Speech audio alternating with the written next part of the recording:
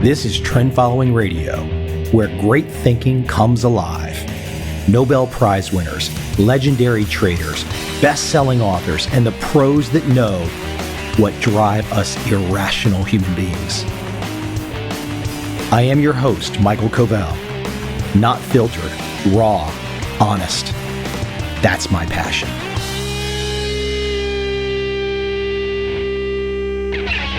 If you've not been living under a rock in the last few decades, you picked up Market Wizards and the New Market Wizards. You read these books. Everyone did. The New Market Wizards features a trader, Tom Basso. Tom is retired these days, but that's just kind of a name only. He still does his thing, which is trend following. And since the inception of this podcast, one of my most popular guests, hands down one of my most popular guests, and now with my newest edition of Trend Following available, which features some great quotes from Tom, I thought it was an opportune time to reach back and play my first mega episode. The first one where I went back and I took all of Tom's episodes on my podcast since inception, combined them into one show. I released this a few years ago, but it's timeless. And I want to play it again now. I want to play it again now because of this new edition of Trend Following. Too many people get fixated on the here and the now, what they're saying on CNBC today, what they're saying on Bloomberg today. It's inconsequential. It's noise. It's white noise.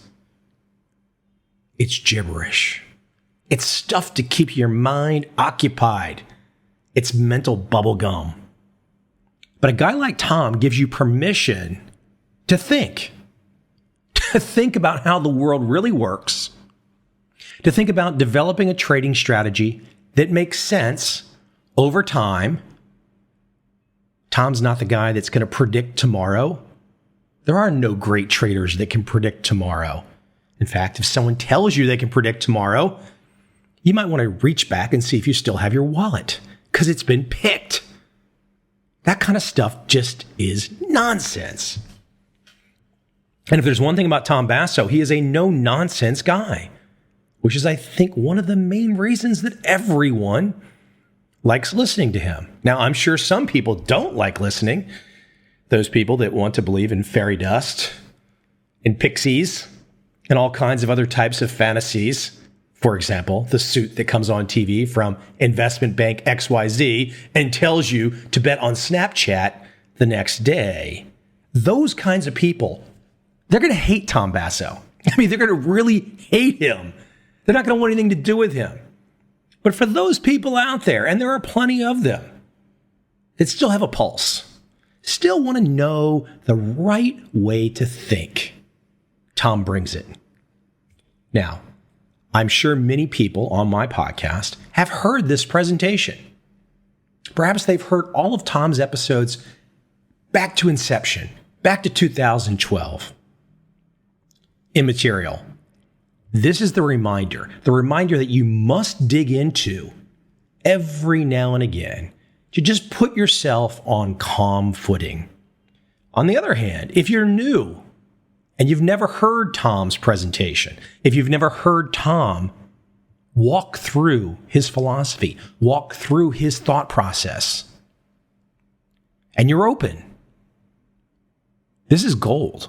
This is absolutely gold. I hope you enjoy all of these conversations with Tom Basso.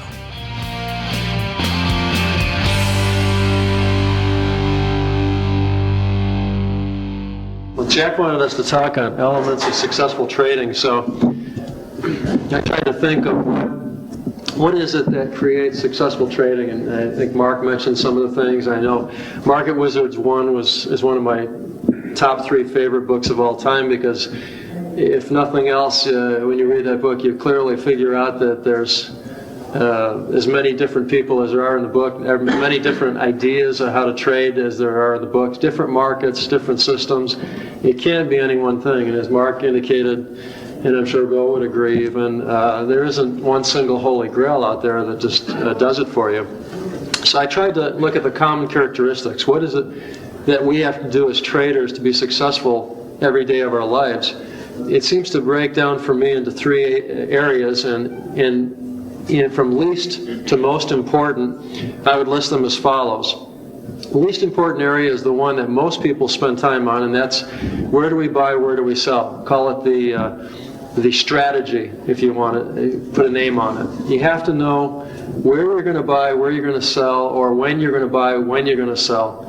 If you don't have a clue as to how you're going to do that, you're going to have a heck of a time going through life and just having things hit you over time. You're going to tend to increase your amount of erratic nature. You're going to have good days and bad days, and you're going to be all over the map probably. All of us have a strategy probably, whether it's you're cyclical, or whether you're a fundamentalist, or whether you're breakouts, or whatever you want to do. It doesn't make any difference, I don't think.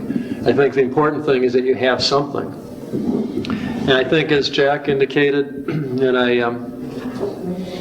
I couldn't agree more, it really helps a whole lot to have it suit you. I mean, if you don't have $1 million, don't design $1 million trading system. If you don't know anything about computers, don't go out and buy a computer package and try to run it. Either that, or you better get on a program to learn computers. In other words, try to develop the strategy that you're going to use to fit you. It makes it so much easier. I think the next up on the importance list, and very critical, and we heard a lot about it from John Hill's presentations this morning, is money management. If you don't have some way of saying, that's what Mark's talking about, money management, you got to be able to deal with, so you're going to have losses. If you don't have losses, you're not taking any risk probably, you're probably not going to make any reward. Losses are part of the game. How to deal with them is very, very critical.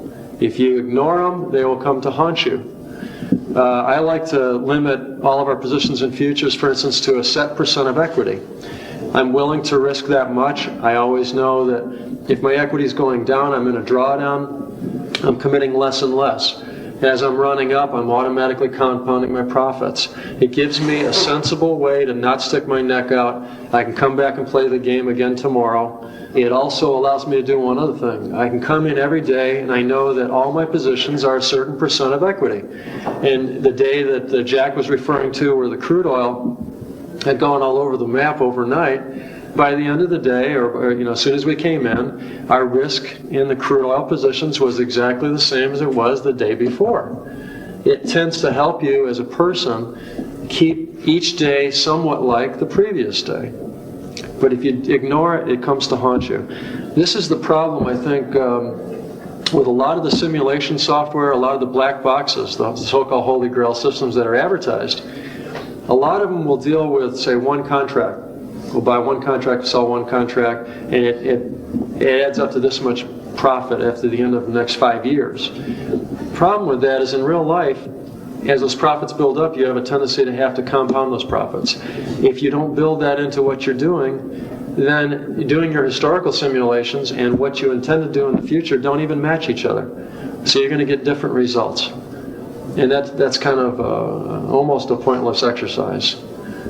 Include your money management right in your simulations and really think a lot about being able to come back and play the game again. I think that's very important. And the last one, and the most important of all, and it's the one that probably people spend the least time with, is looking in the mirror and understanding yourself.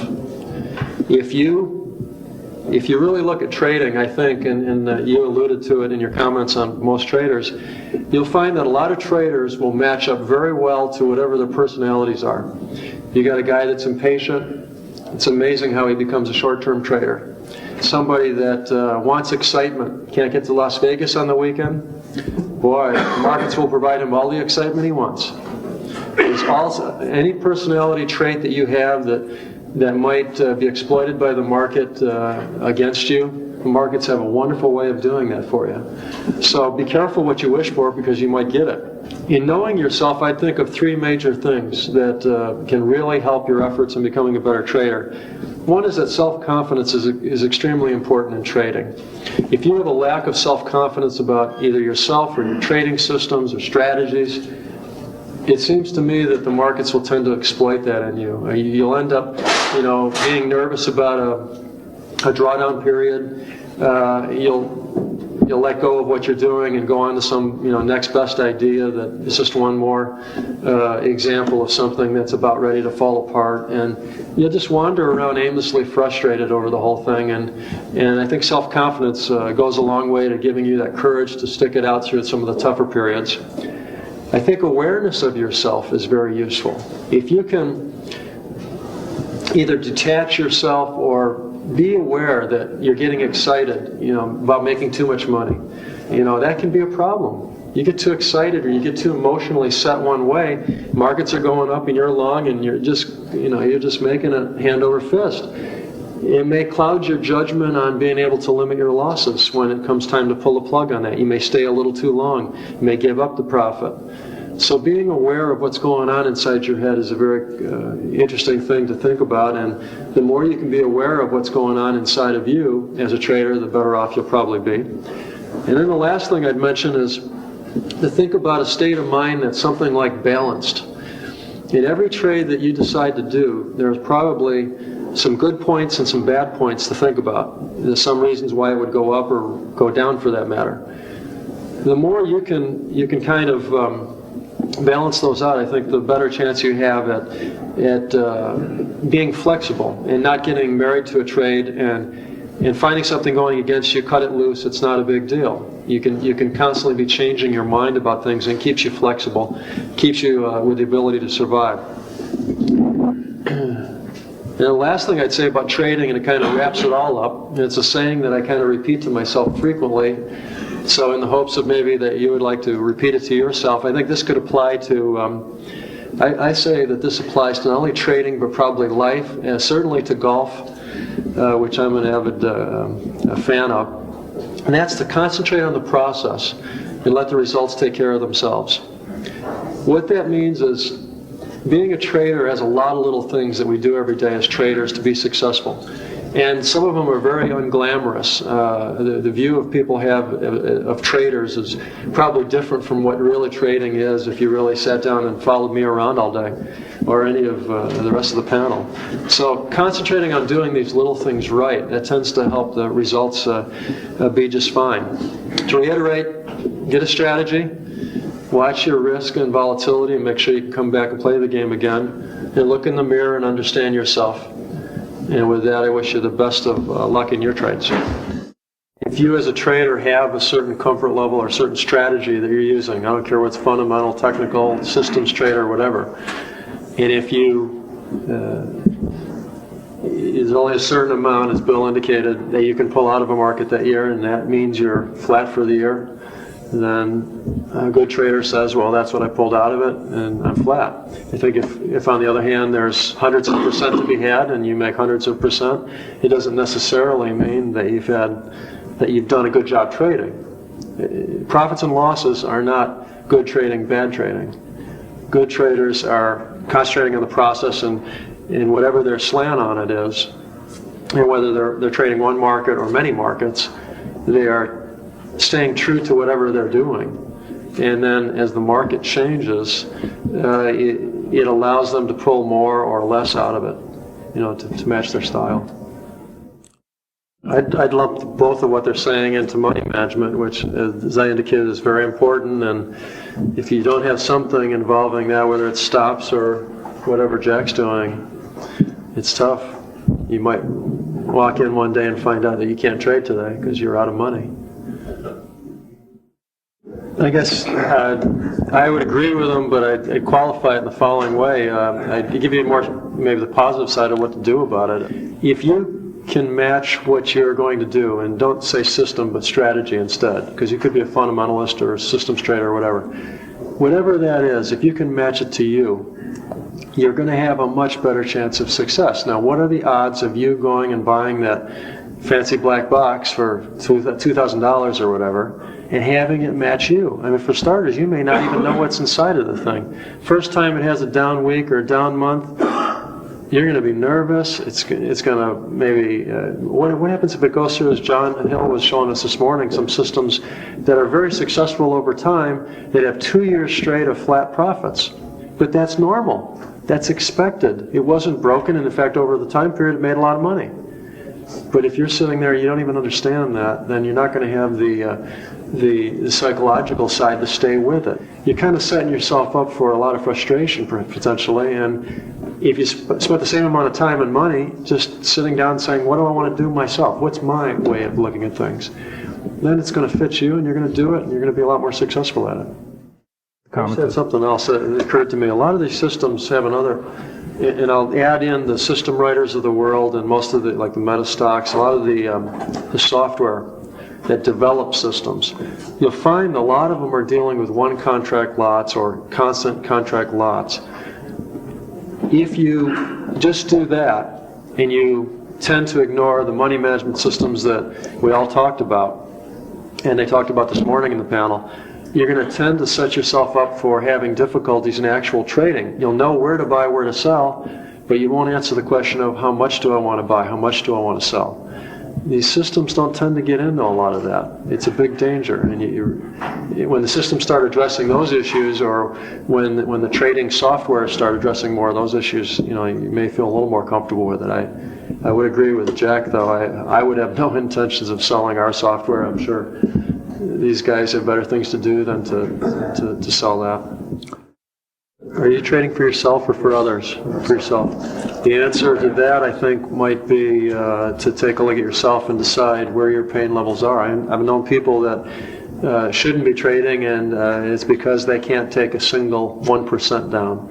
I know other people whose pain levels are extremely high and can go to 50% down.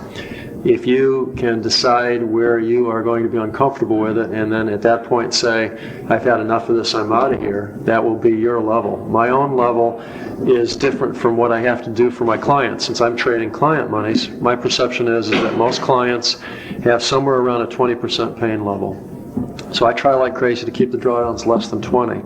It's not to say you're always successful at doing that, but that's a good target area to start shooting for. I think most clients in the futures area nowadays are probably, especially institutional guys, and we have some people here that, for instance, it's outselling institutions all the time. Isn't it a fair statement probably that 15 to 20% returns, if you could do them with any regularity and keep the drawdowns minimal, that'd be reasonably attractive. It's nowhere near the hundreds. In fact, the hundreds of percents, I think they'd throw David out the door, maybe. They'd be afraid. They might anyway, right? He's been thrown out of quite a few doors. Okay. But that's the answer. It's up to you.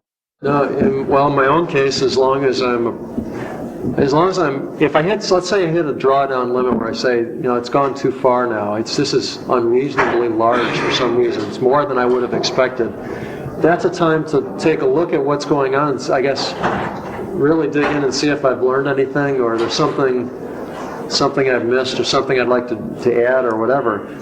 As long as I'm in a drawdown and it's an expected situation. In other words, if I'm a long-term position trader in the currencies, let's say, and the currencies are going sideways and I'm getting whipsawed to death, that's to be expected. Then it's not broken, don't fix it. It's what I would expect to be doing. You told me what the markets are doing, and you asked what you expect you would be doing right now. I'd be saying I'd be losing money now. Then it's not broken, so don't fix it. So as long as it's normal, I think I don't fiddle with it. Let me continue with my very first episode with Tom Basso on this podcast.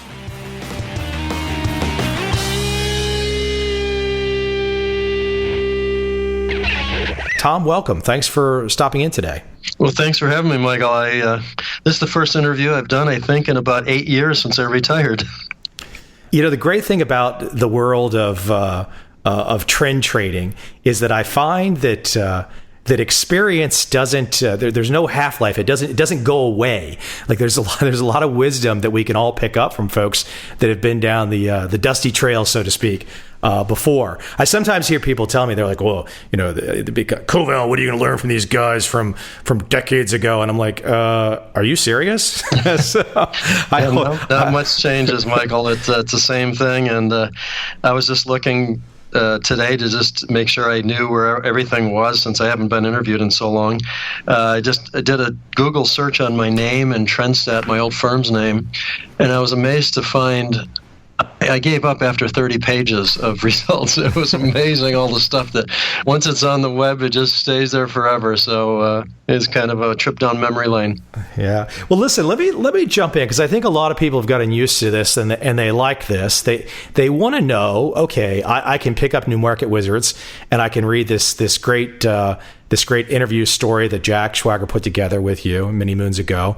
But I think people, they really want to know, what was Tom Basso like at 13 or 16? What were you thinking about? Like, what were you doing early on? And how did the migration happen, the switch? If you could maybe fill in some of that color, I think it'd be great. Well, I was 12 years old, and I was delivering papers, the Syracuse Herald-Journal, in the evenings. And I had about 82 subscribers and making about $10 a week. And I had a mutual fund salesman show up at my dad's house. I listened in and started buying mutual funds when I was 12 years old. 12. Okay, that's a head start. Yeah, and by the time I got to college, thanks to the loads, which I did not know anything about at that time, how much this salesman was taking out of the front end, I had gotten back to break even on that position sometime just after I went to college at about 18 years old. And that's just break even. And I realized that the markets went up and down. And I started in junior year of college worrying about where I was going to get a job as a chemical engineer, which is what I graduated from Clarkson University up in Potsdam, New York.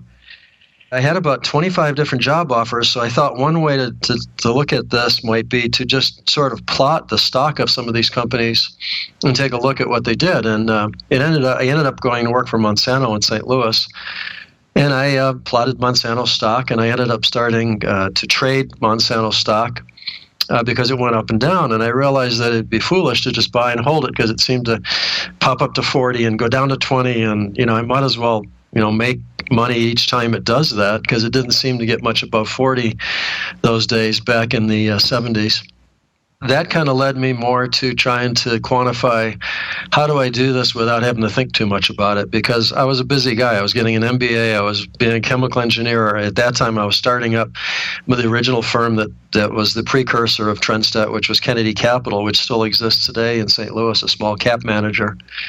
I sold my share of Kennedy Capital and did Trendstat, but it was an evolution getting into futures and using trend following techniques on futures and getting into currencies, because I ran out of futures capacity, and one thing leads to another, and pretty soon 28 years have gone by and I'm retiring. Okay, now so I've had this problem before. As guys like yourself, they make that whole story really fast, about 30 seconds. Okay, I'm not going to let you off the hook that quick. So at some point in time, you were starting to go down that path, but there had to have been was beyond your own internal studies and looking at charts and observing this up and down nature of trends. Were you being inspired or influenced by anybody that came before you at the time?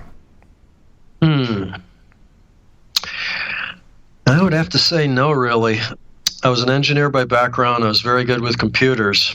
And you got to realize that I never was a broker. I never worked at an investment bank, never was on the floor of any exchange.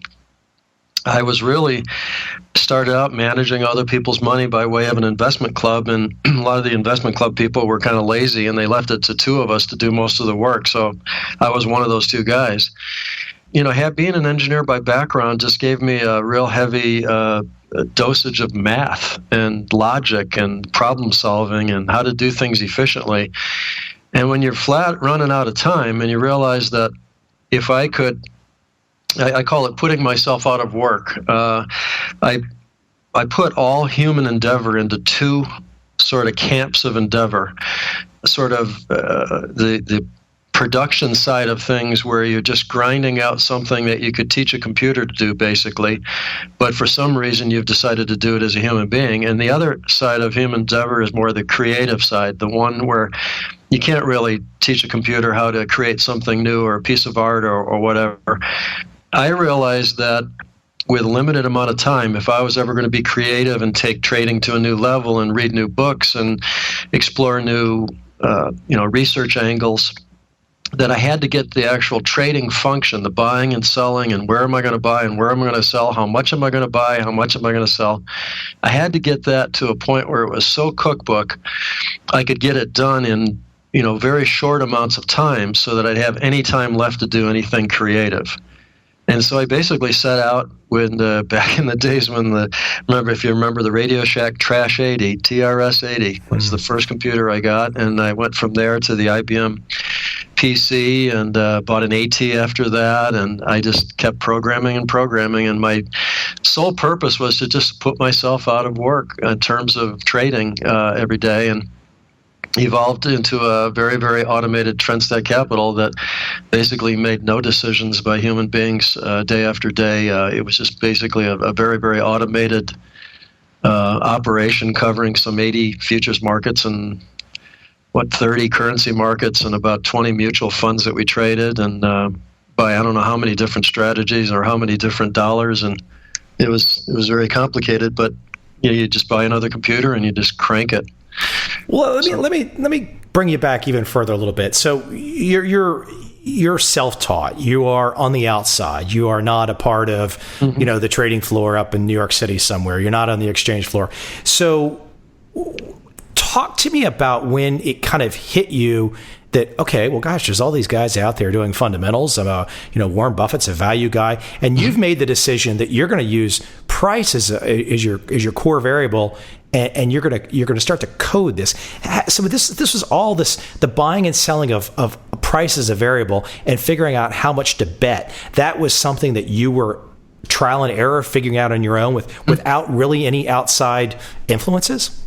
Yeah, a little bit. The reason I started looking at some of my early, very, very early stuff that I did, like the mutual fund purchase with the low mutual fund manager guy, the salesman, and other purchases of actual stock after that. And I looked a little bit at fundamentals and realized it was a quagmire of accounting information to get through. It took too much time.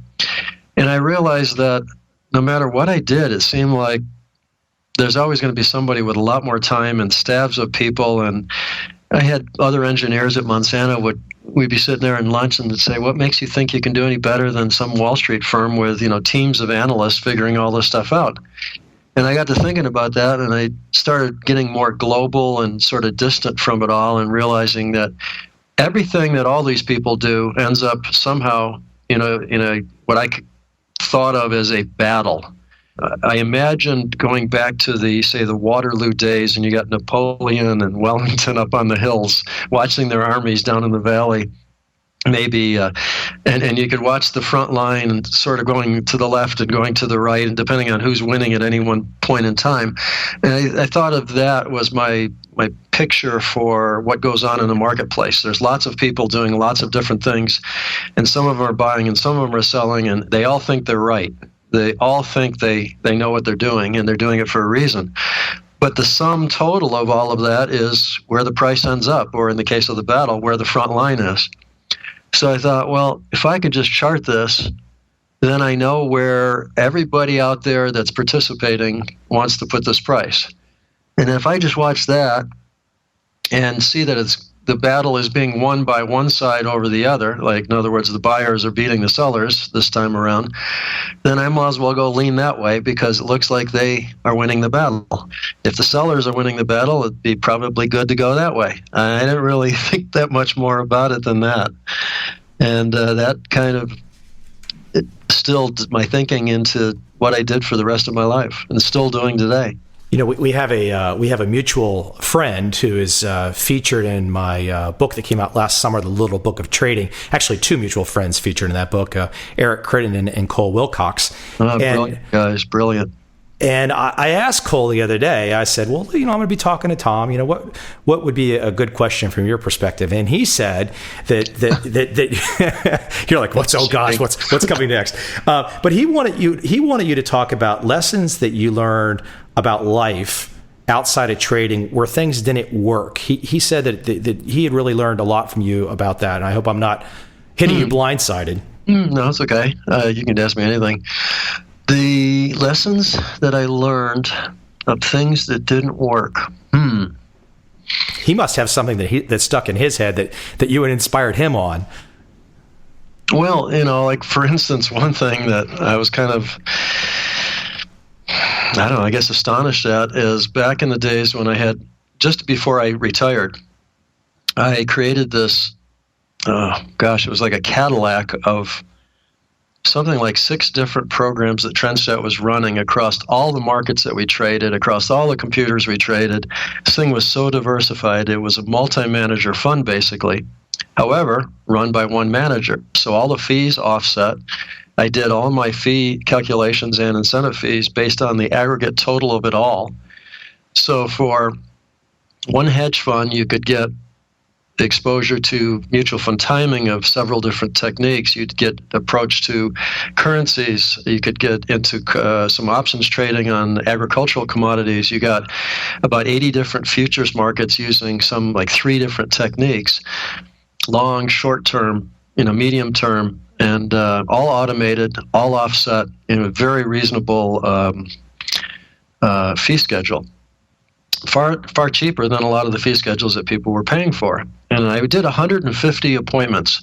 And of course, nobody's ever accused me of being the best salesman in the world, so we could always put that as a caveat out there. But I did 150 appointments on Market Math, which was the big flagship that we had. And I was the largest investor in Market Math, and it was making some very nice money. That's why I'm retired now. And I got $0 from my 150 appointments, at which time I decided, I am tired of beating my head against the wall. It doesn't seem like these people get it. Now, years later, people who are still in the industry, like Eric and Cole, who I think are brilliant guys, actually, they have told me that there's now more single manager, multi-strategy funds out there now, and that probably I was just a little bit too ahead of my time on that one. But I just, that's an example of something where, as I read the industry and as you become part of an industry, if you're speaking to the professional money manager wannabes that are coming up and trying to figure something out, it seems to me you have to do an exceptionally good job of figuring out what it is your client wants first and then giving it to them, even if that sometimes isn't the best idea over the very long run. But if you want to stay in business and really want to raise a lot of assets so that you can fund those things that you really think are the important things that are the good long-term decisions, you have to consider the fact that a good idea that nobody buys is not going to happen. Yeah, it's interesting that you bring up that point, because I had caught, and doing a little homework on before we talked today, I had caught an email exchange that you had with Ed Sakota a few years back. And you were commenting on the fact that I guess somewhere on his questions and answers page, somebody had made the comment that you don't like much heat. And I'm going to give you a second here to explain to novices that term. Okay. But and you responded, you said, well, hold on. It's not necessarily that, but I am giving clients what they can handle. Exactly. One of the biggest things that I found fault with a lot of money managers in my era, in the early going, and some of them are still out there, some of them have already retired, and some of them have blown up, is this concept that Ed calls heat. I just call it, how much risk are you putting into the portfolio? And I think risk can be measured by a lot of different approaches. The ones that I used were specifically a percent of equity of the risk to the stop loss. So take your risk from where you are to wherever the stop is. That's one form of risk as a percent of equity. The next one is volatility. How fast does a market move up or down each day as a percent of your equity? The third picks up weird guys like Eurodollars, or in the old days, and some high margin, low volatility types of instruments that every now and again go crazy. And if you have too much of them in the portfolio, you're taking on too much risk. Markets are smart enough to add the margin in there, so I had margin as a percent of equity. And I would just do all 3 of those calculations and take the lower of whichever one came out the lowest in terms of number of contracts. That was how many I did. So I always erred to the conservative side, the least amount of contracts, the least amount of exposure. And by doing that, I think I kept my, I can't say that I lulled my clients to sleep, but I tried not to draw attention to myself in terms of clients looking at things every day and being overly caffeinated and calling me about every other hour, saying, "Do you see what gold did today?" or something. I think that was not going to serve the client well, because they're basically going to always be excited when it's up and distraught when it's down. I was trying to level up my psychology of my clients, and I was trying to make sure that my own psychology was very level. I didn't want to get excited either. That's why Jack picked up on the Mr. Serenity thing, I guess. Everything in Trendstedt's life pretty much every day was somewhat boring. I still remember the first time I walked into Bill Dunn's office many moons ago when I had no clue about this industry. And I thought I was in a CPA's office, an attorney's office. I was like, where am I? Because I literally weeks before that, I had been on Salomon Brothers trading floor at World Trade 7. And I was just like, this is not making any sense. What's going on here? So, exactly. But, it's funny. You bring up this, and I brought up that email that you mentioned. But in that same email, you made an interesting comment. And you said that, you talked about the desire to make sure clients could stand the heat. But you mentioned, and this was kind of I guess you were announcing some retirement at that time, but you said that you would approach your own portfolio different. Now, there's people listening to us today who perhaps don't want to be a trend following trader for their own account, and perhaps they want to trade with, put their money with a trend following trader. But for those that hear me say that, where you say, okay, I'm helping clients one way, but I'm willing to do something else for my portfolio, maybe you can explain that differential. Like what? And I'm assuming you were willing to have a little more volatility and take more risk. I'm assuming. Maybe I'm wrong. Yeah, exactly right. In terms of my own personal portfolio, which has gotten larger over the years, and it spans quite a lot of different markets and things. And because I understand exactly what I'm doing and I understand where my risks are, I can scenario analysis to death anything that I think might happen and feel like I can live with what I'm doing. Take as a good example my mother, who's 83, and less than 100,000 to her name in terms of just retirement and IRAs and stuff like that. She's going to sit there with zero knowledge. She almost is confused by what a CD at a bank is. That's the level of knowledge that she's got. So it's like kind of like the opposite spectrum. When I start talking about anything financial, her eyes glaze over. She has no idea what I'm saying. When you put yourself in the position of what would you do for a person like that, and what could they feel comfortable with, I think as a money manager, since you're being paid to manage other people's money, one of your first questions has to be, what are my clientele going to look like, and how can I provide them something that I think that they will hire me for and keep me on the books for a long period of time? Otherwise, I think a lot of CTAs in the past especially, is probably more so when I was coming up, there was a lot of very, very high leverage guys, and their household names that have either come and gone or are still out there. And I won't spare you the list, but these guys could do 50% in a year, and then they'd lose 20, and then they do 60 up, and then another 27 down, and they're all over the map. And their attitude is, I'm going to trade the way I think is best to trade to make the most amount of money over the long run. And if you want to come along for a ride with me, you're welcome to, Mr. Client. I approached it the other way around. I said, I'm willing to change, to sort of harness myself down a little bit, because my job is to be a money manager. I need to be thinking about what my clients are looking for, not what I might want to do myself, because they're not prepared to do what I would do. In that harnessing down, though, too, I'm guessing that you saved yourself quite a bit of grief, because while I'm not criticizing any of the guys that took the big risks and did the 50 up and 25 down, I'm sure they heard from their clients a lot more in a negative way, perhaps. Oh, and they had money come in and out. They'd raise $100 million, and then they'd go down to $50 million, and then they're up to $250 million, and then down to $100 million. I got to believe they must be hiring people, firing people. It must be just a chaotic way to run a business. Let me jump into, and we can talk a little. And I'm going to come back to some of the big picture trading principles that you've developed over your career. But I wanted to jump into psychology, the psychology of trading, because I have a feeling near and dear to you that is where a lot of the success lies. And whether you're just a flat old entrepreneur or a trader or whatnot, the psychology of how you can make it through each day, I think sometimes maybe we all lose sight of such a basic sounding idea.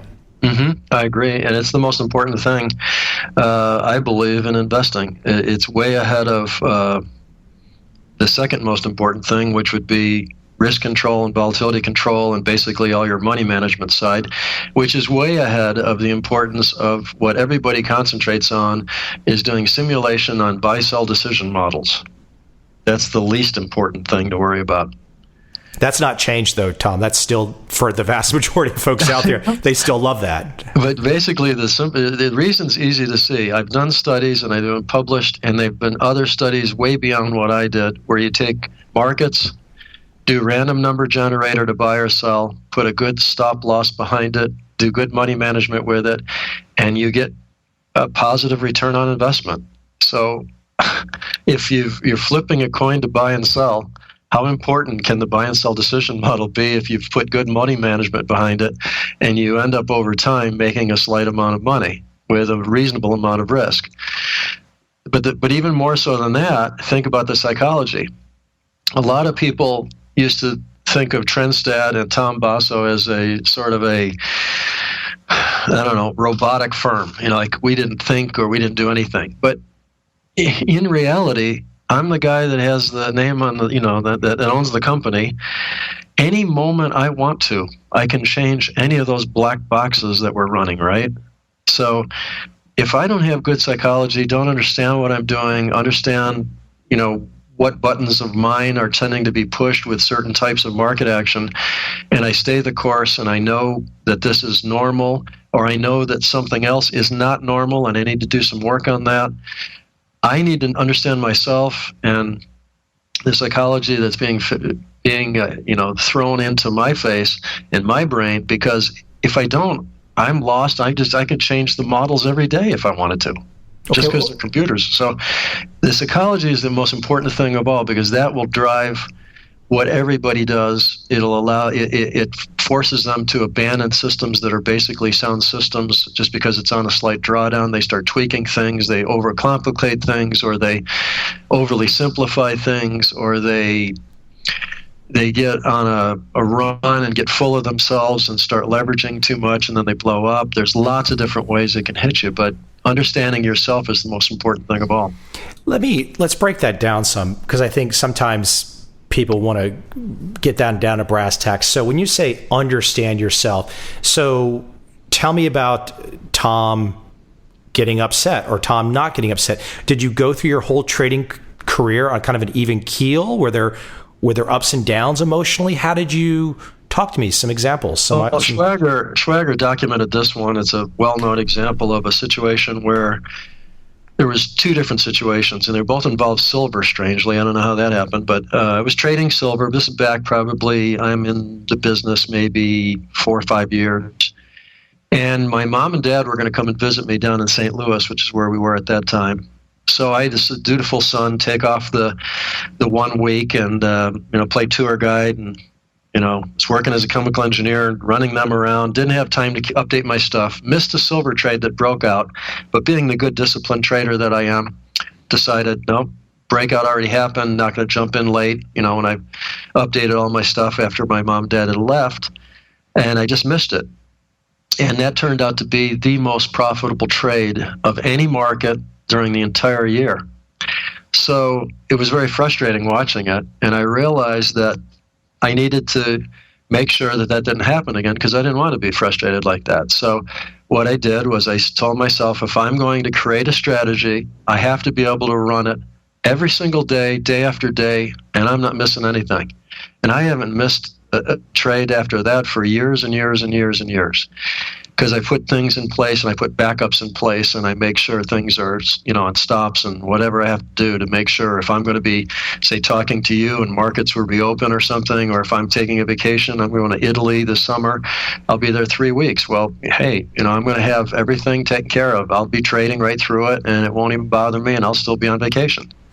So when you use the word frustration, so I think for a lot of people, maybe if they're in that situation, instead of turning around and saying, oh, let's automate the approach. I mean, it sounds like you weren't emotionally upset. It was more of a problem to solve. Is that exactly. how you, okay. It was like an engineer's problem to solve. We got this, a chemical engineer. So think of it as a chemical factory. You got stuff coming in one side, you process it, goes out the other side. And a lot of trading I thought of as chemical engineering too. You've got information coming in over satellite, comm links and internet lines and everything else. You process it either manually with your eyes and your brain or by computer with databases and programming language like we did at Trendstat. And out comes orders that are shipped off to exchanges and brokers and FCMs and wherever they're going. So it's sort of like that little chemical factory. Trendstat to me was my little chemical factory. There was stuff coming in, processing, stuff going out.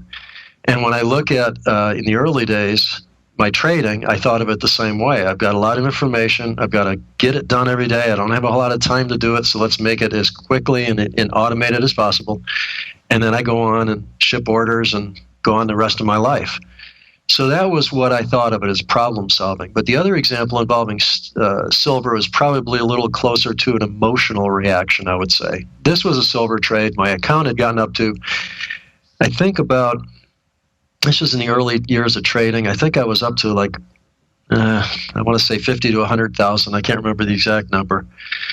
I hit the same silver upswing that the Hunts were trying to corner, if you remember back to those days. Mm-hmm.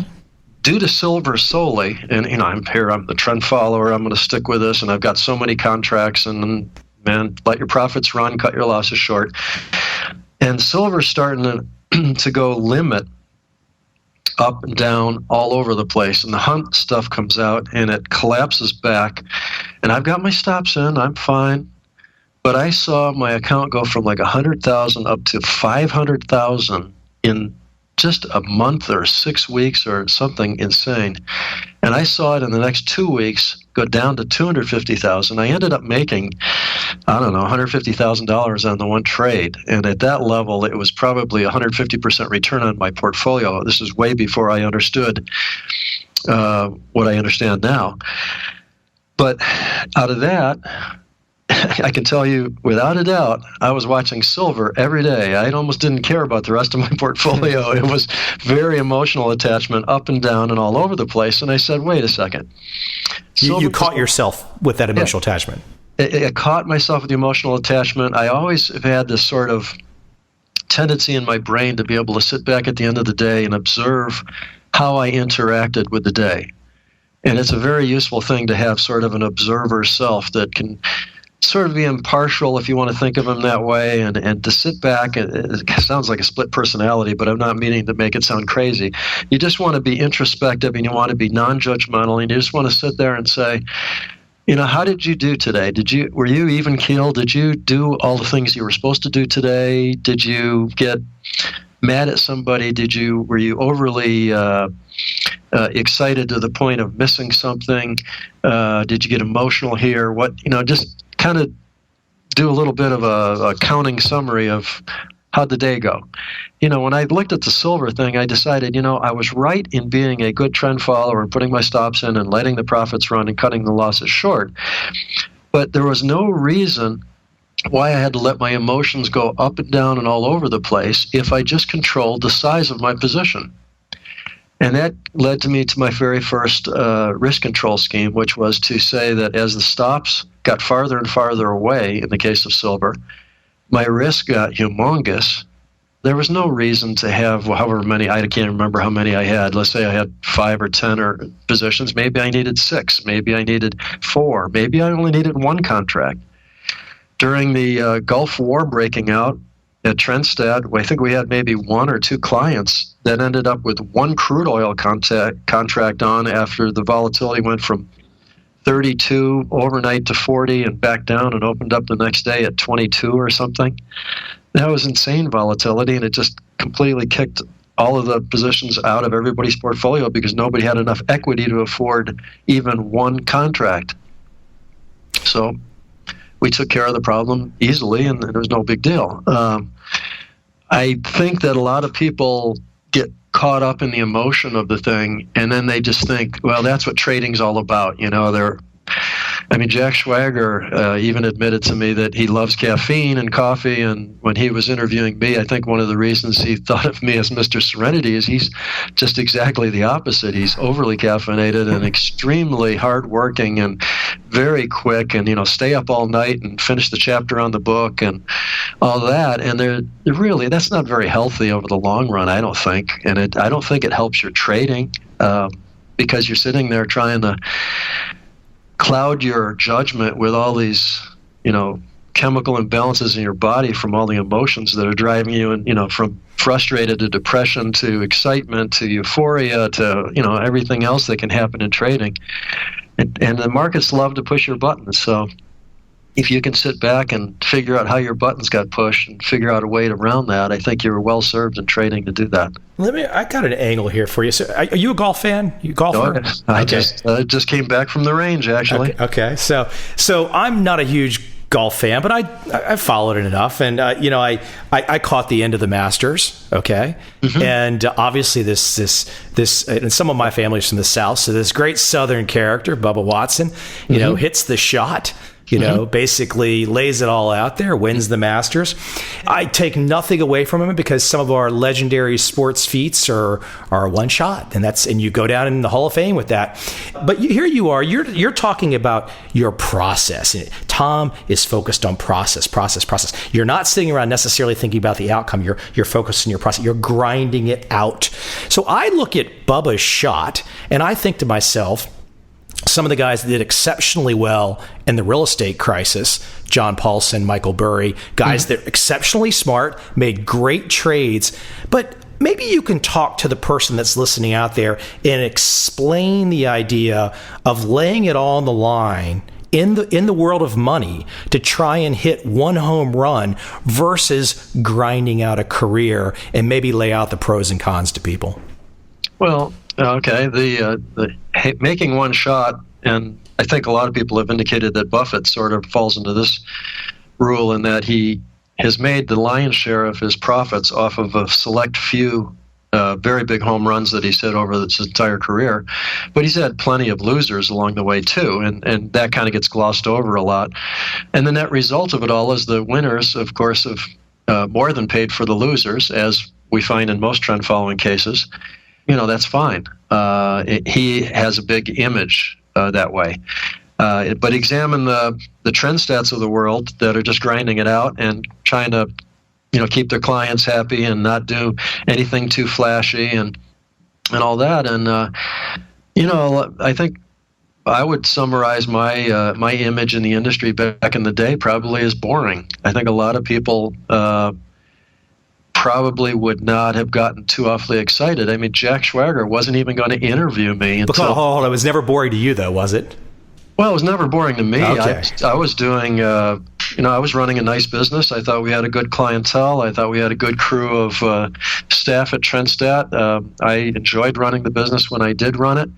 I'm enjoying retirement now that I'm not running it. I probably would enjoy life every day, no matter what I was doing, probably. But I think that the lesson to be learned here is if you want to hit the home run and all that, that's fine. But let's not consider that Bubba Watson was not running his process.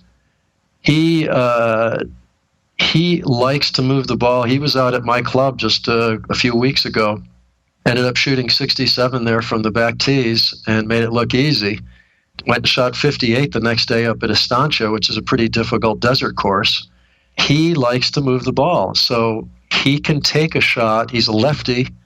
That shot was well in his wheelhouse. He can imagine it. He can hit a wedge, turn it down, and he's going to make that ball go left or right a whole lot more than most people probably could humanly do that. But that's his normal way of playing. So that wasn't out of his comfort level or anything. That's a really good analogy. You just made me have the light bulb moment, because if you say, I remember there's a trader that I interviewed for a book last summer named Paul Mulvaney, and Paul had his system, his trend following system. And when he came into the fall of 2008, he had no earthly idea that October of 2008 would produce him 40% in the month. However, he was following his process. So I think that's the exact point you're making, isn't it? Yeah, the same thing true of our currency programs in '97, when the Japanese yen was, I think we were getting down to, the yen dollar was down to, I think it hit 80 or something. It turned around, I forget whether it came down from 150 or then turned around, went back to 140 or something. It was like huge swing one way, huge swing the other way. And I'm sitting in this thing with all of our programs my trade, I'm just rolling it every month, rolling it. I'm in the same trade for like a year and a half. I mean, people think of trading as, okay, you buy today and you sell next week. This was buying and selling over a whole year and a half in commodities, for crying out loud, or currencies. But that made me so much money. It's made the client so much money, and the incentive fees off of that and everything else. I mean, that was probably the record year that I was in the business in terms of the amount of money that Trendset made.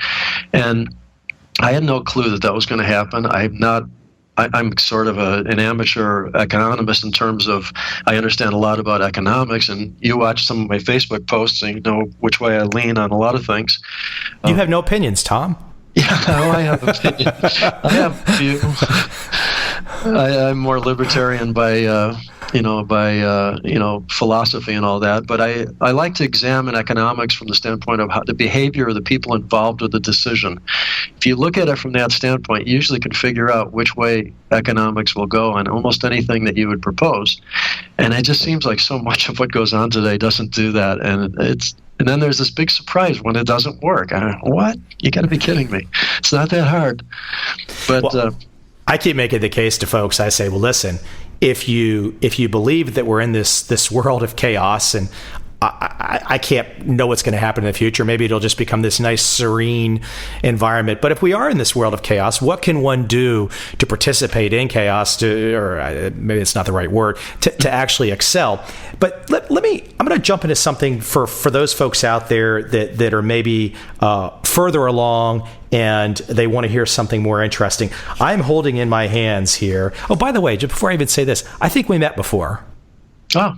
I think you'll have to correct my memory. 1996 in Berlin, Managed Futures Association Conference. Were you there? Yes, I was. That's where we met, because we sat next to each other. But anyways, that's neither here nor there. Because I was thinking, I so many people. I'm afraid, Michael. I'm sure I would have remembered you, but I apologize for that. No. I was just trying to make sure I wasn't completely losing my marbles. So I'm holding in my hands a document that I have done my level-headed best to, and I hopefully you won't have counsel call me up and go, Covel, get rid of that. I've been disseminating this off my websites for eons. When to allocate to a CTA, buy them on sale. Yes. Tom Basso. From a few years ago. However, it's amazing how many times still to this day, I will talk to traders that are either running their own accounts or trading a fund, and they have this mentality. And I've got a buddy who runs a small fund who literally, there must be some systematic index of trend followers that he actually will look at just for kind of extra guidance, not part of his system, where he kind of thinks that it actually correlates sometimes when his fund starts to gear up on positions. But anyways, why do I let you kind of you're Professor Tom, and I've got this white paper here in front of me. How would you generally explain this idea to people that are either new or experienced? The idea of buying a trader on sale. Okay, well, if you figure out what drives trend following is driven by the fact that there's asymmetrical returns. There's big long runs like the Japanese yen trade that I just talked about, whereby sometimes when I total up all of the Trendset trades over an entire year, maybe 2 or 3 of the trades paid for all the profits, if you could isolate them up, pick them up and say, okay, I could just get these 3 trades, that was the difference between zero and whatever it is we made that year. All the rest of the trades maybe even netted out to zero. There was some years where it was that close. So if you make the assumption that there's going to be periods of time where the market goes sideways, which the stock market's a good example right now, it seems to me like the last, 3 weeks or so, it's gone nowhere. It's basically in a range and it's bouncing around, and every day it seems like if it's going down one day, it goes up the next day and down again and up again. And during that type of an environment, trend followers are not going to make money because there's no trend to follow. Typically, if you're depending on where your time frames are, unless you're trading each one of those little swings and doing some short-term trend following, there isn't a trend long enough for the kind of once-a-day guy to really catch much. On the other hand, there's going to be periods like back in '97 when the Japanese yen goes crazy, or maybe in the future when the dollar goes down a lot or something like that, whatever. Those types of trades more than pay up for all the losses during the sideways periods. If you then make the assumption that there's always an end to a sideways period and there's always an end to the profitable period, then it would make sense to look at a trend follower who's trading lots of markets, lots of noise creating drawdowns, lots of trending markets creating profitable periods, to actually sort of, if you want, trade the traders. Rebalance yourself when one trader makes too much money and is getting really leveraged and going crazy. Maybe you back off some money there and you spread it amongst other traders that are acting a little more conservative and might be able to hold on to those profits during the next static sideways period where everybody's going to tend to lose money. And vice versa, when you get somebody in a deep drawdown, unless he's changed something, or if you've lost complete, trust in what he's doing, then balance right back into the guy that's on the biggest drawdown, because he's coming up on the next period, which will be his biggest profitable period again. It seems like the industry does exactly the opposite of that. I did another white paper called Performance Gap, which was difference between CTA returns and client returns. And I did the top.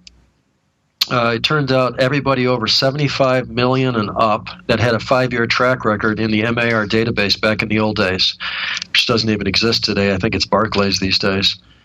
And out of the 27 CTAs that met that criteria, 27 out of 27 times, and boy is that telling, the time-weighted return that the CTA was actually providing by trading was greater than the dollar-weighted return that the clients actually got by all their chasing the hot track record and pulling it out at the bottom and all the nonsense that clients went through. It's very frustrating and very sad. It saddened me to see basically my clientele out there doing stuff that hurt themselves from making a good return. And I wrote about it, and it didn't seem to do any good to anybody. I don't know. Well, Tom, psychologically, why would you say that investors don't invest on drawdowns? I think psychologically because they don't really understand trading. They can't deal with their own psychology, and they don't realize how important psychology is. So what ends up happening is when they see it down, they kind of in the mind, you start extrapolating that dotted line down, down. It's going to be X months before I'm totally gone or something. And likewise, I think psychology on the upside is, this guy's got a great track record for 5 years, and it keeps going up and up and up and never goes down. And so let's draw that dotted line off the top of the chart. And which one would I rather have? I'd rather, in my mind, have that guy that's going off the top of the chart rather than the one that's going to lose me all my money. I think that's they don't step back from themselves and realize the trap they're putting themselves in. And they don't understand even why trend followers have made money over the long run. I'm sure you get tons of criticisms and hocus pocus and I see some of the Facebook comments, and it's really easy to sit there and plot monthly volatility of, say, a market, which I've done. In TrendStat's case, I took I don't know how many different markets we did it on, but months where there was large volatility, were the months that were profitable by trend following strategies. Months with small volatility were months where the systems basically lost money. So large volatility, profit, low volatility, and low direction, losses. And so it's as simple as, if you looked at a whole year of monthly returns and monthly types of indices in the various markets being traded, you should be almost able to predict what should have been the average CTA's returns for February. Because these following things occurred, it was probably a losing month. Or these things occurred, it was probably a winning month. It was a big winning month or a small winning month. You could actually just judgmental yourself right into it if you had the data and you understood where trend following returns came from. But all these fancy people with all their doctorates and all their computers and staff don't seem to be able to figure that out. And so here I was in TrendStat's case, buying my own programs when they were in a drawdown, and meanwhile my clients are calling up and firing me. And then people would be throwing money into my hedge funds when I was making new highs, and I'm taking some money off the table and giving it away to other managers or doing other things with it, trying to, salt it away to take some off the table and even out my portfolio a bit. And so I found myself doing exactly the opposite of what my clients were doing all the time. And I'm trying to convince them to do what I'm suggesting they do, but they would not hear anything of it. That was the question I was going to lead to, is that some folks are they're never going to change. It's not going to happen. And it's one of the several reasons why I just decided, to call it a day and move on to golf and fishing and cooking and dancing and singing and singing. Hold on, so are you going to sing for us? I was on stage with Ed Sakota doing his banjo last, I think it was a year and a half ago. So you're going to sing for us? What are you singing for us today? Or you're not going to sing? Oh, I could. Okay. What kind of singing? Well, I like "Fly Me to the Moon." And let me live amongst those stars. There we go. I've got a first. I've actually made news today, right? Yeah. Here, let me. I know we only got a few more minutes here. I know I told you I wouldn't keep you past an hour, but I'm good as long as you want to go. Okay, well then we'll keep playing here. I've got a lot of different experiences over the years with talking to different folks, and I know you'll probably have some other thoughts on this, but sometimes when I talk to folks that have been in your position, running a successful fund for a long time, nice track record, they say things that most people, I think, from the outside looking in, they don't expect to hear. I'll let you comment on this. So, two examples in the last couple of years that hit me. I had a chance to speak with David Harding over in London several times, and he starts talking about looking to be a cockroach and looking to be like Madonna. And then Salem Abraham is talking about how to avoid a meteor strike.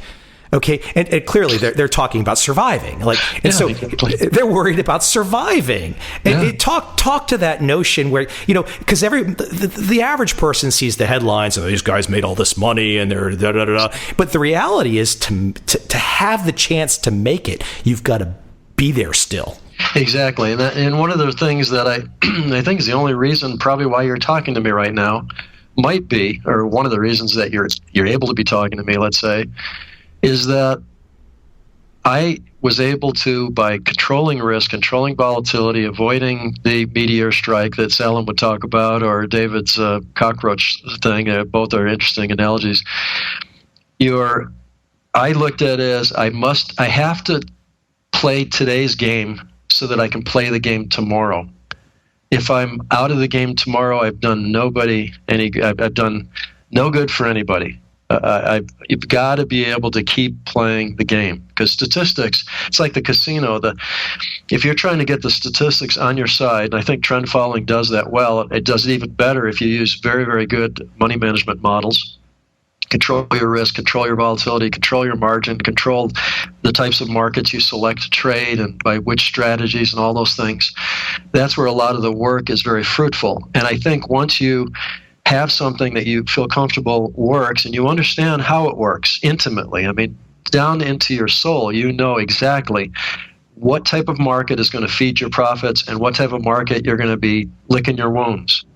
But you're able to keep coming back and playing that game tomorrow. As long as you can do that, then the statistics are going to end up working out in your favor over the long run, and you're a survivor. And you can have a 28 or 30-year run in the industry like I did, and be around long enough so that people actually recognize your name because you've been at so many MFA conferences or MRA conferences and shaken so many people's hands and had people interview you and been quoted in the Wall Street Journal or whatever. And it's just because you survived. It wasn't necessarily because you were flashy. I'm going to jump around a couple of these. You talked about this already. You mentioned that the kind of if you can look at the markets movement, and you consider low volatility and high volatility, you can almost start to figure out where the CTA universe might be making their money. Mm-hmm. But talk to me, and maybe talk to folks out there, the idea that, I regularly see this, where people really truly imagine they're going to make money every month. Somehow or another, they're going to make money every month. And I'm sure there's probably somebody out there, maybe because their server is right next to the exchange server or something, and they've got they're trading on light speed, something that I don't even understand. Exactly. But I've said recently that whenever I see a track record, and part of my background was looking at all these track records, like, well, this is so great. Look at all before I knew anything about trend following, I was like, look at all these CTA track records. This is such a wealth of information. But as time has moved on, I've realized that if a track record exists that shows me making 1% to 2% every month with never a down month, I say to myself, I've either got long-term capital management on my hands, a strategy that's going to blow up, or Bernard Madoff on my hands. Yeah, I would agree with that. Or a third solution to that, Eric Crittenden would say, you've got a short volatility manager probably. And short volatility would mean it'd be something like selling naked options, for instance. If you sell them far enough out and you sell them far enough away from the money, the vast majority of the time, the option expires worthless, you make that money. So you can produce profits this month and next month and next month and next month and next month. And then you have the long-term capital where somebody's leveraged a whole lot, and that short volatility comes to roost with a very large movement in the markets, and the volatility blows up, and they're short the volatility, so it just kills them. And with the leverage and everything else, 3 years of profits, monthly profits in a row just go down the drain, and they blow up, and they're gone. And so, yeah, I'm very suspicious of track records that are, if they're professing to be trend followers and doing it month after month with profits, my hat would be off to them. You got to be really figuring that one out, because it's a tough nut to crack. So let me go at Professor Tom again. So I'm showing up at your class, and it's Financial Psychology 101. I'm 18 years old. I really don't know much about anything. Now, I'm forcing you to go back in time to how you would communicate to that audience, because in many ways that audience is the general audience out there. So what are you saying on the first day of class when you start the presentation? How are you getting people to come to the point where they're ultimately going to build to hopefully to have your foundation and your background and your knowledge? But what do they have to know in that first week? What are some of the basics that we really want people to get? First day, they don't know anything, Tom. Yeah, I know. It's difficult. Before you can deal with simple things like what would a moving average do, or what a trend following model might be, or how to control risk or volatility, you'd have to actually know how to put in a stock trade. My mom, for instance, the 83-year-old retiree, would not even know what a stockbroker was, wouldn't have one, doesn't know how to even articulate an order, so she would have a hard time even doing the basic first trade. So you'd have to teach people something basic about the market, how to put a trade in, and the fact that the market is a place where buyers and sellers come together, basically. And once you got past the nuances of whether it's futures markets and you're dealing with ticks, and currency markets, you're dealing with pips, and so on and so forth, and you got through that maybe in the first day, you could then get on to the issues or I think the three pillars of success for trading. And one of them is going to be understanding what it is that you're trying to do. And what I mean by that is you're going to have to each person's going to have to come to some conclusion of why the markets do what they do. There may be those that think economics drives it because they're economics majors, and that's what they want to base everything of their decision on. And you're going to have to come to that conclusion, and then you're going to have to build risk and volatility and portfolio selection around what your comfort level is, and then you're going to have to work on a buy and sell decision model. And once you have those three things together, you have a shot at being successful, even if you're an economist. Wouldn't be my cup of tea, but I'm sure there's economists out there that are doing just fine if they can get everything together. But that's the way I would approach it, is try to teach those three things: the understanding of what you want to do and what makes the markets work from your viewpoint, not from Michael Covel's viewpoint or Tom Basso's. It's basically what drives the individual doing the trade, because it's you who has to decide to stick with the system or abandon it or add new markets or tweak the strategy or all the things that go on. And if you're not comfortable with that, it ain't going to happen. But you also have to have control of what markets you trade. Some are going to make sense to you, some are not. You're also going to have a decision model that could be something like a breakout on a chart or a moving average going over or whatever it is. You're going to have something to trigger your action. And I think those three things, you get those together, you're probably got a shot at least getting into the game. Well, since it is 2012, and as far as I know with technology and interviews and stuff, I don't know what the rules are. I have no training in anything.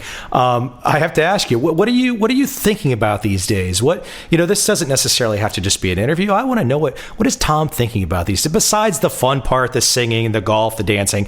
I know your brain is still thinking about stuff. So what are some of the things that you might want to leave people with today? The kind of the big picture, maybe it could be a life parable, anything you might want to say that's just near and dear to you right now. I would say the thing that I think about the most, and I've noticed several Facebook posts by some of the friends that you have and some of the friends that I have these days, and we have some of the same friends. And I'm seeing this over and over again. There's a lot of us out here in the trading world, and hell, you got to figure I've traded 80 commodity markets, I've traded 30 currency markets, I've traded all sorts of ETFs and mutual funds. I used to trade stocks, I used to trade options, I used to trade treasury bonds even. And I sit here in today's environment, we're running up another $5 trillion in debt, we're debasing the dollar with all the QE 1, 2, whatever, quantitative easing. I'm sitting here trying to figure out each day, how am I supposed to financially survive in retirement and protect and grow my assets? And I'm a guy that has traded almost everything that is tradable.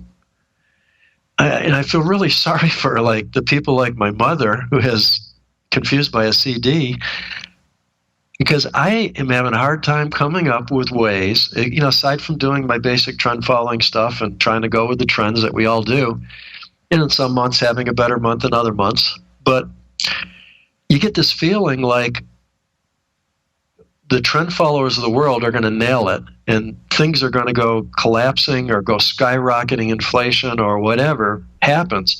The trend followers are absolutely going to nail it. But you're going to win the race, and then you're going to look around and say, post-apocalyptic. I sit there and I think, okay, let's see. If you're a successful trader and you're part of the 1%, and you're looking at what it is that you're supposed to be doing to position your portfolio, and if you're in the client business, your client's portfolio, so that they can preserve their purchasing power over the long run, what I call net wealth instead of net worth. You got to increase your net worth to keep your net wealth the same in an era where the dollar is getting debased. It's very difficult to see how to do that. Tom, you're not saying that also. I mean, you've got a few decades of experience here. You've seen many different climates, many different markets, many different socioeconomic political patterns. And are you expressing a feeling about 2012 and going forward that's much different than you felt in your lifetime? I feel like we're setting up for the potential for some very large moves, which trend followers are going to love. So it feeds your your game, that you're now, but hold on. Let's just clarify here, so people I don't immediately get the emails. Tom's making predictions. No, I'm not making predictions at all. I just have the sense that we're straining the financial structure of the country to the point where now debt is over. Is more than 100%. I think it's like 108% GDP. That's getting to be pretty, unusual and rarefied air. In other words, if you look at the economic statistics of the United States and even the rest of the world, we're pushing levels to levels that have not been seen before. When you get that type of stuff, you have the potential for collapses, you have the potential for bubbles, and the bubbles bursting possibly. So you have some very, very high volatility potential. I have no prediction about which way anything is going to go. I hope that trend following would probably be there to capitalize on a lot of those major moves. However, at the same time I'm capitalizing it, I'm concerned that the value of what you have when you're all done with it, while greater net worth than you have today, might not be worth as much to go out and buy anything with it as it does today. Right. You feel like in a retirement situation, my grandfather lived to 98. I'm 59 now. So I'm in great health. I'm enjoying life. But if I were to live to my grandfather's age, 98, I've still got 39 years to go. That's longer than I was in the business. It's pretty interesting to think in those terms. Decades. I've got to manage my portfolio and figure out how to, at least keep my net wealth roughly the same so I can continue to enjoy a nice retirement. Well, it's the one thing that crosses my mind more and more lately, and it's a tough puzzle to think about because the solution sort of is out there, in the hands of like the entire country, not just me. I can't control what happens around me. I've even looked at, I traveled all over the world. I've thought about it, what would if I moved to Australia? How would that be? Or Switzerland or Britain or, I've been to all those places and they're all, fine in their own ways, nice places to visit, but I call the USA home. And I like Phoenix, Arizona. I think it's a great place to live. You'd have to be hard pressed to get me out of here. But given that I've made that decision to stay here, and I've got then the state of Arizona and the country of the United States around me, I have to live with, I don't know how many hundreds of thousands of pages of tax code to deal with my taxes, and I have to deal with, all the different economic decisions that are made that I'm pulling on my hair over and saying, yeah, you got to be kidding me. That's a stupid thing to do. And but if we keep making those stupid decisions, I feel like I'm going to be in the middle of this chaotic nonsense, trying to survive along with everybody else, admittedly with maybe more knowledge about what I might be able to do. But right at the moment, it's really hard for me to figure out an easy answer to be able to articulate to someone, say, I think we should do the following 1, 2, 3, 4, 5, and that'll probably set you up to be able to survive fine. I don't think it's just as easy as going out and buying gold coins, for instance, which you see the ads all the time on the television. Or, gold is fine. It might go up, might go down. People may, take your coin in terms of buying something, or they may not want your coin. There's a lot of unknown out there, and I think, back in the 70s, 80s, I think the economy was a little bit sort of going sideways. It wasn't really robustly growing. After Reaganomics kicked in, it kind of got good for a while, but then through Clinton years, we sort of did all right. Bush year was okay, and but I think we've strained the system so much now. I kind of wonder whether there isn't some really big moves coming up. And so I would encourage everybody to be a trend follower here, but good luck figuring out how to deal with it. I mean, for instance, the MF Global raised another issue. What if what if you're right? And we had this issue in currency trading all the time. What if the Japanese yen goes to, US dollar goes to 10 cents or something, or 10, and you just slay the heck out of it, but the place that you're doing your counterparty, your counterparty risk and all that, can't pay you your profits because they're bankrupt. Right. So you've won the battle, but there's no victory. I think that's and I'm going to say the unspoken. I know it's spoken by some people for sure, but it seems like it's the unspoken feeling that a lot of people that are awake are having right now, which is like, even if I have a good process, even if I have worked a little bit harder than maybe the folks that are just playing Nintendo or Xbox all day long, that I still might end up in the same place that they are. Yeah, just about. Yeah, you might be just slightly ahead of them, but you're still having a lot worse time of making your way through your day than you would be normally. I think there's the potential for us all to be dragged. It's kind of like dragging down the 1% to be to the 99, rather than trying to think of raising the 99 up and getting rid of the restrictions to allow the 99% to do better. I think we're approaching it the wrong way in a political sense, but we're also in the process straining the economy and a lot of the different aspects of the markets to where I have I have to hope that my commodity accounts, let's say, that are custodied at a certain FCM, let's say, what if the FCM goes bankrupt? All right, because they've done something that I can't control. I end up making a bunch of money on a big move.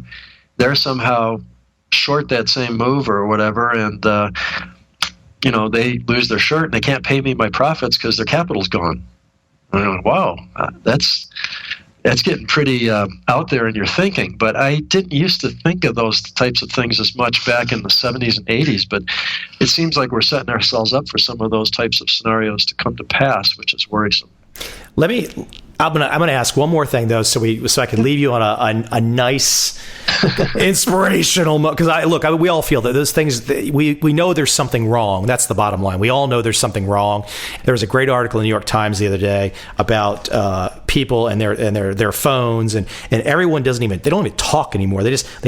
Everyone's walking around and their thumbs are the genetic fingerprint of the thumb is changing from doing these little devices, and no one talks. They're all looking down. It's a very weird society right now. Besides the point, let me ask this question about entrepreneurship, because clearly you've been a successful entrepreneur, and I relate to anybody that goes out there and says, "Man, everybody works for the man in some capacity at some point, but you broke away, you became an entrepreneur."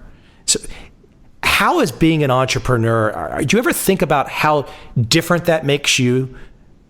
In terms of your thinking, your feeling? Oh, I do all the time. I guess not so much now, except to just observe people who aren't. There's so many of them. I always had the attitude of a sort of, I don't know where I got this from. Somewhere along the way, I think it almost was back in the years when I was doing some things with Van K. Tharp, has some programs for traders on the psychology of things, and I did some speaking with him for some times. And somewhere along the way, I decided that the easiest way for me to deal with my entire life and the universe around me was to take responsibility personally for everything that happened in my life. Everything, even if it was caused by somebody else, to figure out how I could warp my judgment to the point where I could be responsible for that. And if you are responsible for everything, and then you jump to the next line of thinking, that you can then take some control of it and change decisions or change your path or do something different, you can move your whole life far afield. I started out as a chemical engineer, and I ended up as a currency trader by the time I retired. The immediate question everybody asks is, how the heck did that happen? Well, it was just one day at a time, but I was responsible for everything in my life. And when I realized that things, that my life at Monsanto as a chemical engineer, where back in those days, every 4 years there was booms and busts, and the chemical engineers would be hired 1 year, and then 4 years later you're getting laid off. I wanted to have backups, so I needed to trade my portfolio, build up my net worth, so I had a backup. So if I did get laid off, I could control my own destiny and live a year or two while I'm looking for another chemical engineering position in tough times.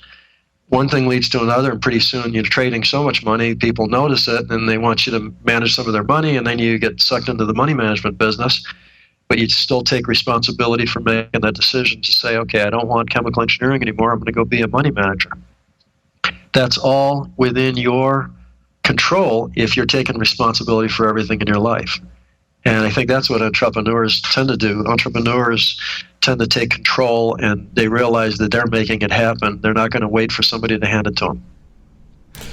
Yeah, my father was always fond of saying that he just didn't want to have a gig where he had to say yes, sir, to an a-hole all day long. But that was, well, even in the money management business, you got clients. I mean, there's always somebody to answer to. We've had money laundering audits when we were in the currency trading business, where the IRS would come in and look at us, all sorts. There's always, you got to say yes, sir, to them, otherwise you're in trouble. Yeah, they'll stay for another week just because they make your life miserable. But hey, Tom, listen. I'm going to let you run, but I hope maybe we can do this again in the future, and maybe months from now, if you got some free time. And I have a lot of free time. I'm retired now. I just have to schedule it, because as you found out when you tried to schedule me, I'm the busiest retired guy you ever saw. I just finished 4 days of tournament golf. I have a few weeks here where I'm back in the Scottsdale area, and then I'm heading up to the mountains for fishing and my summer life. So, well, I promise it won't be for a couple months. But my idea, I was just thinking about this, is what maybe we could do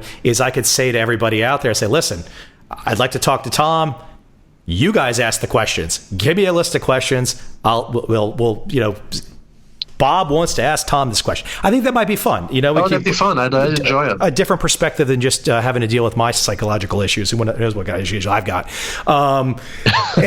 Anyways, Tom, I appreciate you being here today, and we will hopefully get this posted right away, and I'm sure people will enjoy it.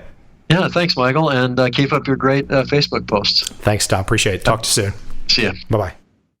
It doesn't stop there. My second podcast with Tom Basso.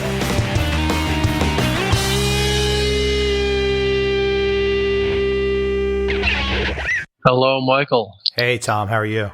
Doing great. So I have a lot of questions.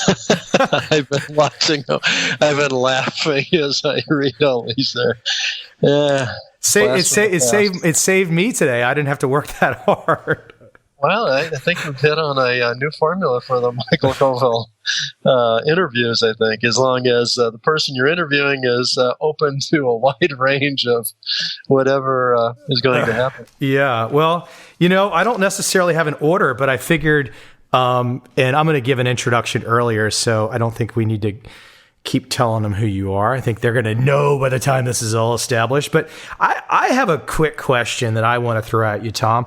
You saw a video that posted on my site from a philosopher, a guy named Alan Watts, and you kind of by your comment, you connected with that. The guy that said, if money was no object, what would you do? How would you manifest your desires? How would you unfold your life?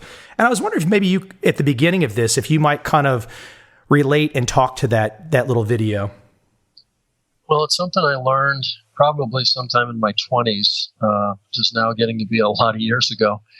And it comes down to somebody asking the question of what if you had more money? What would that get you? And you try to answer the question. And then you say, okay, what if you got that? Well, then I would be able to do this. And if you keep going long enough and the person asking the question just keeps hammering away and say, okay, so now let's give you that. And what do you have now? What it comes down to is happiness. It comes down to you can make a choice no matter what your lot in life. How many poor people have we seen that have a smile on their face and they enjoy every day? And how many wealthy people have we seen that are just miserable?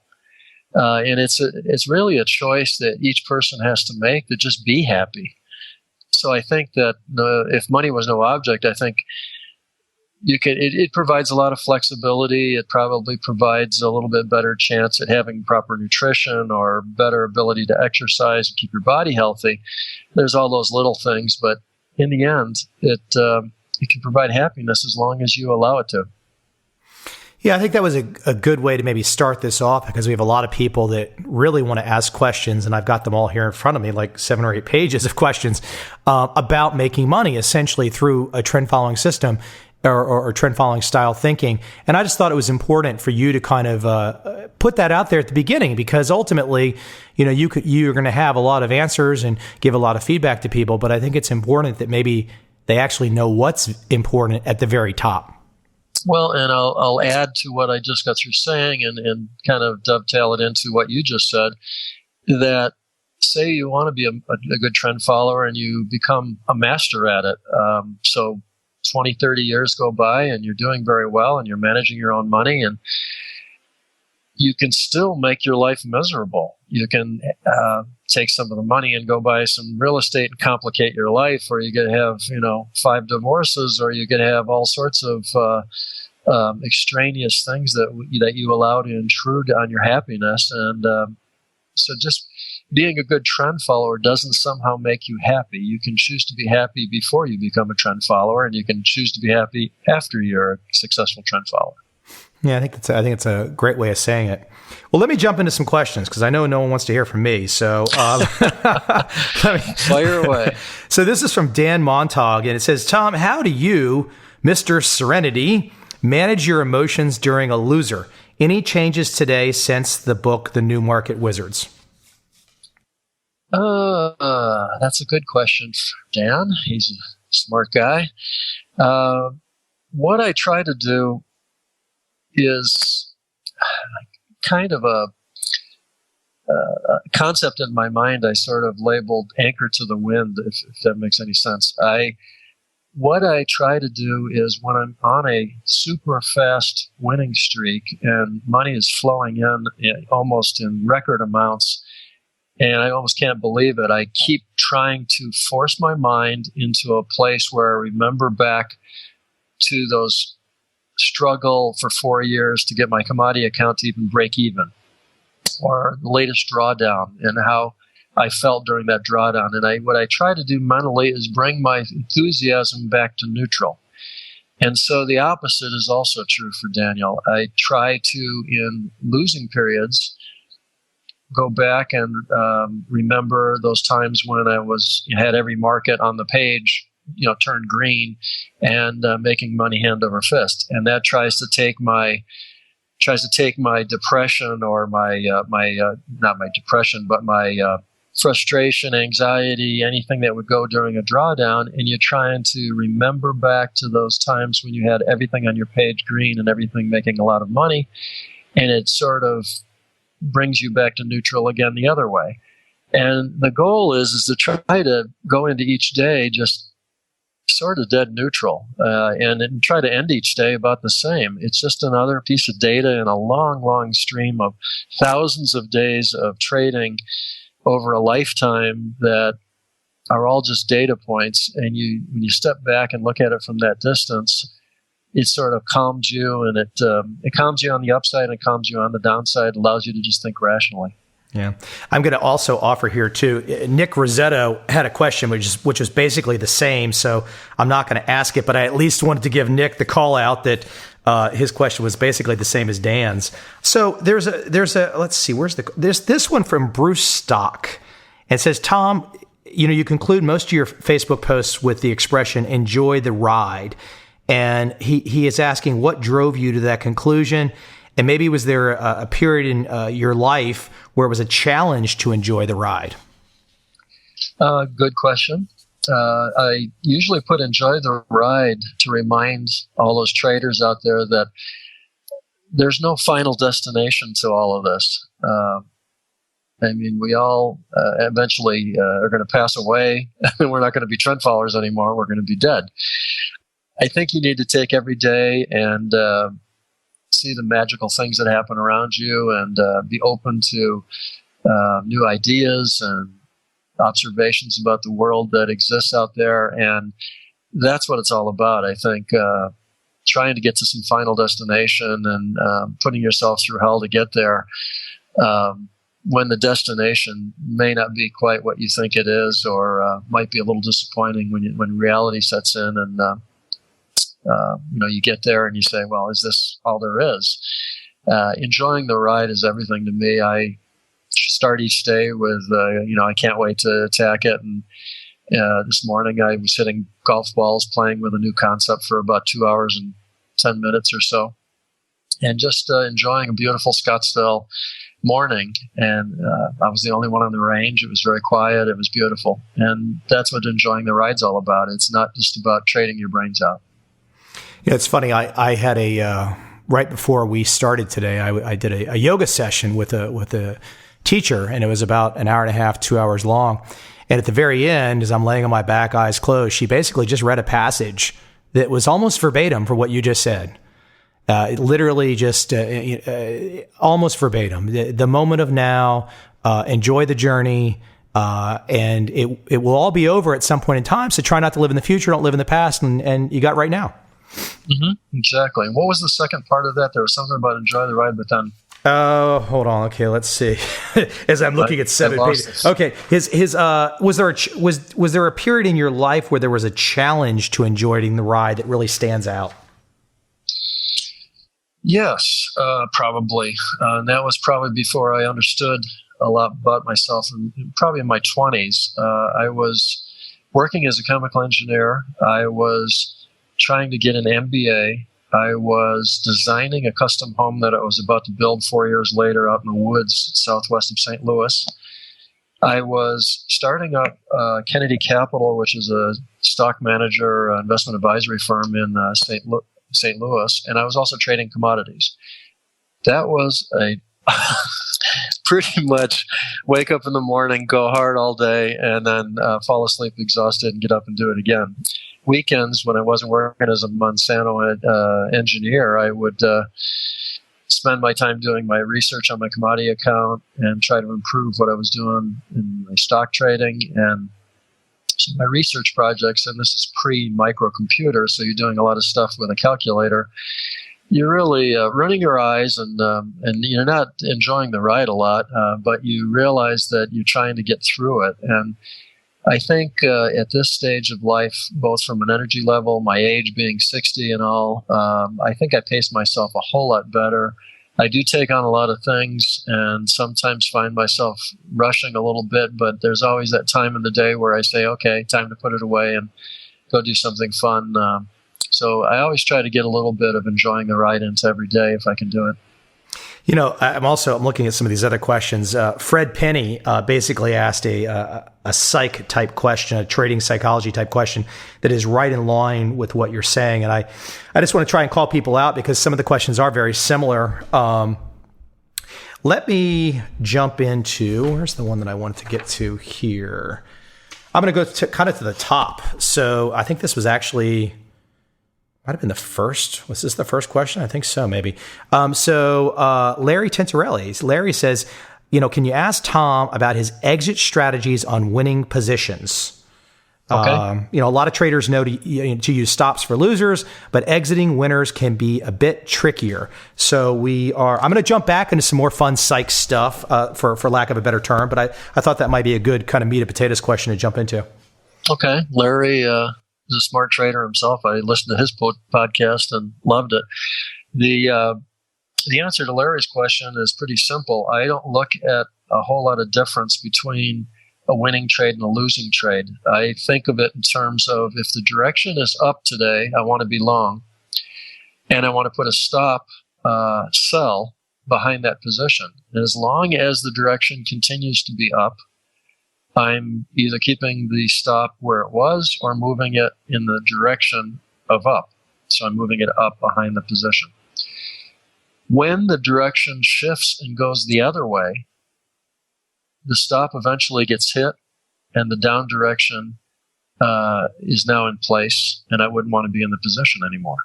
So I try to simplify it down to something that simple. I don't try to second guess and say, okay, well, this position's, I had 20% and therefore I should do something different in terms of trying to take the profit or whatever. I just let it run.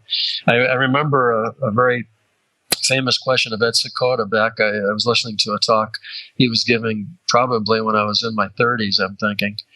And the person asked Ed, well, what's your objective when you get into a trade? And Ed looked at him and said, pretty much the moon. When I get into the trade, I'm hoping this thing goes long, and I'm going to be in it the rest of my life, and I never have to do another trade. I mean, that's a good answer. There's no reason to think it couldn't. Reality would say that I've never had that happen yet, but let them run. And have a plan if it doesn't run. If it doesn't run, it's going to hit the stop and change direction then with a loss. If it runs and then falters and changes direction, you're going to hit the stop and switch to and have a profit. But it's the same exact trade as far as I'm concerned. I don't try to differentiate it. I know some people do, and I don't see any reason why you couldn't look at that as a research project, but it just never made any sense psychological to me. Psychologically, if the direction's down, I don't want to be in it. I don't care whether I have a profit or a loss. I just don't want to be in it. So Clint Stevens and Steve Burns both have a question on hedges. And I'll read Steve's question here. He says, I would like to hear Tom's thoughts on the edge he has in his trading method by using hedges to decrease losses in downtrends instead of exiting his long positions. And Clint was essentially asking a very similar question on your use of hedges for your edge as well. Okay. Well, takes a little time, but it's pretty simple. Say you take any kind of strategy you want, whether it be purely technical, partially fundamental. I like to screen stocks and ETFs based on a little bit of fundamentals. If I'm looking for a high dividend, yield would be a factor you could screen positions on, for instance. Valuations like PE ratios and things like that, I'd rather pay something a little bit cheaper than buy something extremely pricey. That being said, let's say I'm smart enough to put together a diversified portfolio of longs. And let's say we do that last September, just for the sake of argument here. I just happened to look, because I was closing down my market stuff just before you called, my equity in my stock portfolio, which has been hedged quite a lot of the last few months, is exactly the same as it was in mid-September. It hasn't gone up or down a nickel. But what has happened is I've put hedges on every time a down direction occurs, and I've taken them off every time an up direction occurs. All right? And what happens is time is clicking by on all those wonderful positions I put in place. So you're getting closer to long-term capital gains, which I can use for charitable contributions, or I can get a better tax rate on. Meanwhile, on my hedges, I'm short selling the SPY ETFs, which is very, very liquid. I can short anytime I wish. I can take off anytime I wish. It trades sometimes like 30 times a second.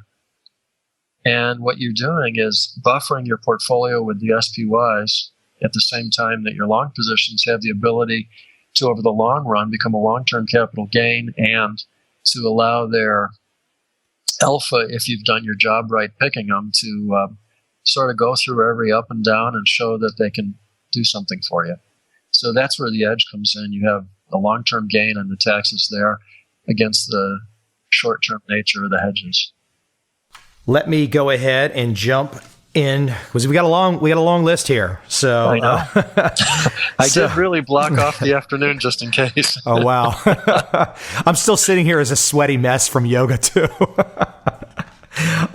So this is from we aren't using video on this, it's just audio. Yeah, they don't want to look at me right now, that's for sure. But once I get to the point I can do handstands, I am going to try and do some of these while I'm in a handstand.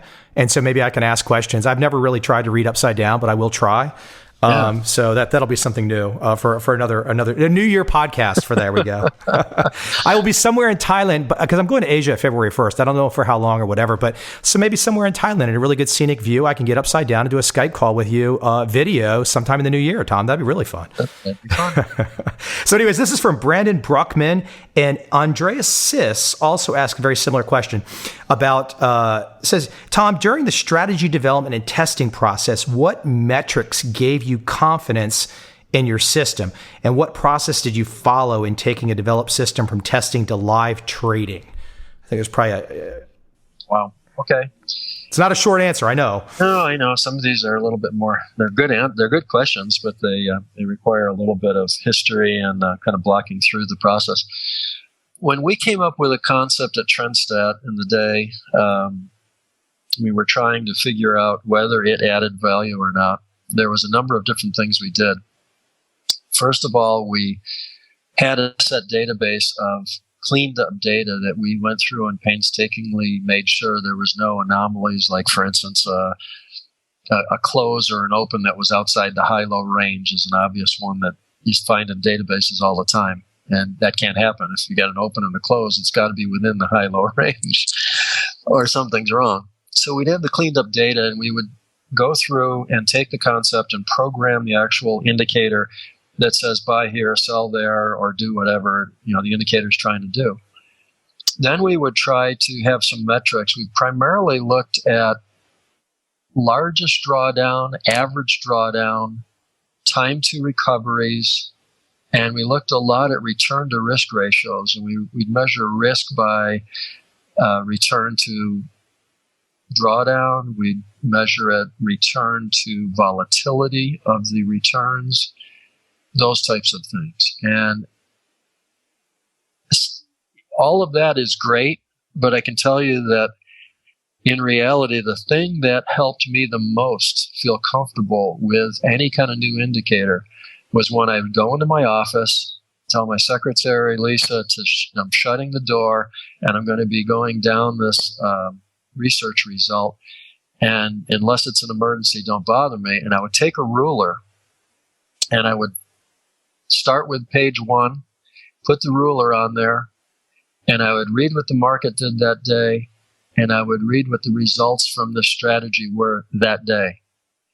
And I would ask myself this one question: did that strategy perform that day like you would have expected it, given the type of market that you had that day?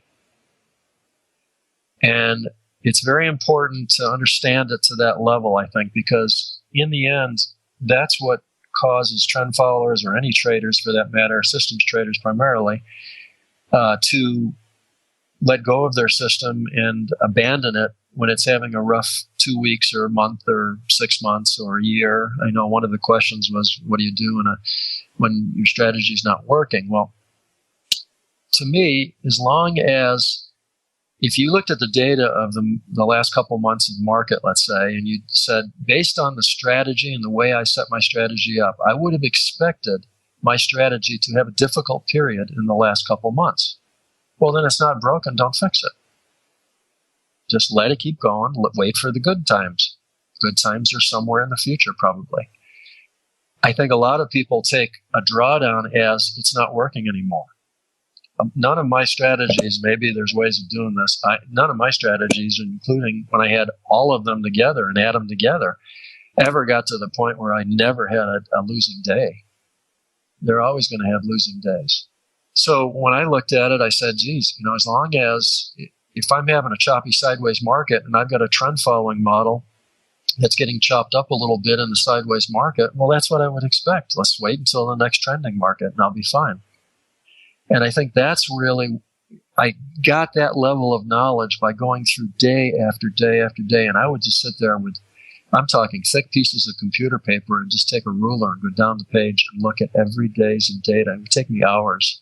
But when I got to that level and I thought, I understand it, it's working, I understand exactly how it's going to react to a lot of different things, and the metrics look okay, let's go turn it on and put some real money with it.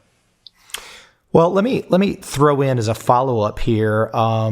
Jim Byers, and you were just mentioning drawdown and how it really can't be avoided.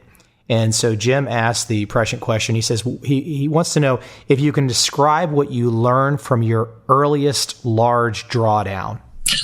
Yeah, that was an easy one to remember. It was a silver trade. I think it was documented maybe in the Market Wizards interview. I can't remember now. But I was merrily going along my way, and I put on a couple of, I think my portfolio had gotten up, and my futures portfolio was about a couple 100,000 or something like that, 100,000 maybe.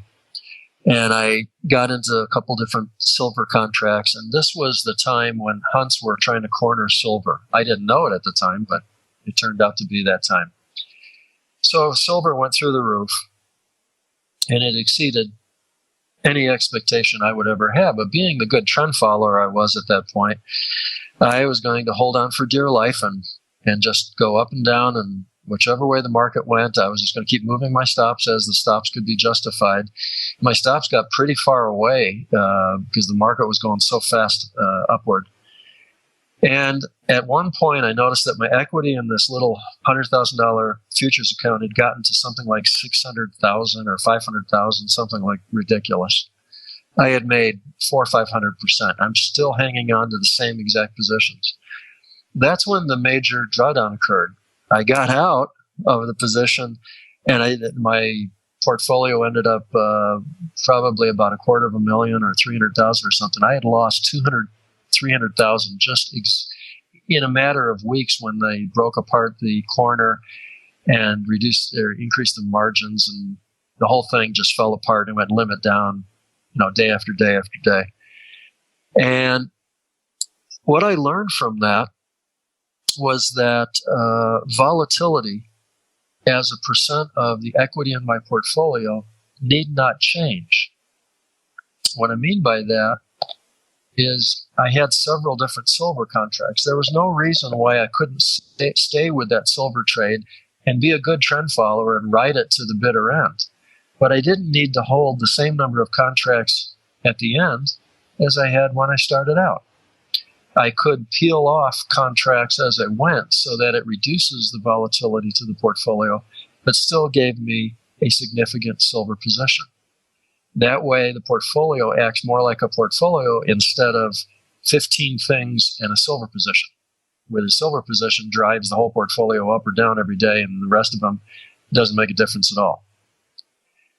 By volatility adjusting my positions on an ongoing basis, and I did it with the computers at Trendstat every day, we could take 80 different commodity markets traded by multiple different systems, and the computers could just tell us where the volatility of equity, per equity of every single position should be, so that all of the portfolios acted like portfolios and no one market could really dominate too much what was going on that day. And that's what I learned from it. It was a very valuable lesson that sort of expanded into risk controls as a percent of equity, margin as a percent of equity. And by the end of Trendstat, we had lots of different ways of trying to control position sizing and make that position sizing, the bottom line of the position sizing was so that every position had a meaningful impact on the portfolio, not a small amount, not a large amount, a meaningful amount. And when you get to that level, then you're truly, managing a portfolio. I was going to ask, I'm going to come back to it.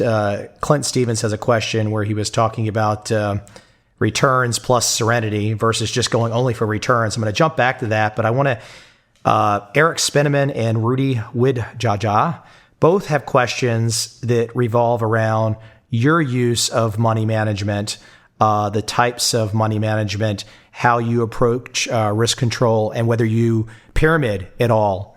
And so both of those guys had a similar question there. All right. Well, I viewed money management easy calculation. Take the risk to your stop loss of where you are at any point in time. Multiply it times the number of contracts. That's your dollar of risk in that position. Divide it by the equity in your portfolio, and that's the percent of your portfolio that's at risk at that point due to that one position. You could do the same thing with volatility. You take the volatility of any one position times the number of contracts. Volatility for me was the average true range of over the last 20 days. Divide it by the equity, you get a margin or a volatility as a percent of equity. Margin, you can do the same thing. How much margin per position times the number of contracts, divided by the equity, you have margin per equity.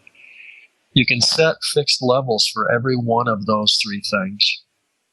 And by doing so, you can do a calculation where the computer says, if I exceed the limits on any of these, I'm going to sell off enough positions to get me back down underneath all of those limits. And I even went to the point where I had initial position limits and I had ongoing existing position limits, because when a position becomes profitable and starts running, it's by its very nature going to take on a little extra volatility, a little extra risk, but you've got a winning position now and it's going your way. You want to let it run. So we found that we came up with a level for initial position risk and initial volatility risk as a percent of equity and sized our portfolios. Then as the markets would run our way, we would allow it a little more room. As it got above those levels, we would just start stripping off contracts until we got back to the point where it was in the limits. And yet we would always let our positions run, as Ed Sequoia would say, to the moon. Well, I'm going to keep jumping here. We got lots of stuff to cover when everyone wants their questions answered. That's okay. So Ross Hendricks and Matthew Fry both have questions about system testing. And Ross, it looks like from a beginning standpoint, is really saying, what kind of advice could you give to the first-time programmer looking to perhaps backtest for the first time? And Matthew's taking it a step further, and he's saying, do you believe in walking a system forward? If not, what metrics are best used to monitor the health of your edge, and how do you know when you might make a change? So Ross is really asking, how do I get started as a beginner and perhaps programming my system? And Matthew's saying, wants some comment on walking a system forward, and how do you know when a change might be needed? Good questions all. Starting out, I had, I guess, the good fortune in my case to be a chemical engineer. So I took Fortran programming and basic programming and understood what a program was all about. I was not born with a knowledge of programming, I would point out. And I don't think any of the people on the Facebook page were born with a knowledge of programming. But these are learned skills. You can buy books on it. You can take classes in it. I would recommend when you're starting out, take a good look at something as simple as an Excel spreadsheet. For a lot of things that I do anymore, since I don't have full-time programming staff at Trendstedt being in retirement and all, a lot of the stuff I do nowadays, I just do on the Excel spreadsheets. They've gotten so powerful and so capable. I mean, with the gigabytes of hard drive that we have on our computers and on the high processing speeds that we have, you can do an awfully a lot of stuff on an Excel spreadsheet today that I could not even program in BASIC back on my IBM PC back in the old days, or my Trash 80 back in, 1980 probably. The computers are pretty powerful on a small basis, so consider the Excel spreadsheet. Maybe start there. You can see what's going on a little easier. If you want to try to get a little fancy, inside of Excel spreadsheets, they allow a little Visual Basic type of modules that you can install in there to do fancier things. There's lots of courses and books available on that type of stuff. That's probably where I'd start. A lot of the canned strategy programs can give you sort of some tools to look at some things. My worry is that a lot of those tend to not be geared to exactly the way you're going to end up trading. So it's giving you a little bit of not a realistic view of what it is that you're about to embark on. And what I mean by that is sometimes these canned programs don't have the same position sizing that you're going to have. So they might be based on one contract, and the one contract is always one contract.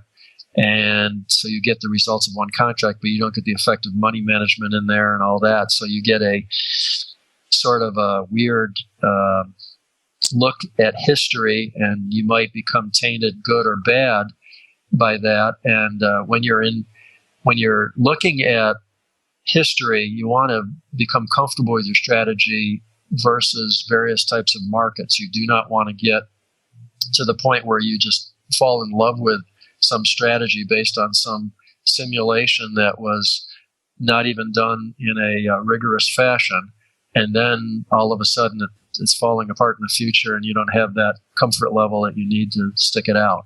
That's how I would start out. And on the walking forward question, walking forward to me is a term that describes, for those who haven't run into the term before, sort of taking a section of time, running a strategy, and then coming out with the results of that strategy and using that particular database to re-optimize somehow your parameters. And then you're going to go attack the next part of the database and see what its results are, and then use that second section of data to optimize the parameters. And then you're going to walk that forward to the third chunk of data, and so on.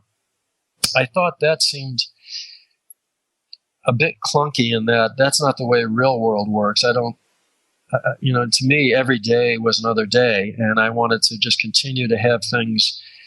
If things need to change, for instance, example, true range, average true range over 20-day changes every day. So if you want to think about it, if you have average true range as one of your parameters, it's walking forward every day, and day after day, you're getting a new 20-day period, a new average true range, and things are changing each day. So you're walking it forward based on that. And that's more close to what you actually do in trading every day. So I like that type of strategy better than blocking off large sections of data and optimizing that section and then using it on the next chunk of data. So I would encourage people, if you want to think of it as walking forward every day, that's fine with me. You can certainly do that with your historical databases by calculating the average true range of every 20-day period, and then you just start going through the database and make your decisions and make your money management calls and let the databases keep track of it all, and you're in good shape. So I got a question here from Andrew Derbyshire, and essentially what he's asking is, you started to excel in the world of trend following, and of course, the vast majority of market participants are still in an orientation that's more maybe value or fundamentals or buy and hold. Is that if you would get the skeptics, and he references something that I did on a podcast where I combined 4 interviews that David Harding gave on CNBC, and I offered some comments. And during those interviews, they really didn't seem to really get what Harding did. Even though you would think they might have done a little homework before they had him on, but on 4 separate occasions. But one of the occasions, and I'm not saying this to kind of like say anything negative about somebody, but on one of the occasions, Joe Kernan of CNBC was essentially implying or making reference that that trend following, or what David Harding did, was very analogous to long-term capital management. And so I guess what Andrew is asking about is skeptics, and how you might have handled skeptics in the past, and perhaps even skepticism towards trend following that, for example, how Harding was having to handle that on CNBC. That's a good question, too. And we certainly had our skeptics, and they still exist out there. And probably that's one of the reasons why it still works so well. If everybody believed in it, it probably wouldn't work so well. Yeah, I think what I ended up having to do in the later stages of my career, I did some studies that looked at where did trend followers make money and where did they lose it. I came up with the concept of taking the monthly returns on an assorted portfolio of 20 or 30 different commodities, and I measured the amount of absolute change in direction in any one market, and then I put that against the profits that CTAs got during those periods. And I did this first with our own TrendStat portfolios because I had the detail of market by market by market. I did it later on a macro basis by saying what were the average prices of a whole portfolio of things, high or low, and what were the profits from CTA industry, high or low. And we found a definite correlation that when markets move, CTAs make money or trend followers make money. I think that should be very logical. I don't see why anybody could disagree with it. I don't see why anybody would think that wouldn't work. So then the question becomes, are you going to have market movement, or are markets just going to sit in one place for the next 20 years? If you knew that markets were not going to go anywhere for 20 years, I don't think you probably want to be a trend follower. You probably don't want to be a trader. You can't make much money if the market isn't going to move anything, because you got to buy one price and sell at a higher price, or sell at a higher price and buy at a lower price. But if the market doesn't move at all, you aren't going to get a higher or a lower price. You're going to get the same price. Seems to me markets have to move. And it seems to me also over my lifetime, thanks to computers and lots more participation in the markets and so on, all the forces that come together, there's been more volatility rather than less. So there's more potential for things to explode to ridiculously high levels. You've got now the currency being somewhat devaluated with all this QE nonsense, I think, that I'm dead against. If the dollar keeps getting more and more worthless and things like crude oil are based on dollar, then people in the Middle East or wherever are going to want more dollars for the same amount of oil that they're selling us. And it seems to me we're going to end up paying it sooner or later. Therefore, you've got this bias for things to go outside the range that they've ever been in before, just because the currency that it's based on is kind of going outside of where it's been before as well. Given all that, it seems to me that that's where trend followers like David Harding are going to just over time continue to make money, and why people like CNBC and some of the people on the interview shows who spend their whole day, you got to realize, in front of the cameras talking about what is happening up on this ticker board that's behind them or in front of them.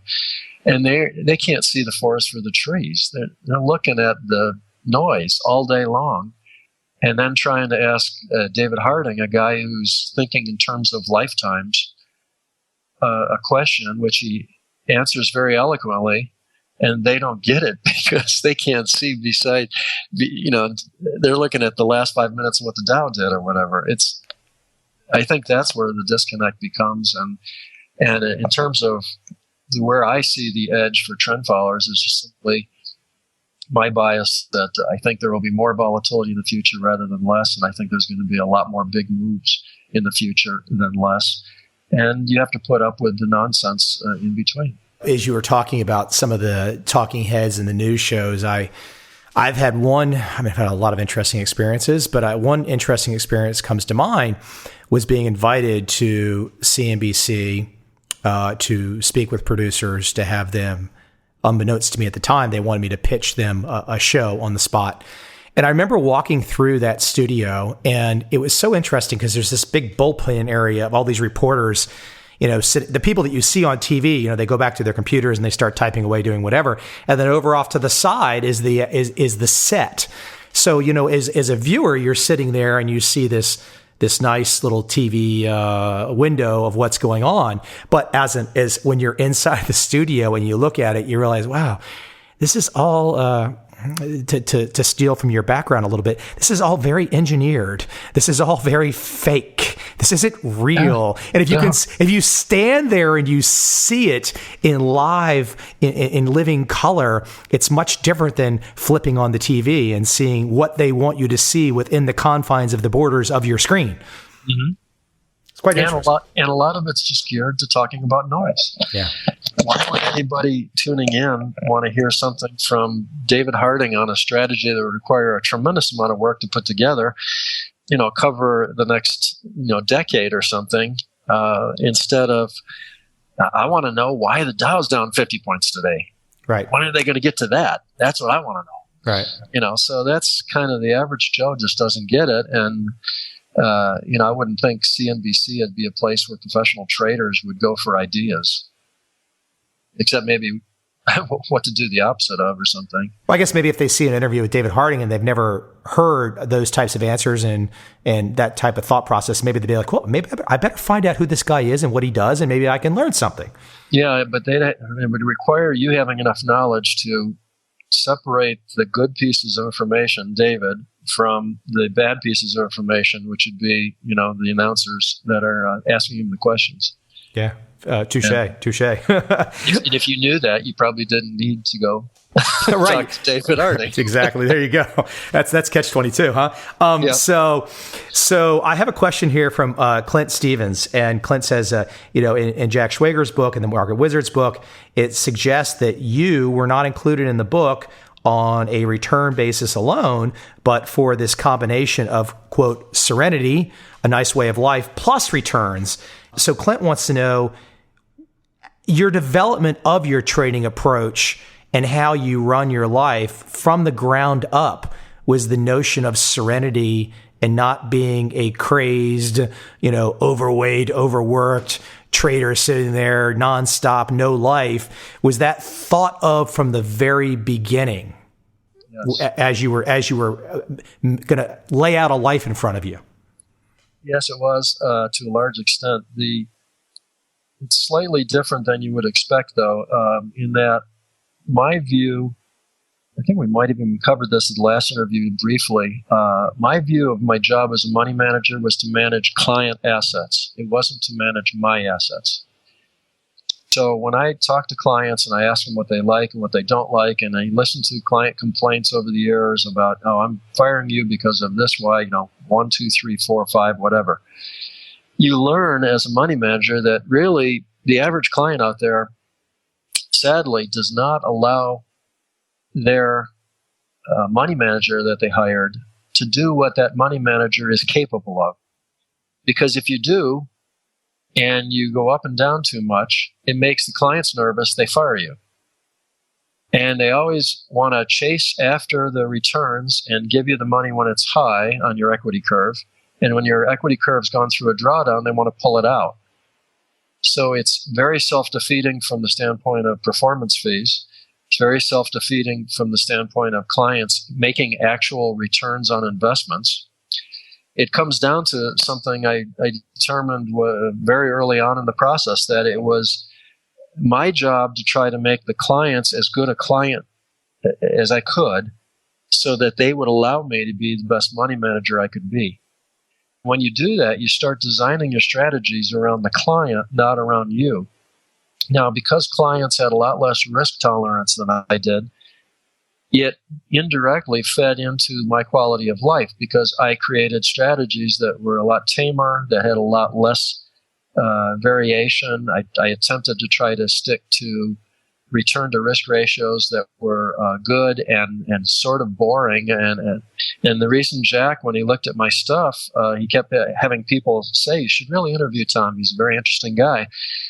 And Jack, being the caffeinated New Yorker, at the time working for Prudential Base Futures, and director of research, I believe, he, you got to picture yourself in his position. He's looking for the sizzle that'll sell the Market Wizards books and trying to find all these guys that have created, quadruple, hundreds, thousands % returns and are legends on the street that sells books. And my story isn't that compelling. It's an engineer that turns into a money manager who's got some kind of tame returns and just kind of cruises along. So from a surface outside, Jack didn't see much there of interest. But when people kept telling him over and over again he needed to interview me, he kept getting kind of puzzled over what the heck does everybody think that's so, interesting about Tom.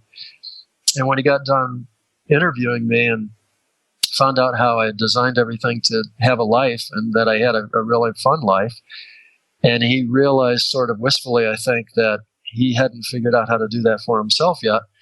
I think he sort of indicated to me that out of all of the 2 books that he wrote on the Market Wizards up to that point, my style of trading probably in the end would be something he would be most interested in following versus all the others, because it led to sort of a peacefulness and a control of the trading process to the point where there wasn't a lot of angst And I think Jack originally came to trading thinking there has to be stress, there has to be, it's a macho type of endeavor, and you got to go for big returns, and you got to suck it up, and you got to, ride the equity curve, do all these things you got to do. And it was all nonsense, really. It just, his own biases led to that. And I kind of opened up his eyes to another world. I'm going to add completely unrelated, but I think it's kind of a lifestyle choice that I saw someone in my family make. And this would be my father. And my father is a dentist. And he decided, even in his 20s, before he had any practice to speak of, before he had any real grand revenue coming in the door or anything, he decided as a very young man that he was going to work a 4-day work week. And he's taken off Friday every week, and that he built that into his system, so to speak, as a young man. So I think there are ways, techniques and ideas that we can think about doing things differently. And I get back to the Alan Watts video that I discussed at the very beginning, the guy that was bringing a lot of Eastern thoughts to the Western world, which is, how can you structure your life differently, and think about it early on. Don't just get stuck on the treadmill. Mm-hmm, exactly. And to finish the answer to the question, let's say, he continued on and said, how has that evolved? Well, now I'm in retirement. Now, Trendstat's no longer there. I don't have a staff of 10. I don't have 40 computers. I have one PC that I pretty much do most of my work on, and we're talking on another PC right now. I have to think to myself, all right, let's see now. I don't have the staff. I don't have the backups, but I need to create good trading strategies. So I morphed into a different style of trading in different markets that I trade now, some of which are due to, like, I never traded orange juice at Trendstat because we were too big, but now I can trade orange juice, so I trade orange juice. Now I only have one contract on. It's not a big deal. And so you adjust with the conditions that exist at the time. And what do I want out of retirement? Well, I want to be able to go hit golf balls today for 2 hours plus. I don't want to be tied to sitting here in front of the computer all day and, looking at charts and ruining my eyes. I'd rather go out and prune trees in the backyard and plant some flowers and go work out and go for a hike and go play golf and all these other things that I like to do. So why, if I'm going to create a trading strategy and I know the amount of money I'm going to try to deal with, I know my skill level, I know my resources of what kind of computers I have and what kind of software I have, and I know what kind of market data I'm getting in, why don't I design something that works for my lifestyle so that my lifestyle is exactly what I want it to be, and yet I can still apply good trading strategy and principles to my trading? And I think that's simple to do if you just start from the question, how do I want my trading strategy to operate and fit with my lifestyle? I've often said, if you're a traveling salesman, you're on the road 5 days a week, and you're home on weekends, why not do a Saturday morning trading style where you take once a week data, you look at it Saturday morning, you make your decisions, you send them in electronically, and then you go on the road Sunday night again. Yeah. I mean, I think it's surprising. It's actually been surprising me in the last couple of years how many large trend following funds use weekly bar systems. Absolutely. It gives you a different angle. And, when you're a very large CTA, I think one of the reasons why some of them are struggling is the dollars that they're managing are just so huge. They affect the market when they go in and out. So they have to start getting in or out over 2-3 days and going to weekly charts and doing all sorts of things. And as long as you do the rest of the work on risk control and portfolio diversification and other things, there's no reason to think you can't be successful. It might change your return stream or your return to risk profile a little bit. But that's what these big guys have to do, because they just cannot afford to make any trade that is not an essential trade, because they just can't.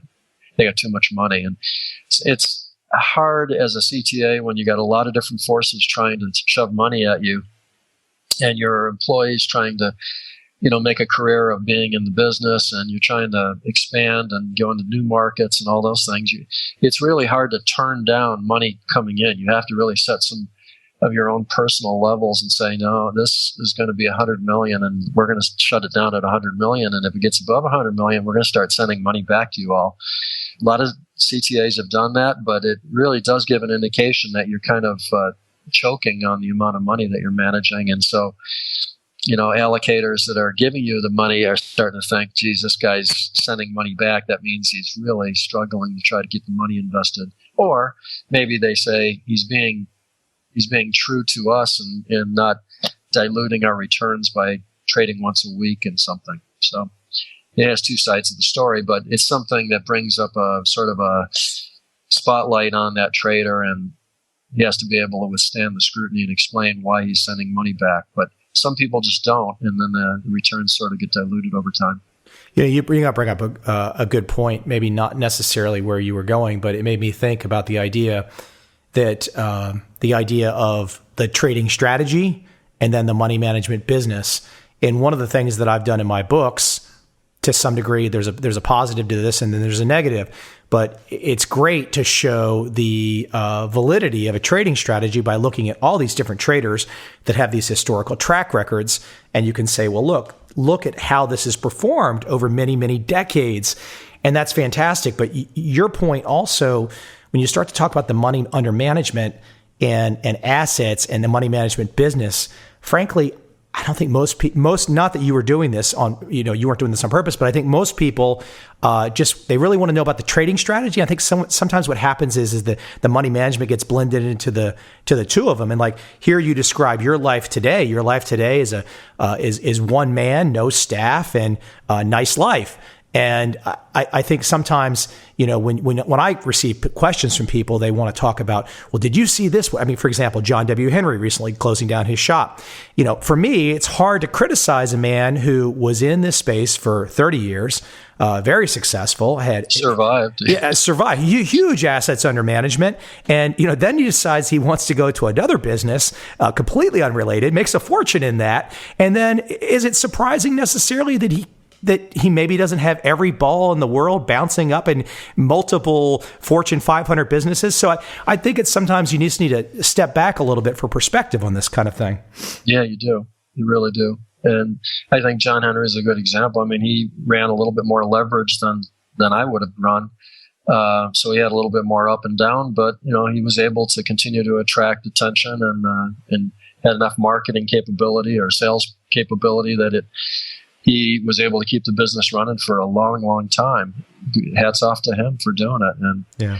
I think in the end, everybody should consider what does John Henry want to do with his day? Does he want to, manage a futures trading firm that he doesn't have a whole lot of interest in? It's just a big liability, and he's got a very deep pocket. So why put yourself through that liability? Yeah, I mean, and I think it's if people think about it, it's not necessarily surprising. If just like you've made this transition, and it's almost, I knew this years ago. When the moment John bought the team, you say, well, he's obviously he's interested in other stuff too, and it's kind of hard to be interested in two very big things like that in one lifetime. So Larry, and who knows? He may be looking at something else completely different that we don't even know about. And you have to salute that. You just have to, and once again, the moment of now, and you adjust to the situation. And I just think it's a fantastic story. Look, you and I both know that there's a lot of armchair quarterbacks that sit out there on the sidelines, drinking a Budweiser, 50 pounds overweight, watching the football game, throwing out criticism. But you got to give props to the guy who's in the game and he's sweating away and he's making it happen. I have to salute that 100%. Sure. So Larry has another question that I thought was great too. And so you've got a coin flip entry method experiment that you've done. And Larry wanted you to kind of reiterate that because he thought it really, the concept behind it, because what it does is it focuses people less on entries, which is the favorite thing for most traders when they're getting started, like, where do I get in? And it puts more emphasis on the exit and proper money management. Right. Usually when novice traders start out, their biggest thing is to read a book on trading, or they read Trend Following Manifesto or something. They find out a lot about what is a moving average, and what is an exponential moving average, and what is a ranged breakout system, and what is point and figure charting, and on and on. And they get sucked into this buying and selling, and a lot of times with one contract, because that keeps the math simple, and you can put it on a spreadsheet, and off you go, and you try different things, and you find something that you think works, and off you magically go and hope that you're successful. Along the way, of course, I had my lessons that I'd learned on money management started driving home the point in spades that money management was far more important than the buying and selling stuff. But everybody that would want to interview me as a potential money manager would want to know about my trading strategy, not about my money management. They always wanted, the clients want to know more about what you're doing. And I thought, what I need to do is to once and for all shut up people about this nonsense of it's all about the trading strategy and it's not about the money management. So I developed a strategy where I took our cleaned up databases, and I think at the time I did it with, I think 5 or 6 markets, maybe 7 markets, something like that. I can't remember now. It's been so long. But it was replicated by some guys in Austria with about 30 markets. Same conclusion. In my study, I just said, okay, let's flip a coin, random number generator. At the end of the day, if we don't have a position, if it's heads, you buy. If it's tails, you sell. As soon as that position's put in place, you take a simple range breakout strategy, and if it's a sell, I put in a buy stop. If it's a buy, I put in a sell stop. I move it in the same direction as the trade goes. So you're truly just letting the trade run as long as you can until it hits the stop, and then you flip the coin again.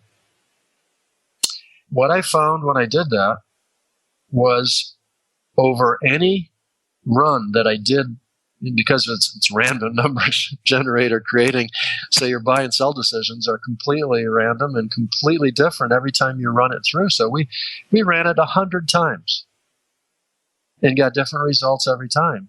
But the propensity over time, over lots and lots of runs, was that it slightly made money. Not a lot, but it made money. And the key to it was balance in the portfolio was perfect. Each one of the 7 positions had a meaningful impact on the portfolio. There wasn't one that was dominating or one that was dominating good or one dominating bad. They were meaningful. And all of the risk control was there with volatility control. We had the risk as a percent of equity limits. So we had all the number of contracts were perfectly balanced. That's what creates the profits. The buying and selling don't make that money. You can use a coin flip and still make money. The guys in Austria, by the way, that ran it on 20 or 30 markets, I forget now, they actually made more money per year than I did with my coin flip because I only had 7 markets. They might have been running a little bit more portfolio heat in the end, but they had made money too. Well, Tom, we're on the second half at least here. There's only so many more in front of us, so I will only keep you from the links for so much longer. Oh, I'm all done with the links for today. Okay. So this is a question from Guru Prasad. Guru Prasad, I am not going to pronounce your last name because I will only butcher it. But he's got a real simple question here within a larger question. He really wants to know about percent betting.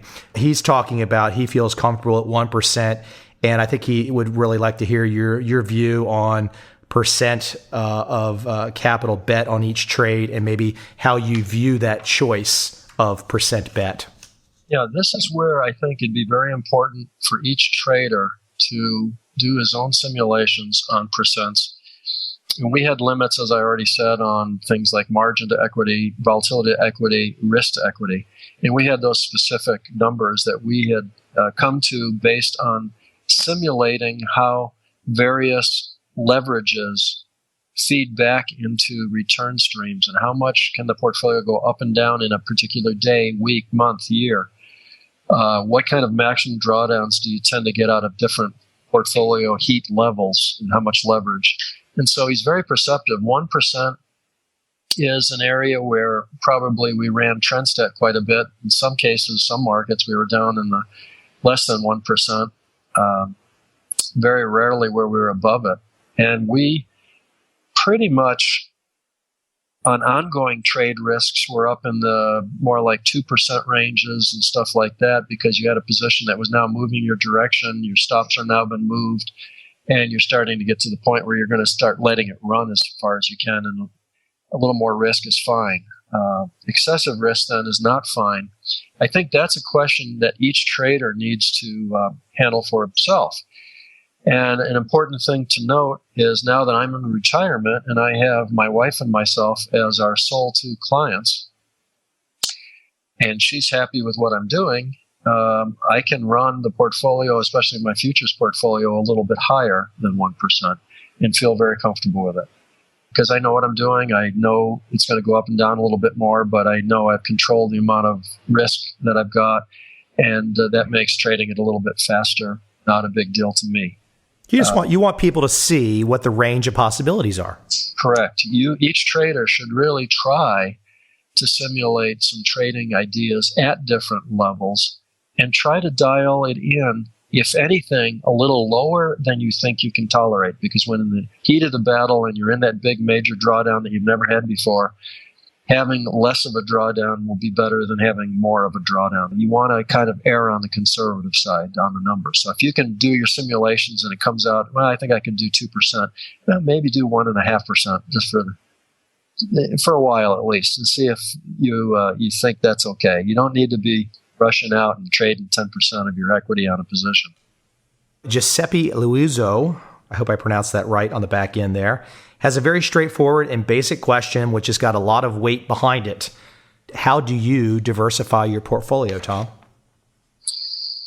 That's a tough one, more and more in today's world, because globally we've gotten into so much electronic data, so many computers trading so many different markets. It was very easy for Trendstat to manage something like 30 currency Forex markets, something like 80 futures markets, and about 25 mutual funds that we traded, and to do it with 10 people.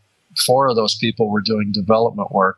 They weren't managing it. Only 2 were involved in the actual production of orders and running of the trades. So 2 people are handling hundreds of clients across hundreds of different positions by scores of different strategies. And it's easy to do every day. And I think the afternoon runs would take maybe 10 minutes in the case of currencies, and then we'd run the rest of it in maybe 15 minutes. It wouldn't take that long at all. And I think diversification is harder and harder to come by, because in any one day, let's say you take a soybean contract and you take a gold contract. Well, theoretically, those two shouldn't have a whole lot to do with each other. So gold could go up and soybeans could go up. Gold could go up, soybeans could go down, on, all different possibilities. So you would hope that by having a soybean and a gold in your portfolio, you would have some diversification. But what's happened historically more and more, and it's always during times of major news announcements, wars breaking out, collapse of this or a bubble bursting or whatever, you get these what I call lockstep periods where every market moves in a direction that's either 100% correlated with another market or 100% inversely correlated with another market, and nothing in between. They are no longer independent. You look at your portfolio on a day when this major thing happens, and all of a sudden you've got your entire screen is green. Every position in your portfolio is green. You're making money across the board. Well, the very next day, a shift happens and everything is red. You're at 100% lockstep. You've got no diversification. You think you do, but you don't. The other situation I see a lot in novice portfolios, they'll come in and say, well, I'm going to look at my portfolio. Okay, fine. It's some relative, it's a friend, whatever. And I'm looking at their portfolio, and they've been sold by their broker or financial planner numerous different growth stock mutual funds. I remember my sister had a portfolio she showed me, and they had 5 different mutual funds in their portfolio, 3 of which were just big old growth stock mutual funds. I said, well, you don't have any diversification. They're all going to go up when the market goes up. They're all going to go down when the market goes down. You're going to buy and hold them. That's not diversification. Well, I have 3 different ones. Well, that does not give me a diversification. The answer to it is a difficult one. You're trying to grind through all the different markets and how they trade against other markets over a time period. But in the back of your mind, you're also trying to say to yourself, when times of crisis exist and lockstep sets in on these markets, I better have my risk control schemes in place to limit my exposure, both good and bad, unfortunately, because I don't want the bad part of it to reside in my portfolio. But when I know that no matter what I do, I'm going to get zero diversification in the world because the markets are just so intercorrelated these days. So Chris May asks the sarcastic, where is gold going in the next 6 months? I thought that was cute. I think I'm down to 3, the final 3, and then I appreciate all your time today, and I'll let you run. But I've got 3 left here. As I've been doing this, if everyone's wondering, I've had literally 15 pieces of paper in front of me trying to eliminate redundancies, combine people, and so there's a couple questions that just aren't going to get asked. I'm sorry. A couple of you guys did not really think through a couple of these, and they're not getting asked. Okay. So this is from Fred Penny, and this is a good question. He says, what would cause you to stop trading a particular system, and then what might cause you to start trading that same system again? All right. What would cause me to stop trading a strategy would be the day that I realized that in market conditions that existed in the recent history, the results I got from that trading strategy were different than I would have expected given the way that strategy had gone through those markets. Something happened that I did not expect. That's why I am so big on going through those day by day with the ruler concept in the simulations. I needed to understand everything that happened and how that strategy worked and how it reacted to various types of movements, so that as I'm going through life and I'm looking at the last 2 weeks or 3 weeks or 4 weeks, and I'm seeing let's say a market that's going one direction, and I'm a trend follower, and I'm looking at this thing and it's not making any money. Why is it not making money? Something's wrong. That's what would cause me to stop trading a strategy and take a good look at it. If I could find why it was doing that and where I was wrong on my construction of the strategy somehow, and feel comfortable making some change to it that would solve that problem, then I would be immediately willing to start it up again. If, went through the simulations and went through the line by line look on it and said, this is ready for prime time, let's get back into it. If I couldn't find why it was doing what it was, what was creating that anomaly between what I pictured to be the way it would act and the way it really acted, then I would just dismiss it. It would go to the junk heap, and I'd move on with something new. So this is as you mentioned that, I'm kind of curious though, because your background, the engineering background, very analytical. Was there ever a side of you that, or did you just naturally adapt to it because of your upbringing, training, whatnot, where the uncertainty that is always inherent in a strategy, especially these types of strategies, the uncertainty that you were comfortable with that range of possibilities, comfortable with that uncertainty, whereas so many people just want this. They want to believe that when they line up with their system to trade, they're going to get 1% a month every month. And so the fact that you really, I think anybody that starts to understand this world, this way of thinking, has to really find peace with uncertainty. Yeah, I think the way to do it is to look at daily returns or some large amounts of data. I had, 20 or 30 years of cleaned up data back in the day. And so we had huge databases that we could go through. And you start looking at daily data or even weekly or monthly data, you're talking about so many data points. If you throw them on like a bell curve or something, you're going to see a wide variety of different types of conditions. And so I viewed my job as a money manager more as managing all this random data coming in and just making good money management decisions and dealing with all the data and not getting too emotionally involved in, what did the gold market do today? I don't really care. It's just another piece of data I had to process. And I think that was maybe the good fortune of being more of a data processing mentality, a statistician mentality, an engineer mentality. It's kind of a puzzle for you to figure out. Yeah, I have always treated the whole money management concept and trading to me is just a puzzle. It's just no different than trying to work a Sudoku or a crossword puzzle or solve something, a brain teaser. It's a mental effort. It's like golf. You'll never achieve a perfect round of golf. Every time you get done, you say, if I could have just made that putt on 17, I could have done this. And there's always a way to look ahead and say, I can do better than this. And I think trading's the same way. You never arrive at the final destination. You only sort of get better at it over your lifetime, and then somewhere along the way you die and you can't get any better. But you never achieve the final destination. You never become the perfect trader. Yeah. So Howard Fraser has a question, and kind of a quickie, but he really wants your views on initial capital at risk versus unrealized gains. And I guess he's just kind of looking to hear your wide view on that. My wide view is when we did studies of return to risk at every point in a trend following trade, it's a very interesting study that you would do. And you could do it yourself if you wanted, Michael. You could take every buy signal you've got and say, okay, that is day 0. I am in the position now at this price.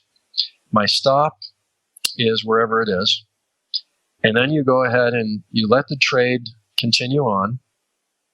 And you measure the risk per contract and the return. You calculate ahead and use your historical database to figure out what the final result of that trade ultimately is. But then you go back and you go through every day of the trade and figure out what was the potential future return for the rest of that trade versus the risk at that point in time. So on day 5, let's say the trade's going to be at 30 days long, and you're going to make 10%. On day 5, it's only going to be 25 days to go till you're out of it, and it's only going to have a certain amount of return. It might not be 10%, it might be 7.5%. And then what is the risk at that point? And so we'd measure return to risk every single day throughout the entire trend following trade, and we did this over hundreds and hundreds of trades. And we realized that and concluded without a doubt that the day you get into a trend following trade is the day when your return to risk ratio is the best. The farther you go into the trade, a la the question on pyramiding that someone asked, pyramiding means you're getting in later in the trade and expecting it to continue to go your way. The return to risk ratio is not as good with a pyramid trade. So we pyramided or added positions, but we did them in very diminished quantity and under very stringent, low-risk conditions where like we'd have a pullback or something and we could move our stop up tight to the market, and we felt comfortable doing that in putting on a very small additional position. That's a very tricky proposition to try to keep your return to risk ratios high enough to justify doing that.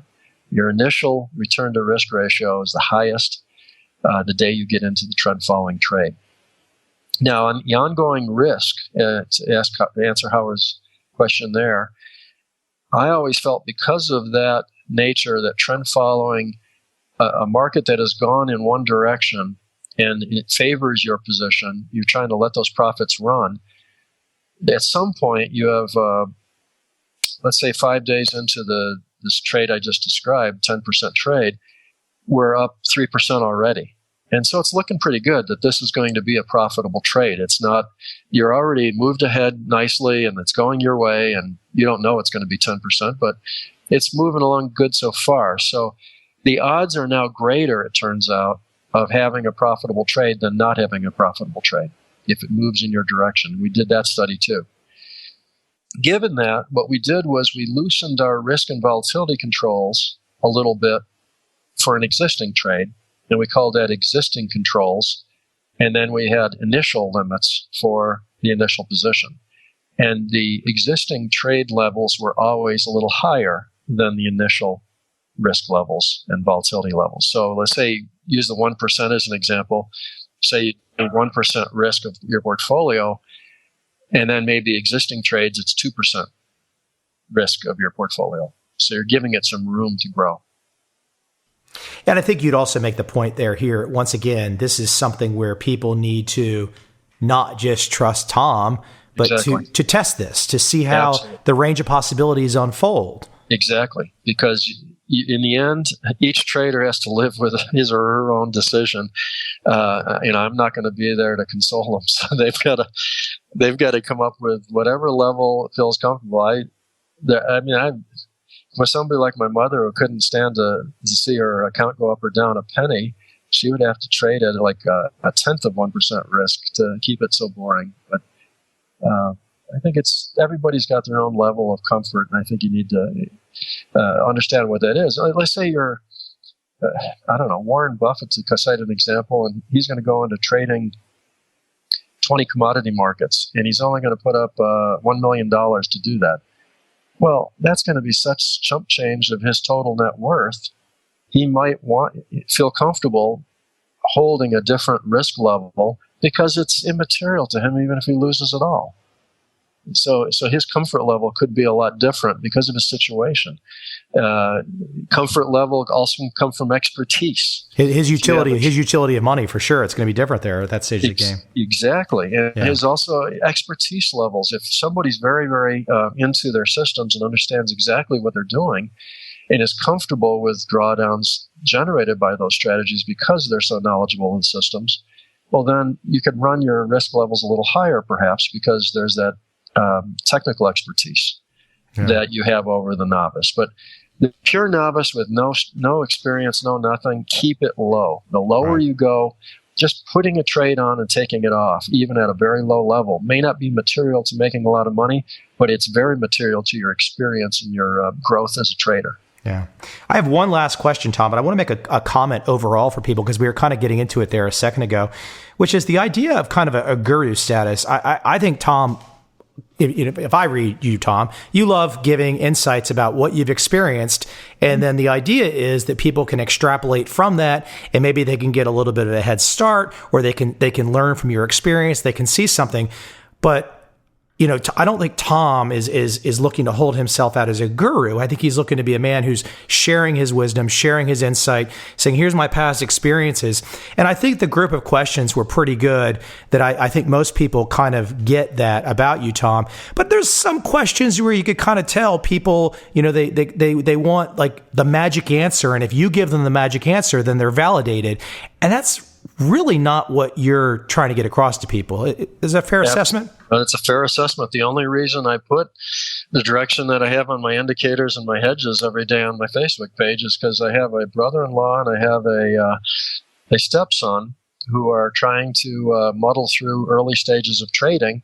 And I find it convenient to communicate with them in that manner because they do have Facebook pages and they can actually find out which way I'm leaning to then ask me questions, which they usually do, and become more knowledgeable. I'm trying to help my stepson learn how to become a trader and manage his 401k and all that. And so I started doing it just for basically relatives and friends that were asking me the questions. It's dovetailed into this like 300 friends all over the world thing that I wasn't quite expecting at the time, but I don't mind carrying on the tradition. Well, I hopefully I'm responsible for eliminating some of your free time in your life.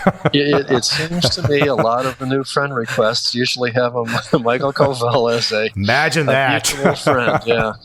Okay, here's the last question I have for the day. So this is Jeremy Clifford, and he's talking about this. I mentioned David Harding being on CNBC recently, and I guess Harding gave a story about getting long at crude oil at like $30 a barrel. And he said I guess he must have said in the interview, he was a little nervous.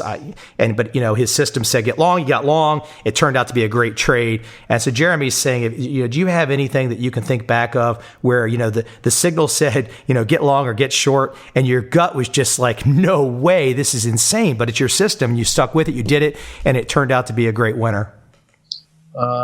Man, that's on the spot question. No, I've had those. I'm trying to remember a specific example. One of them, I believe, was the market timing signal that I got to buy mutual funds off of the bottom action after the 87 crash.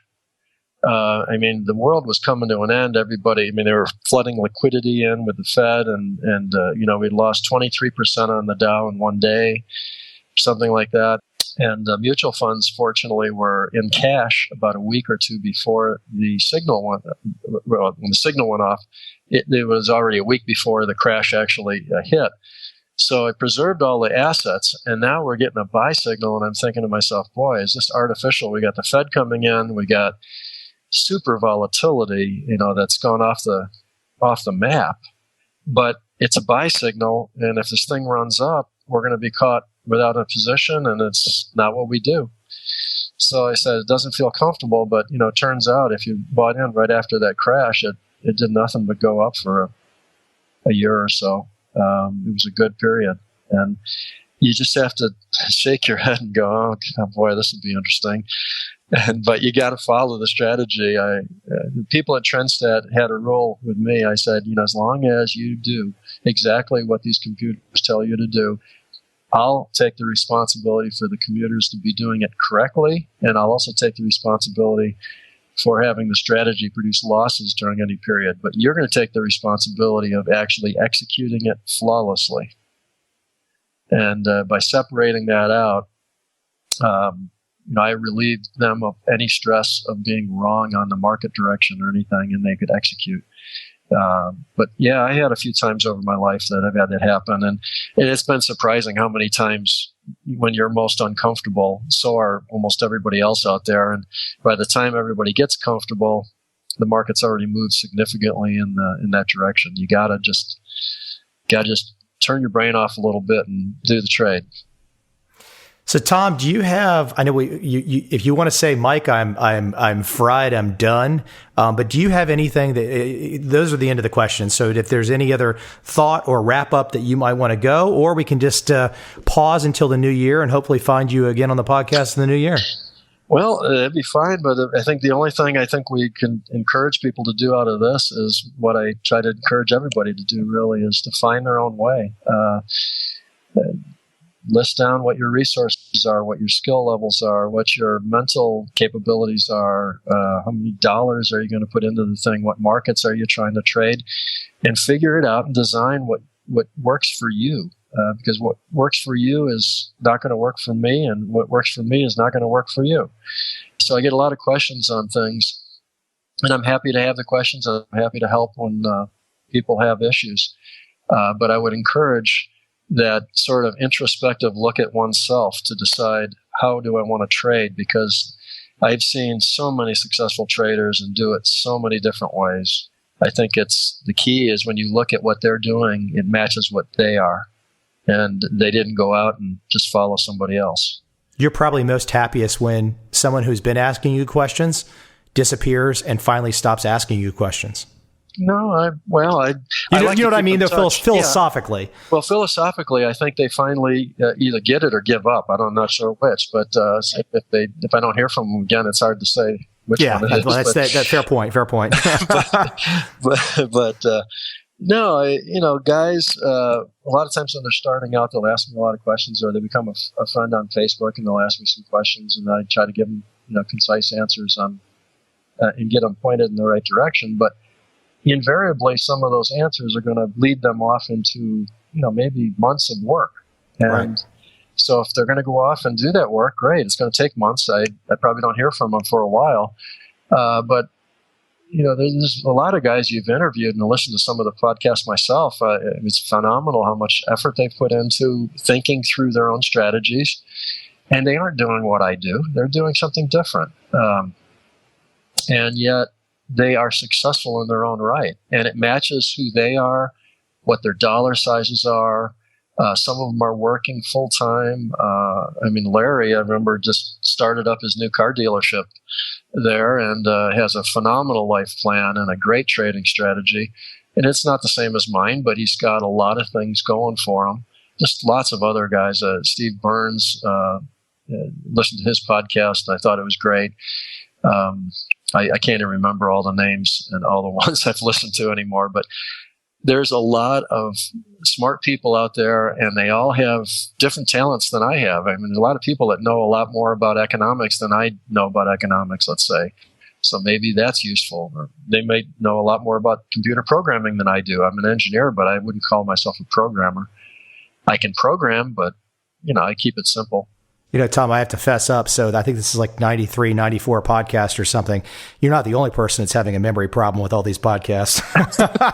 So I can't really admit that, but there is an issue going on here. Congratulations on that, by the way, because I think you've hit a wonderful niche where I think you're exceptional at interviewing. And this little game that we've had where we've had everybody ask the questions, it's just been a blast for me. I hope it's been fun for you too. Yeah, I think we're great. And as long as the person is willing to jump around on topics, because you get kind of far afield sometimes on the next question. Yeah, I don't mind it. If it's useful for someone, all the better. But I think it's a fun way to lay down some recording. And in the digital world, it doesn't cost you that much to put it up there, and it's digitally free to download. And you're helping a lot of people out there, and you obviously have a big fan base. So I'm telling you, it's amazing. These podcasts, this month will probably end up being the largest month, even on a short month, even with Thanksgiving. And I mean, we're just talking hundreds and hundreds of thousands of listens. And a lot of these individual episodes are it's just thousands and thousands of listens. So it's really fun to watch. And I think it's somewhere, I don't know, like 147 countries and territories. I mean, Tom, we're never going to get to that many in our life. So no, I've traveled the world, but I haven't traveled every country, and I don't want to. Well, listen, I'm going to let you run. I appreciate your time today, and we'll get this up later today. Well, it's my pleasure, and good luck to everybody out there. Thanks, Tom. And enjoy the ride. Let me keep that party going. Here is my third podcast episode with Tom Basso.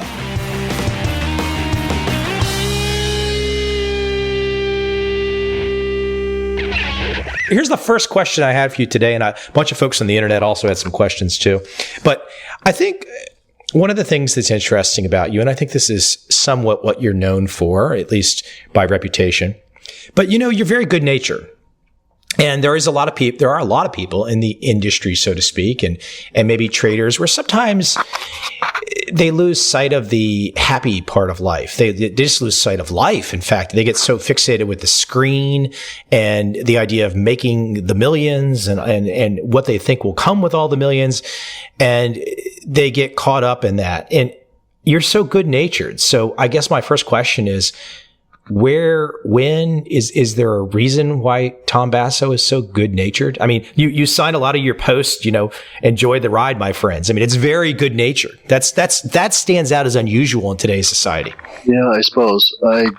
I guess when I was going through high school, I ended up sort of observing my own behavior quite a bit. It was a weird thing where I almost have this second part of my brain that would watch what Tom Basso did every day.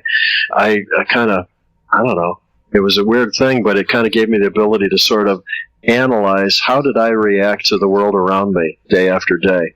And I used to do it pretty much once a day, sort of think through the day and kind of say, did I react well to that situation? Was I overly nervous? Was I overly excited, overly depressed, overly scared, or whatever?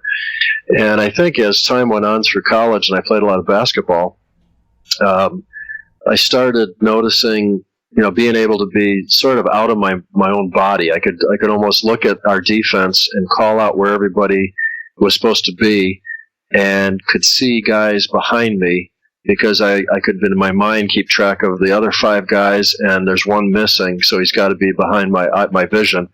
And, that just stuff like that. And as I expanded and I got into the real world, I realized that I sort of took that attitude with life in general. It's sort of like a movie, and I'm just flowing with it. And, trading is one part of my life, but so is hitting golf balls, and so is cooking dinner, and so is eating dinner, and so is watching television, and, being a husband to my wife, and all the other things that go on with life. And I don't know, to make trading your whole world seems a bit shallow to me. There's so much more to life, and it is so short. You get reminded of that as you get older, and I'm 61 now. You start seeing some of your friends pass away, and you start realizing, it's nice to take some time to go to Tahiti, like I was telling you I was making arrangements for this morning.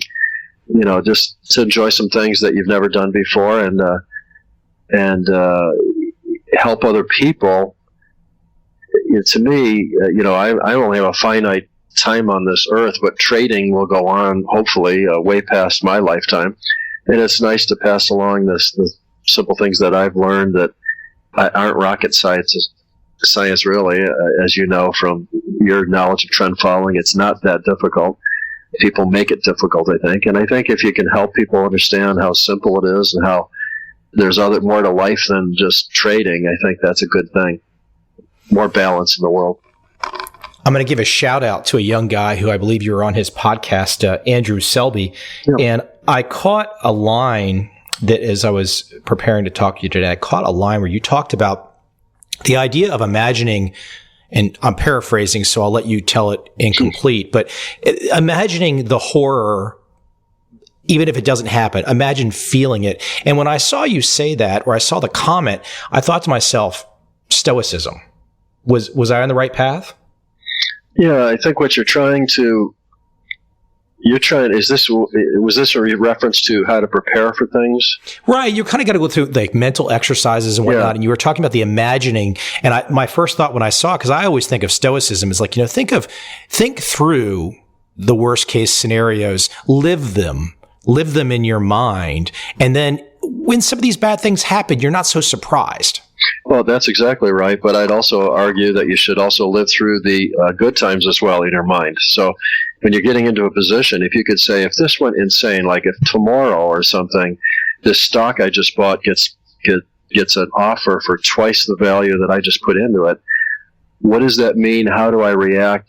Am I overly excited, adrenalized? Do I want to take the profit? Do I want to, or am I just going to follow my strategy and just do what I do? And I think you got to prepare yourself for all sides of it, not just the bad ones, but the good ones too. I think you have to think ahead, go through a lot of different scenarios, and be prepared mentally to deal with them. That's kind of the trend following in the emotional arena as well. Yeah, it really is. It really is.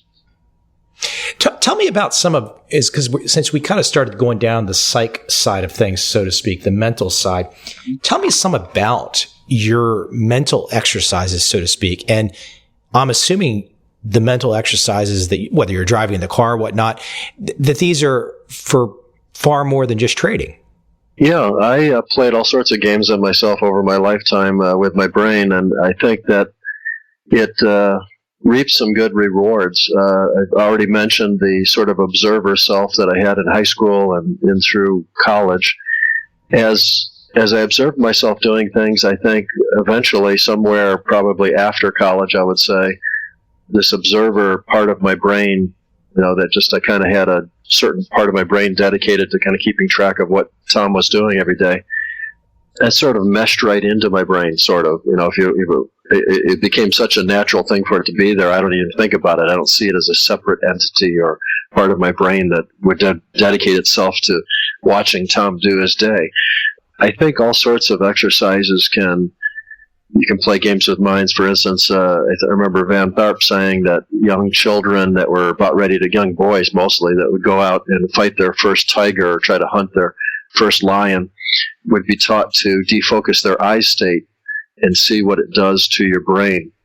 And because it sort of takes away a lot of your fear. And I've tried doing that on the golf course to some success, where you, walking down a fairway, you look at a distant object, but then after you're focusing your eye on the distant object, like the pin, you try to see your peripheral vision clearly as well, so that the whole thing becomes just, this monster view going into your brain.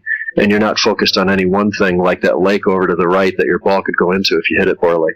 It's just this one big vision, and fear goes away.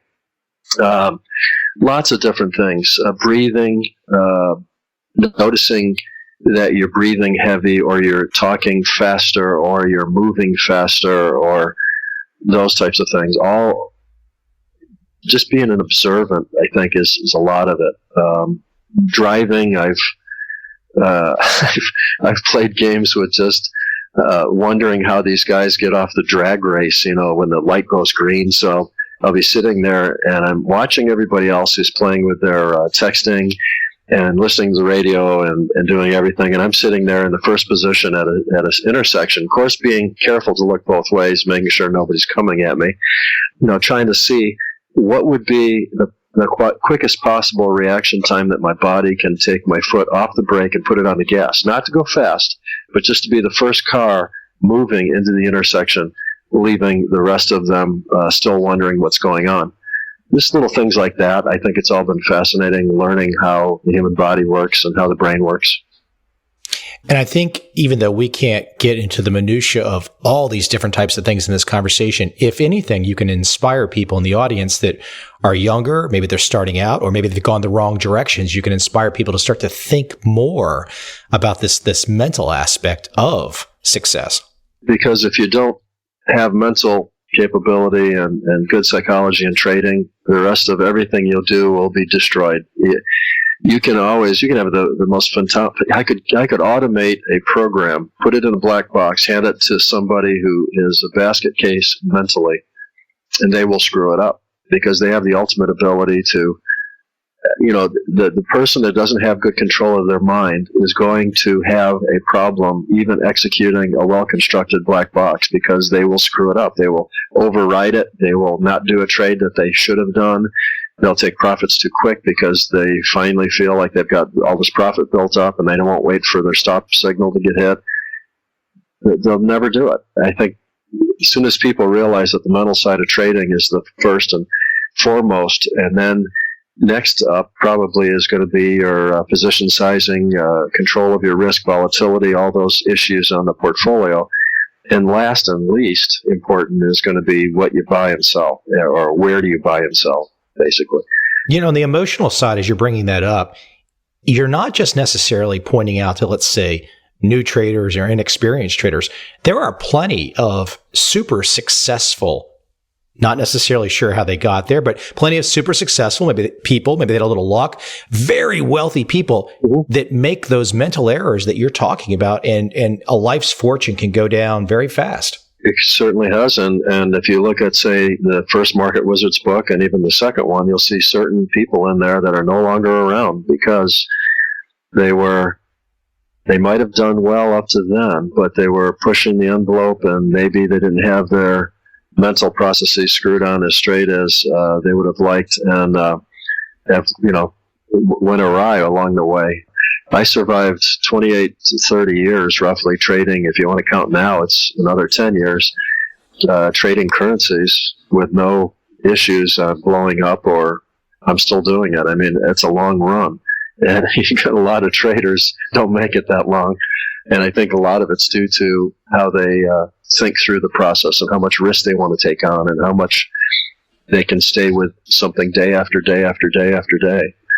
I've always been pretty calm towards the whole thing, and I think that's reflected in some people have accused me of being a little bit on the boring side in terms of trading. I never went for the fancy profits or anything, the big profits.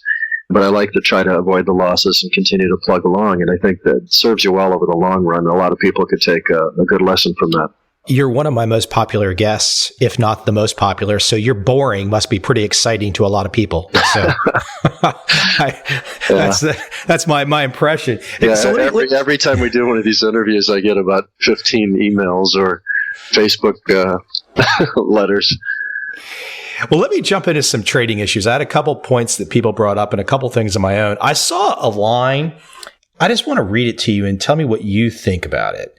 So the quote was this: if you're not afraid of losing small amounts of money, you're almost invincible. Yeah, how does that strike you? It strikes me pretty well because that would allow you to realize on things like trend following, where if you do the statistics on what we did at Trendset back over the years, various buy-sell programs that we would have would range from perhaps 28% reliable all the way up to maybe the top I would ever get would be 40, but more realistically 36, 37% reliable. So it's averaging around 33% or 1/3, let's say. That means every single trade I get into, I've got a 2/3 chance of losing money. So if I take that on mentally and say, okay, I want to make those 2 losses that I statistically know I'm going to get, I've got thousands of data points that tell me that I'm going to get 2 losses for every 1 gain. I might as well take the attitude that I got to limit those 2 losses and be okay with it, because that's just 2 out of 3 that I got to look for. For every 3 trades I do, I'll get a profit. Profit will be bigger than the losses. I make money over the long run. That's what we're doing here, so why would I be concerned over those small losses? And I think once you realize that and accept it and understand why you got to have those 2 losses, then I think you're well on the way to making some good money. I heard one person say one time, a long time ago, trading is sort of like breathing. You gotta, everybody wants to breathe in because you get oxygen, but you have to breathe out also. And that's kind of like the losses. They're both part of the breathing process. You got to have in and out. Yeah, I tell you, as I continue my yoga practice, the breathing it's the core of it all. Well, let me shift into another one. So I did an interview today and someone asked me a question. I'm going to give it back to you. Okay. And they wanted to know why trend following does so well when the black swans hit. And so I was curious as to if somebody asked you that, well, Tom, why does trend following why does it do so well when the black swan events happen, these surprises happen? Well, trend following by its very math is saying let your profits run as far as they want to run and cut your losses short when they don't go your way. The black swan happens, which is a outlier event of major consequence probably that has never happened before, and it's gone like way beyond the realms of anything anybody's ever seen. Trend following at some point is going to pick up the move in that direction. It may be a big gap to get into it. It may have started out months ago as nothing, and then all of a sudden has become in a speculative bubble at this point. Everyone will happen a different way, and I've probably seen them all in my lifetime. But no matter where you do get in, you will get in, and you will ride part of that black swan. And that one trade, and maybe a couple of others, might be the difference between making money that year and losing money that year when you take everything else and add it together, because your small gains are going to offset some of your small losses. But to really make money, you need those kind of real outlier events that really drive, a Japanese yen position, and you're in it for the whole year or year and a half, and the thing has gone up 100% on the face value of the currency, and you're leveraged, and you end up making, hundreds or thousands of percent. That really pays the freight for a whole lot of losses. And that's why trend following makes money. Let's talk about your daily routine and going back a long time. And I caught a post the other day on your Facebook where you were talking about the total amount of time that it took to execute your daily routine. And I want you to actually talk about routine some, because I have a feeling routine is very important in your life, and there's a reason why routine is very important. But I want you to explain the time that it takes for you, but then to also interject. Of course, you have to develop the system, and there's a lot of time behind that. But then once you have your system and your daily execution, why don't I let you run with that and explain what you had posted the other day? Okay, let's talk about the 2 things. First, the thing on time. The other day I posted something, and I think it took me 12 minutes after the markets closed to go through my entire process. And I forget exactly the numbers, but I want to say I moved like 4 stops in the stock area times 4 accounts. I think I moved 1 or 2 futures trades. I can't remember how many. I also checked and moved some stops on my hedge trades. And it all took me 12 minutes. And I did that because I was getting some posts and questions from traders on Well, on how much they need to do and how often do they need to look at the market. And, I was getting the reaction that some of these people were spending their entire day looking at the screen. And I'm thinking to myself, what could I possibly do to waste that much time? And so I thought I was going to try to just go ahead and time myself just to make the point to everybody out there that, sure, if you want to argue about it, I've got 28 years at Trendstat, another 10 years retired, honing my skills. And hold on, that's not even 40 years yet. That's only like 38 years. It's only 38 years. I'm still only 61.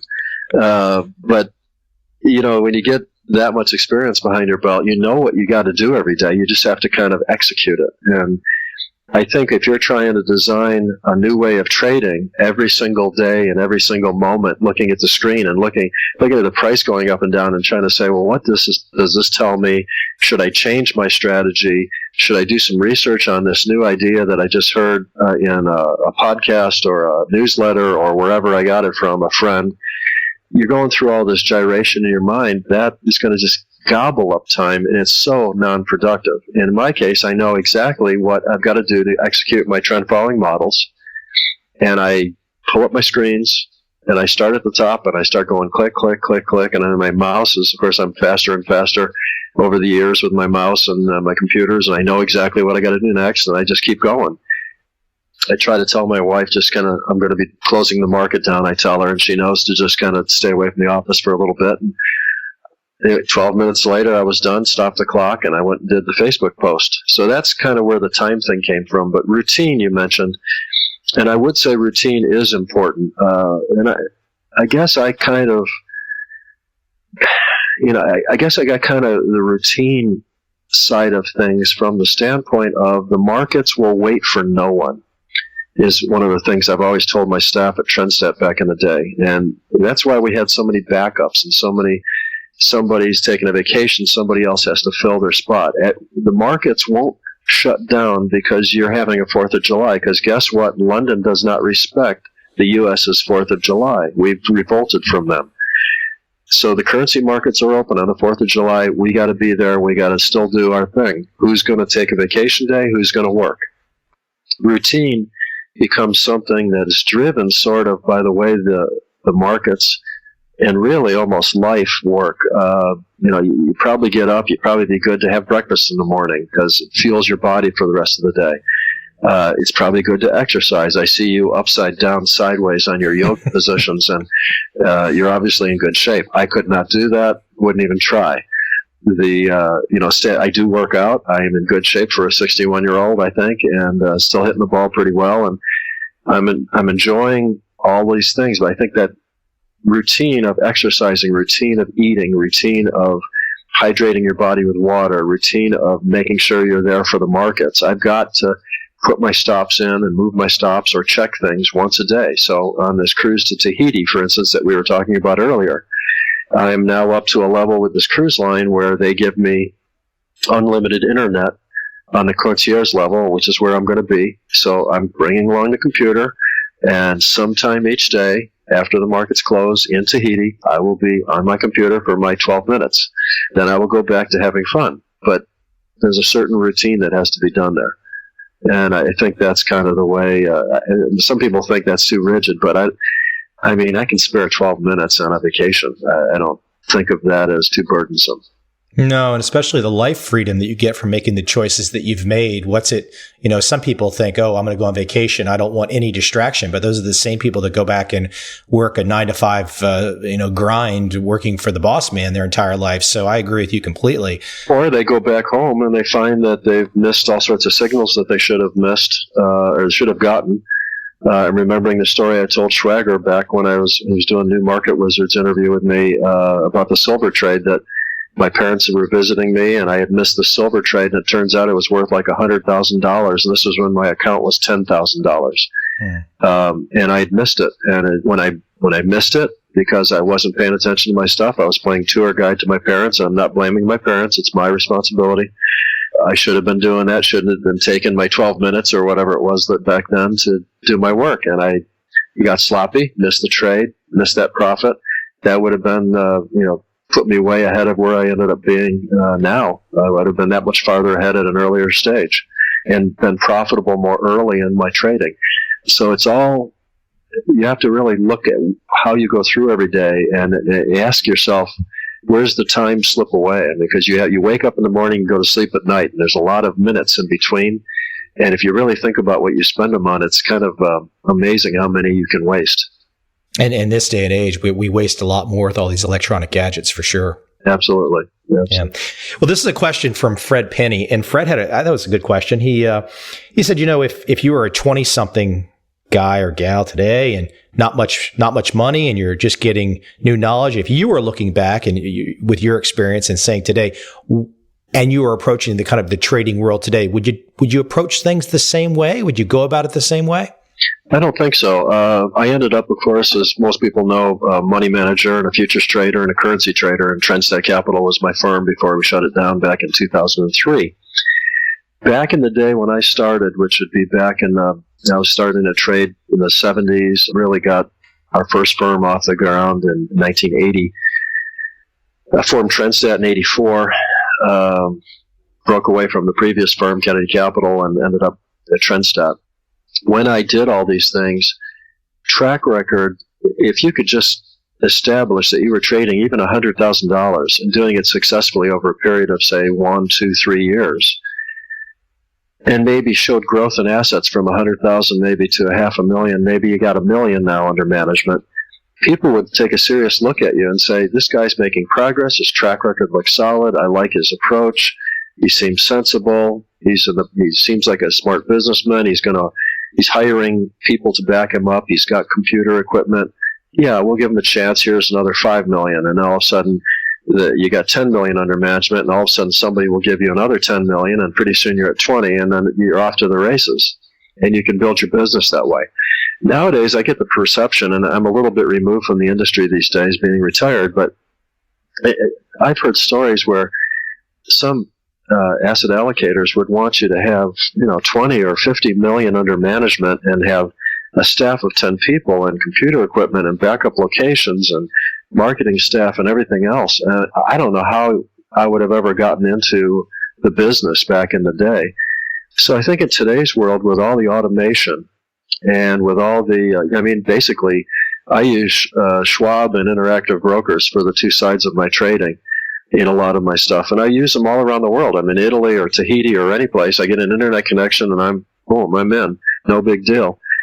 A lot of the charting software and all that stuff, we had to build that at Trendstat in the old days. Nowadays, it's free with your account, and it just keeps getting more and more sophisticated. I'd be inclined to go ahead and work as you said before, a 9-to-5 job of some sort, and perhaps one that had a little bit of flexibility to it so that I could do some trading as I was working the job.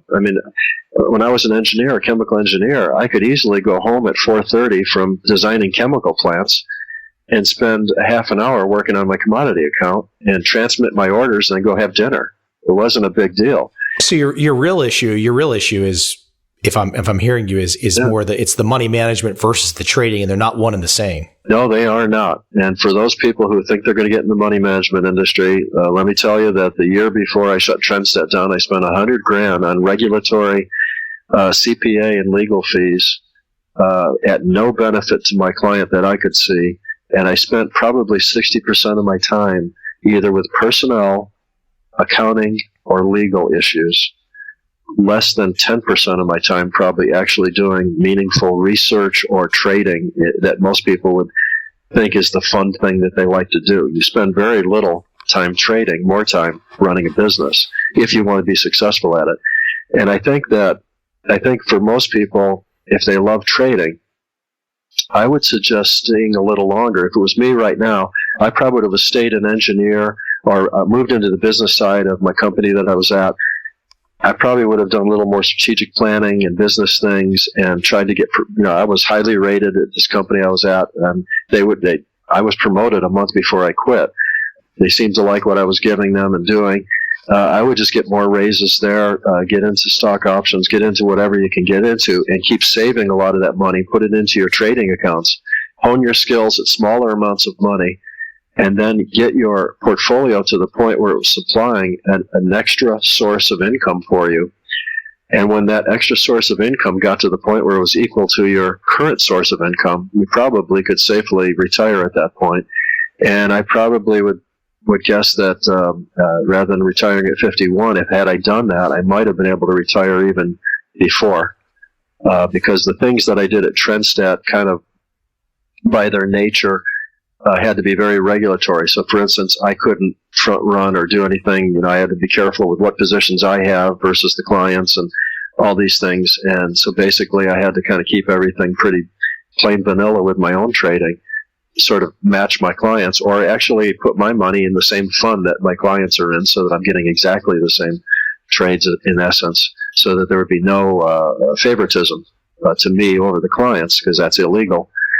And I think without those restrictions, what I'm finding after 10 years in retirement is I can do things that I could never do for clients.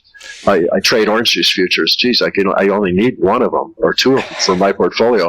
If I had Trendstat with $600 million under management, how am I going to buy orange juice futures?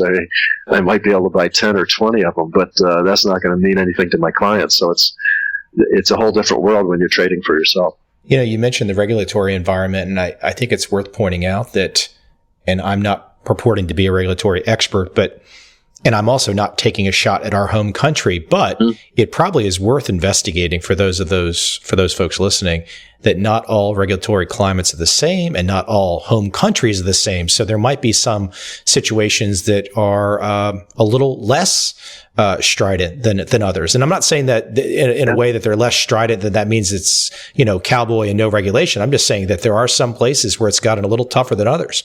Yeah, and there's some places that are easier, some places that are actually worse than the U.S. probably, Sure. in some ways. Very, very ancient thinking in certain things, and some states in the U.S. that are worse than other states.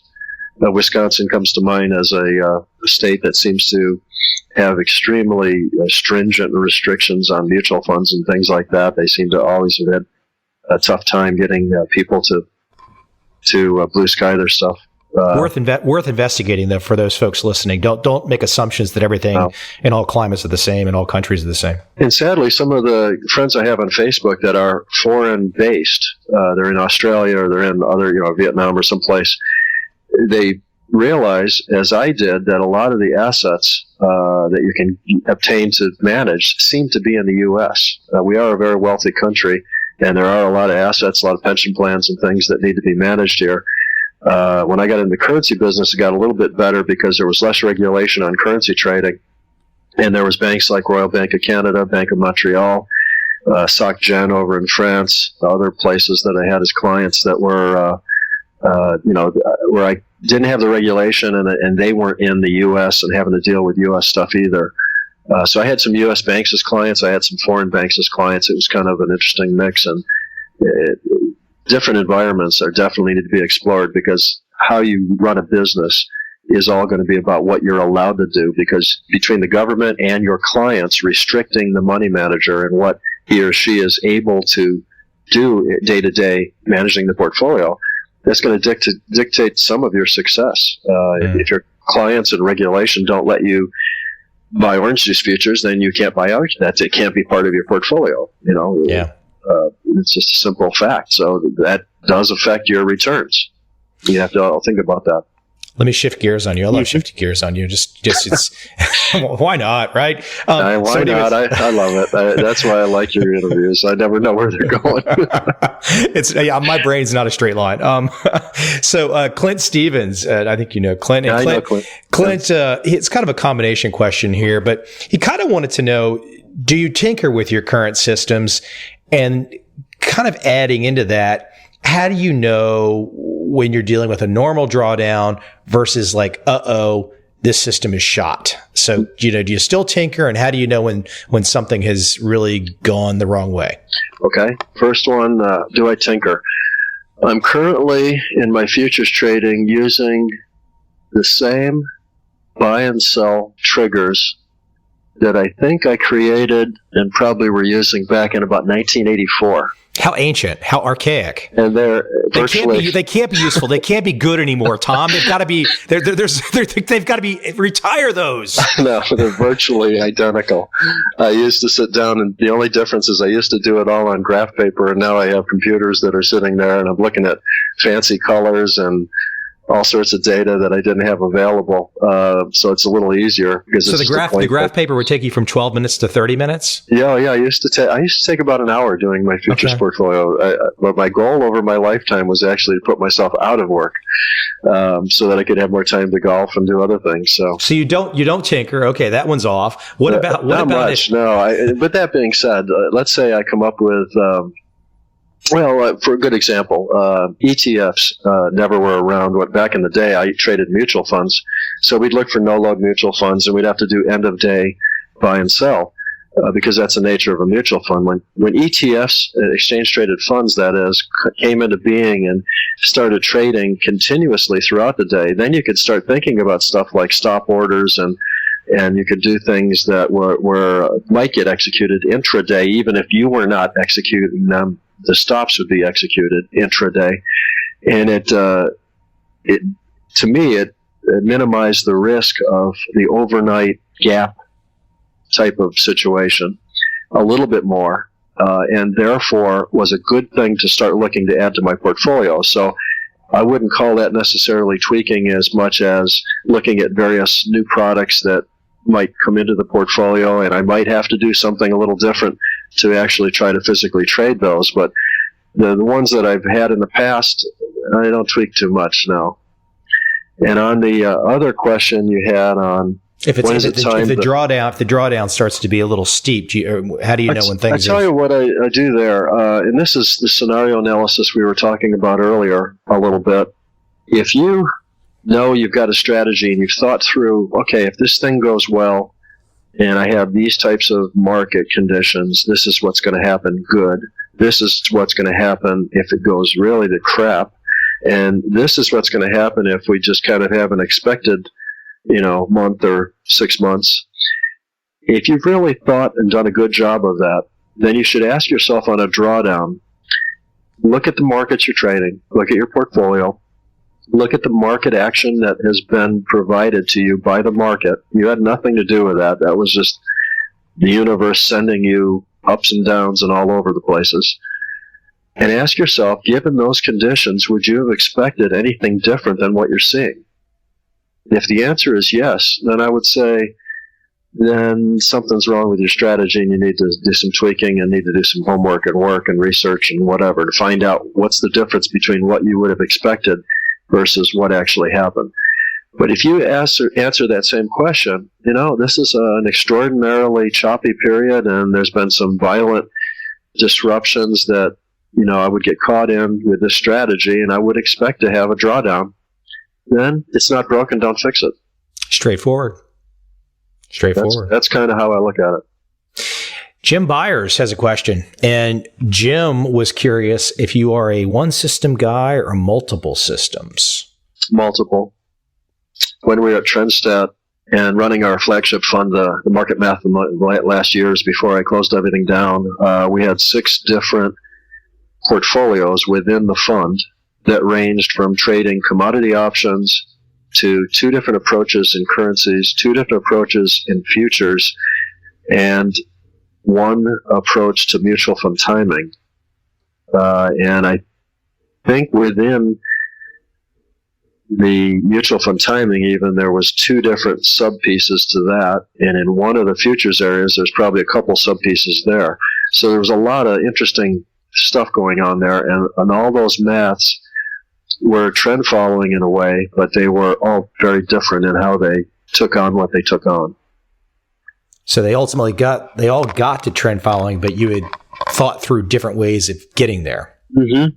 Based on the markets, based on what I was trying to accomplish, based on how much risk that particular portfolio was trying to take on. Some of the strategies we had, particularly the ones that were more 28% reliable, because they're 28% reliable, the maths would say you got to have a bigger gain when you have a gain. The losses could be bigger as well, but you got more losses that you're going to take as a percentage of the total. So you got to have a real big one hit. And so that was one where we slightly added to positions in a conservative way, and when risk would allow, and we would try to really maximize those particular trades each year that came along that were really, really paid the way.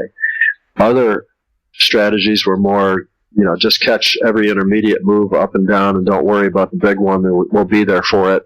If we get whipsawed along the way, so what? The big guy next door will pick up the big gain and not get whipsawed. And so we'd have different kind of personalities to these trading strategies. And some clients would pick and choose and say, I like that, I don't like that. If you got in market math, then it was my decision as to how it was all allocated. And we did a lot of research on that and how much exposure we wanted to each of the strategies. And then we rebalanced that monthly back to the set point, so that kind of the Robin Hood approach of taking from the wealthy strategy and giving it to the poor strategy. So whatever was in a drawdown was being fed, whatever was on a explosive up move and equity was coming in like crazy, we're taking money off of the table. And that stabilized everything and kind of kept us with a nice steady performance. I think you've got some great wisdom and you've got some great perspective, and you've had a very long business career starting as a young man. And so we're in an interesting climate, so to speak, an interesting economic climate. And everybody can hear the political debates, regardless of the side of the fence you're on. The debates are out there. Some folks want more government. Some folks want less government. I know where you fall on the spectrum. We probably have very, very similar views. Mm-hmm. I'm not really looking to kind of go down the blame game and the names game, but I would really just like for you maybe to paint a picture from your perspective, watching markets evolve, watching governments evolve, and especially watching the Fed's involvement. Maybe paint a case for people that don't have your lens, your time horizon lens. Paint a picture for people about how you see what's going on today in terms of, let's just keep it very narrow, Fed action. It seems like to me we're in brave new territory. Are we, or is it just some of the same that we've seen over the decades?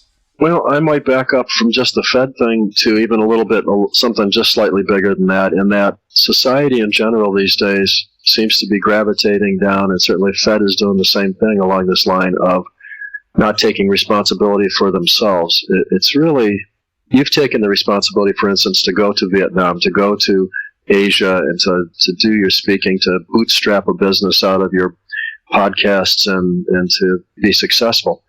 I think that took a lot of work and a lot of courage and a lot of things. And I think the average person, when they're in front of the television every night and they can get a government stipend of some sort, or maybe can get an unemployment benefit and not have to go out and look for a job tomorrow, or if it's kind of cold tomorrow, I think I'll stay in.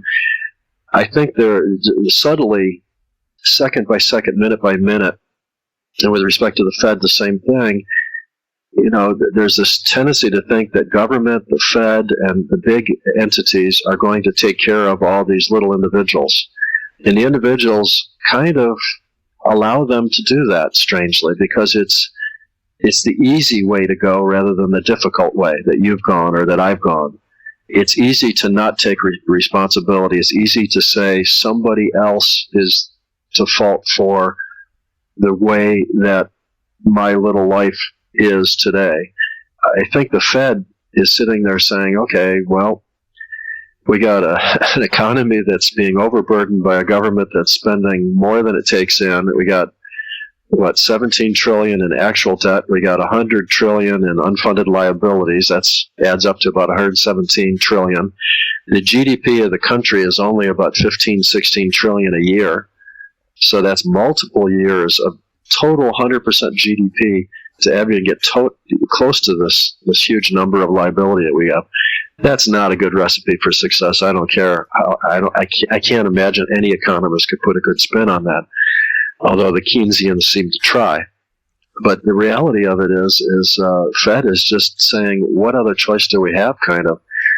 If the stock market were to crash, if commodities start skyrocketing, if we have unabated inflation, or if we have a depression or whatever, it's going to spill over to the entire world. It could get really rough, and then there's going to be riots in the streets, and there's going to be all sorts of problems.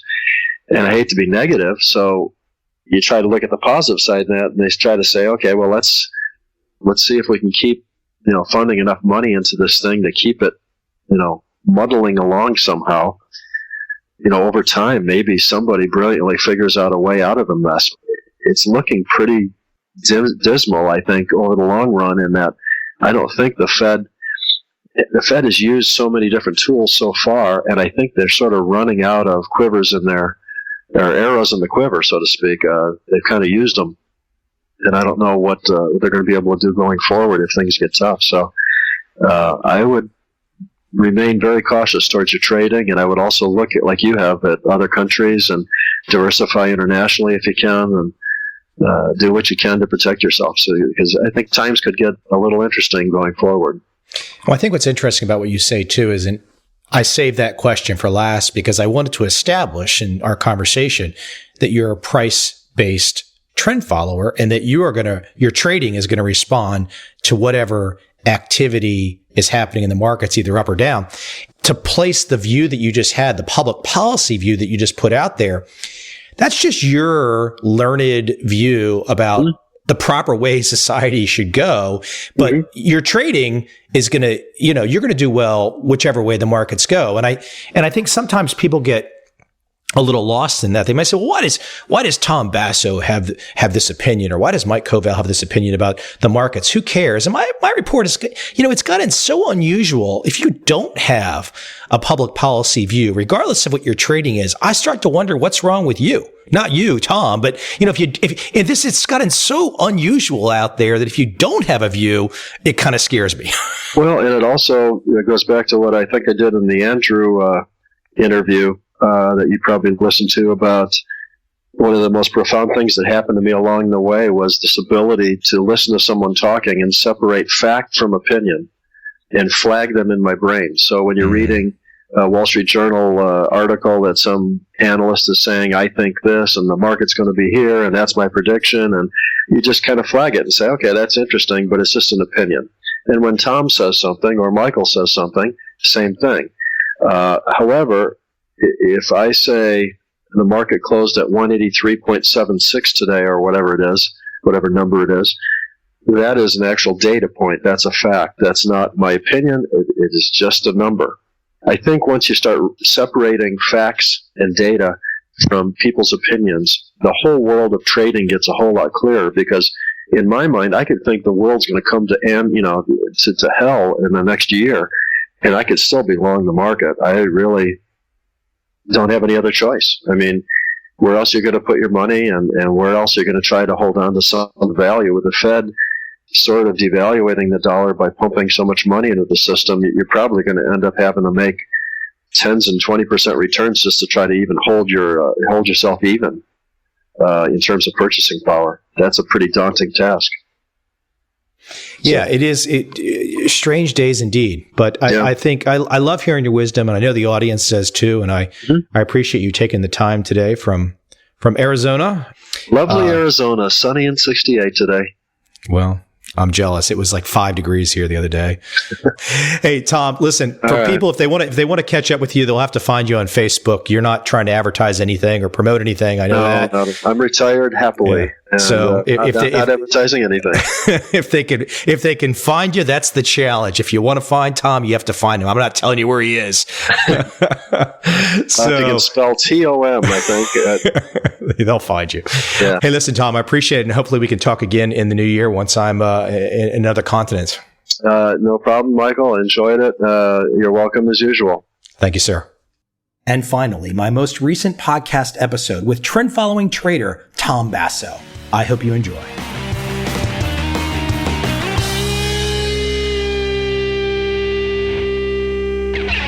How are you? I'm doing fantastic. Just got back from 2 weeks in French Polynesia and very relaxed. I'm taking a break from moving 5 tons of gravel in my yard right now to talk to you, and then I'll go back to that when we're done. The 5 tons of gravel sounds like good exercise, to say the least. That's the way I view it. Yeah. So French Polynesia, I've not been there, even though I've been roughly that same part of the world. But that's probably, I'm guessing, if I looked at a map, that's probably another 10 hours from where I've been in Southeast Asia. About, yes. It's in the southern hemisphere, just off, kind of down by New Zealand area. It's pretty far south. And although very, in their summertime right now, so 80s, humid, probably a lot like Vietnam and some other places in the summer. Could you live in a place like that? Not if I had my choices, but yeah, I could live there if I had to. But I really enjoy Arizona a lot. It has the best of, it seems to me, the mountains and some of the peace and quiet and the beautiful trees. And then it's got the desert down in the valley with Phoenix area where there's a lot of action, lots of concerts and plays and restaurants and things to do.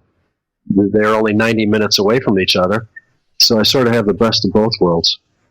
I have to give you and Jack Schwager and Charles Faulkner all a big shout out because my podcast keeps evolving and changing, and I've had a lot of non-trading guests on and some fairly noteworthy. But I think the three of you guys coming on really early and kind of giving me some credibility has really helped to expand things out. So I'm most appreciative for you sticking with me, Tom. I always have fun talking to you. I spend zero time preparing for it, and it's just a hole in my schedule, and it's always fun. Listen, here's where I want to go. I thought there's something fairly topical we could talk about. I don't know how you want to set it up or how we should play with it, but I've seen in the headlines, there's been some hedge funds that have had not the greatest returns this year. And a lot of people are bemoaning the price of oil, which is kind of funny. You would think oil drops, everyone should be happy. But apparently there's so many budgets and programs and social programs tied to high oil around the world. And so a lot of people aren't happy. But hey, this is a zero-sum game. So quite a few people that in our little world are happy that oil has dropped. But I think what's so interesting is how many people, and I haven't tried to Google this, but how many people, 5, 6, 7 months ago, we're talking about a 50% crater in oil. Nobody was predicting this at all. But then there's one trading strategy that seemed to do exceptionally well during this unpredictable run, huh? Yeah, trend following. All you have to do is short it someplace up around 100 or 90 and enjoy the ride. Yeah, but you make it sound so simple. I mean, there's some I saw the head of OPEC and he said, well, all the speculators are doing this. And hold on. At what price are the speculators not involved in oil? They're involved at every single price. The reason the speculators are in there helps to create a price. Without the speculators there and the constant buying and selling, you wouldn't know where the price of oil is from second to second. You might know where it was from maybe day to day or maybe even hour to hour as large companies and large hedgers and things made a transaction, but the market would be very inefficient. It would jump all over the place. With speculators there, you have every second trades going off, and you know exactly where the price of oil is second by second. And Tom, I know you personally don't ponder these things so much because you've been there, done that. You understand it deep in your gut. But when you hear a headline where the head of OPEC is saying that the price is where it should not be, the fundamentals do not support this price, and casts blame at speculators for this particular point of price, explain to the audience just how disingenuous that is. Well, it's disingenuous because the price of anything is where someone will buy and sell it to each other at. If a speculator would be selling it and driving the price down, someone else has to be buying it to make that transaction happen. And for that person to be buying it, that could also be a speculator. So, well, wait a second, how can speculators be driving it down if speculators are on both sides of that trade? Or it could have been a hedger, like let's say Southwest Airlines in the past has come in and bought gas when they thought it was cheap, and maybe they're thinking that now, so maybe the speculator is selling it to Southwest Air, and they're hedging their future fuel costs. All right, fine. Well, then it goes down cheaper. Well, Southwest can buy some more future cheap oil. I don't see, nobody ever complains like OPEC when the prices go skyrocketing up to 100 and something, but the same speculators are there at that point in time as they are right now. It doesn't speculators don't just short the market; they go both ways, and so it's just very. It's for public relations. It's trying to place blame. It's trying to placate their people because Saudi Arabia depends so much, as does Norway and Norway, I think it is. Some of the socialistic type of programs out there in the countries that depend on oil. I think Brazil, to some extent, Venezuela, all countries that are leaning towards liberal socialist types of things and using oil revenues to try to help pay for them. Well, now they don't have those revenues anymore to the level that they used to. So they try to place blame, try to not point the finger at themselves for setting up a budget that was based on the house of cards. But that's the way the world works these days, it seems. Yeah. I just was in Dubai Thursday, Friday, Saturday. And so when you talk about when the price of oil is high, no one complains. Well, I know why they're not complaining, because I just saw what they've been building with that oil money over there. And frankly, it's fabulous. They've done a fabulous job building out a city. I don't know if it's where I'd want to live, but they've done a hell of a job. I've seen the photos on your Facebook page. They're very impressive. Yeah, they've done a hell of a job. Hey, let me jump into something really basic. And since we've talked a bunch of times, the real challenge in speaking with you is because to try not let you get the feeling of being bored. So how do I make sure that I'm giving you something somewhat fresh? Very difficult to do. But listen, let's talk about your stomach lining for a second and just go back and I think this is a good reminder for whether it's the professional out there, the new trader, the new investor, and talk about Tom Basso's stomach lining. And if you don't mind, also the rush and the devastation. We can have this emotional rush. Oh my gosh, I'm making so much money and I'm losing money, the devastation. But talk about your own stomach lining, Tom. Let's just talk about that lining. Well, first of all, my stomach lining seems to be doing just fine as far as I can tell. I have never had any ulcers or anything else, knock on wood, I guess. In my early trading years, which was well reported in Schwager's New Market Wizards chapter on me, there were some silver trades that went all over the place. That really was catching my attention almost hour by hour. It was during the hunt, cornering the silver market type episode there, and that was more excitement than I really needed. And I tried to analyze why was I so uncomfortable, and how do I stay true to trend following while at the same time dealing with the issue that I've got a position that I want to let my profits run, cut my losses short. But the position that I have now is moving all over the place by tens of thousands a day on an account that just a few months ago was maybe 50,000 or 100,000 or something like that. Now it's worth 400,000 or 500,000, and it's moving up and down tens of thousands a day. That kind of opens your eye a lot, and I realized out of that there's no reason you can't stay true to trend following and stay with the position. You just need to manage the position size. So all I did was figure out ways to volatility adjust and to risk adjust my positions ongoing throughout the trade so that things would become fairly tame and the stomach lining would be kept very intact. There was nothing to get excited about because one day was roughly the same as every other day. And that's what I learned out of the early trading mistakes and situations where it really would have gotten to my stomach lining over my lifetime. And once we got to trend stat days, we just automated a lot of that to the point where it just happened automatically. And the only thing that would affect my stomach lining at that point would be a power outage, or the internet lines go down, or the program's not working properly or something like that. But certainly wasn't the markets anymore. I've seen in many interviews that you've had, and going back to our conversations, you've talked about how you would mentally rehearse catastrophic events. And I guess if you've got a position on and it's the wrong kind of position, if you're long and you don't adjust and oil drops 50%, that's a catastrophic event. And I saw a great comment from Van Tharp, and he talked about that he got a phone call from you once, and you said that you had a disaster the prior day and you couldn't answer the phone. You couldn't talk to Van, but basically you said it was a planned disaster. So you've been thinking about, even a young man, is like, how do I plan for catastrophic events? How do I plan for the unexpected? Because it's going to happen.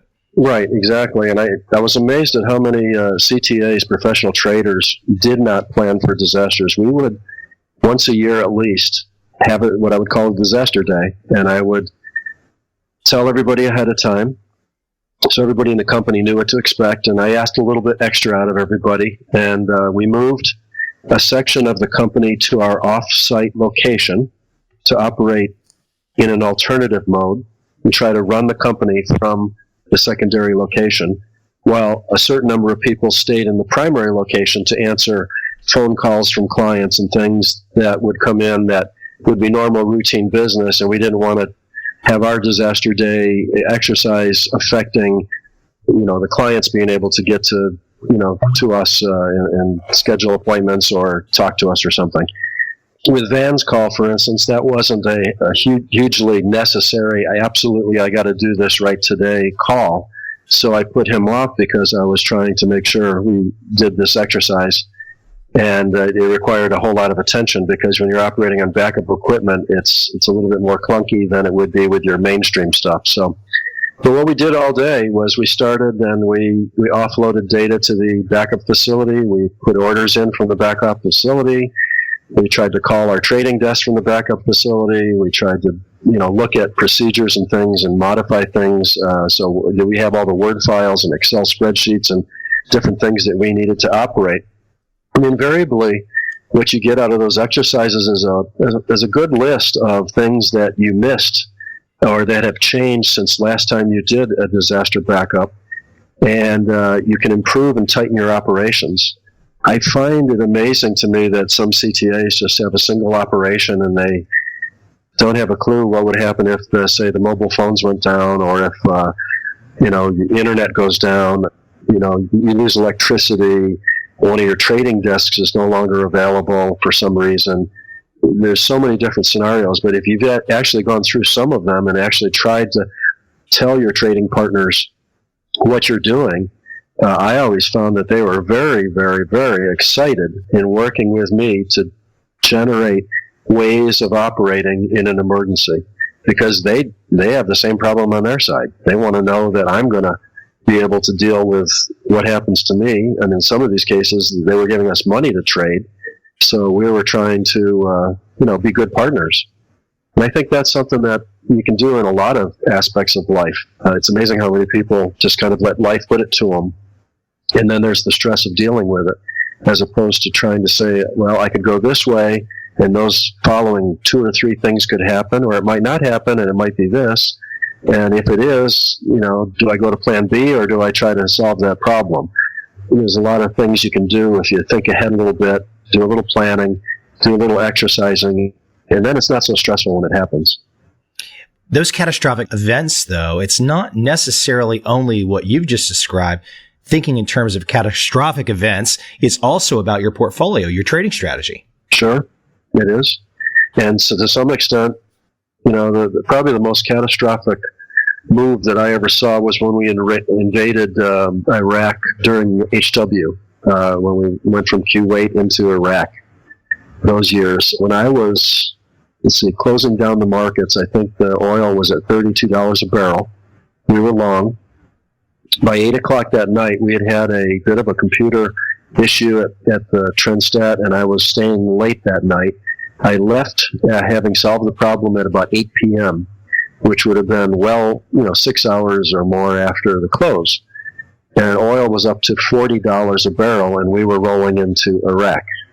So I thought, this ought to be pretty nice. And I go to sleep, and I come in the next day, and oil is at $22 a barrel, and we're stopped out and take a chunk of a loss. I think we lost in all the portfolios about 5 or 6% of the whole portfolio that day, which was to that day and to this day the largest single day loss that I saw in trading the futures markets. So and we made it back, and we were at new highs a month or 2 later, 3 months later. It wasn't any big deal, but it was wow, 6% in one day. That's interesting. It wasn't something that was unusual, because we saw what the markets did. It was a bad day, but you can recover from a 6% loss. It's not going to hurt you. And we had managed that position properly. It had gotten very volatile, so we were down to minimum size positions. When it got down to 22, a lot of accounts couldn't even own a position. because the volatility was too great. So we would keep them out of the position altogether. Life was good, and we, like I said, came back to new highs shortly thereafter. It sounds so simple, but I think for most people, that simple story can go right over their head. And the big picture point there is that you're saying, hey, look, we've got to have chips to play the game. Our egos are not so big that we know what's going to happen next. So if the market's not going our way, let's take our losses, get out, and come back to play another day. Exactly right. That's all it is. It's how do you get to your next 1,000 or 2,000 or 10,000 trades? It's all a matter of statistics.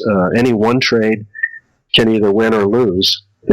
Over time, I usually figured that we were around 33% profitable and about 67% of the time unprofitable on trades. And of course, the winners were worth a lot more than the losers were, so it worked out. But yeah, you got to come back and do those next 2,000 so that you can get the 33% that are profitable and have to deal with the 67 that aren't.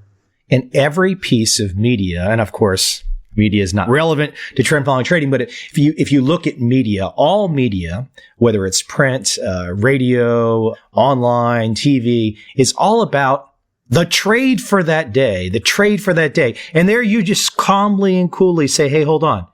I don't care about one trade. I care about 1,000 trades into the future. That's what I want to be focused on. Something that Van Tharp had said a long time ago, and I remember it so well, is a good day for a trader is following your strategy. In other words, trying to get to those next 1,000 trades and just doing what you do over and over again. It's not whether you made money or lost money today. It's whether you followed your strategy today and put on that next set of trades that you're supposed to have put on according to your strategy. And when you get into that mode, then trading gets a little less exciting, your stomach lining feels a lot better, and you'll have more success. You've spent a lot of time in the last couple of years. I think anyone that's been online has seen this, is that you quite enjoy interacting with people, and you're on Twitter and you're on Facebook, and you weren't doing this a couple of years ago, but now you do. And I know you've given a lot of interviews and you've stayed connected with people and you clearly really enjoy it. Mm-hmm. I do think, though, what's interesting is that you have a definite political opinion. And I'm not necessarily curious about the political opinion. I know what it is, and I share a lot of those beliefs. But I think for some people, they could see the political opinions and get confused. They could say, well, Tom's got this strong opinion, and they could somehow or another think your trading is living and breathing with your political opinion, and it's not. Oh, not at all. My political opinion is that, I think just like trading, where traders have to take self-responsibility to be successful. If you're blaming the guys on the floor for screwing you on the trade, or if you're blaming your broker for giving you the wrong advice or whatever, you're going to fail. You got to take self-responsibility. You have to be responsible for you pulling the trigger on something. And I think that's what I fail to see a lot throughout political life as well. There's a lot of finger pointing all the time. Something happens and so-and-so is blaming Congress, and so Congress is blaming the president, and everybody's blaming everybody else. And I think they're not looking to themselves and saying, what could they have done, each of these parties involved, to make that not happen or happen better or whatever. And I think trading's the same way. And so I view a lot of my political views come from that same bent, but it's certainly not. It doesn't have anything to do with my trading. My trading is just purely mathematical, and if the direction's up, I want to be long. If it's down, I want to be short. It's not any more complicated than that. I've had some traders on here this fall, current CTAs running multi-billion-dollar funds, really interesting people to talk to, and I'll get feedback. And they'll come on the show and they'll say, hey, we're price driven. We're 100% systematic. This is what we do.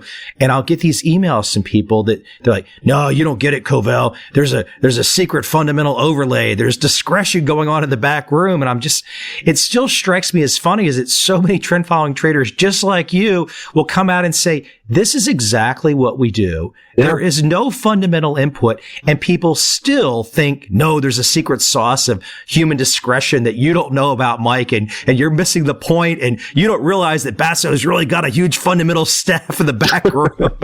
I don't have time. I got to move the 5 tons of gravel this afternoon. No, I think it comes down to people love to have complicated things. A lot of traders, when they start out, what do? They go get Covel's book. You get, Schwager's stuff. You get all sorts. You read. You get a lot of opinions about all sorts of different ways of trading, fundamental and technical, and there's a pattern in the universe type stuff like Elliott Wave and Fibonacci and all that stuff. And you just, the poor trader starting out just looks at all this and just can't figure out what to do next. And the human mind wants to make something as important as making money in the markets a very complicated thing. Like, Tom's been around for a lot of years, so that's why he's so experienced and that's why he's successful. But the reality of it is, simple things work the best. Schwager had a way of saying it, it was degrees of freedom. In other words, the more things you add to a strategy, you start out with a simple moving average, then you say, I'll only do the buy signal in the moving average if the moon is in the right phase. And then you add on that you got to have it only on the open and not any other time during the day, and it's got to meet those criteria. And you start adding filter after filter after filter, and pretty soon you won't do a trade. You'll sit there and look at all this stuff, and you'll first of all be confused because you won't be able to process all that information in your poor brain, and then you'll miss out on trades because you just can't function. There's so much complicated nature. So you sit there and watch the markets and wish that you could trade, and make some money. And really, simple things are very robust. There's very little about them that can fail because it's so simple. There's not anything but price. Price feeds your profits and it feeds your losses. So if you stay to price with all your strategies, you are strategizing on that variable that feeds directly, one-to-one, your profits and losses. So you never get out of sync. If you're over there looking at interest rates and trying to predict stock market indices, you've got two different variables going on there. The interest rates may agree with the stock market. They may not agree with the stock market. You could get caught sideways someplace.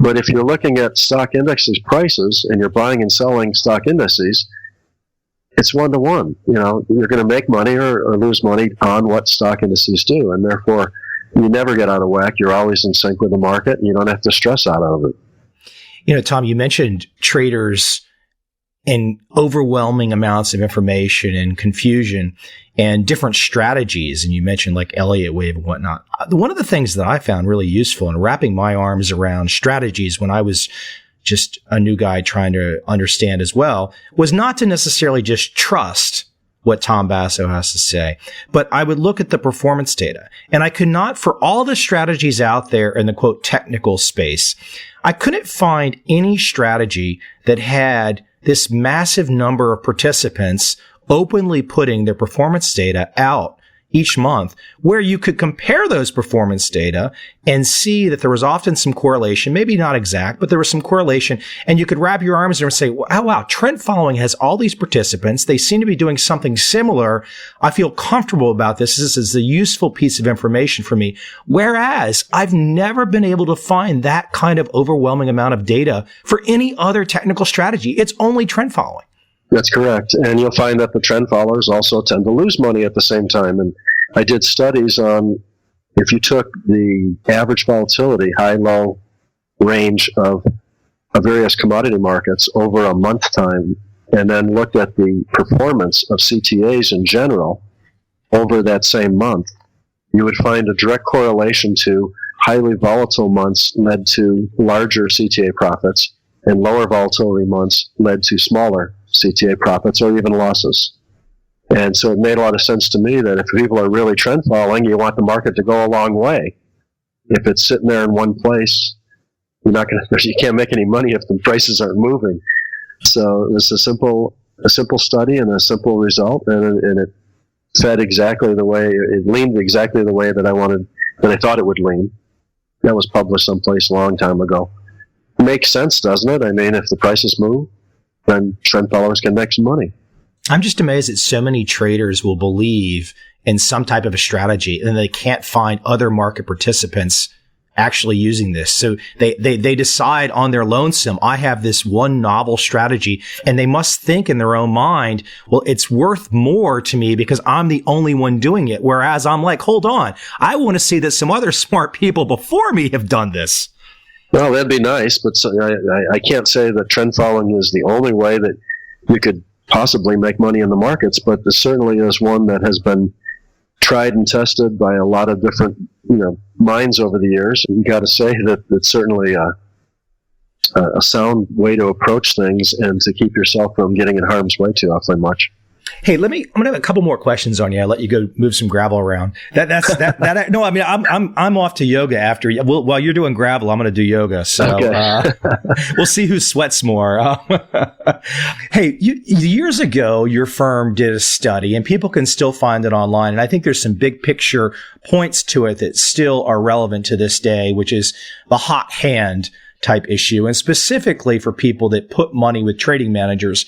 And they often want to put the money with the manager, and specifically, let's talk about trend following traders, but they want to put the money with the manager when they've had this great run. And it's the human condition, behavioral economics, behavioral finance. Now I want to give the money. Whereas I think in your study, why don't you explain what you found out?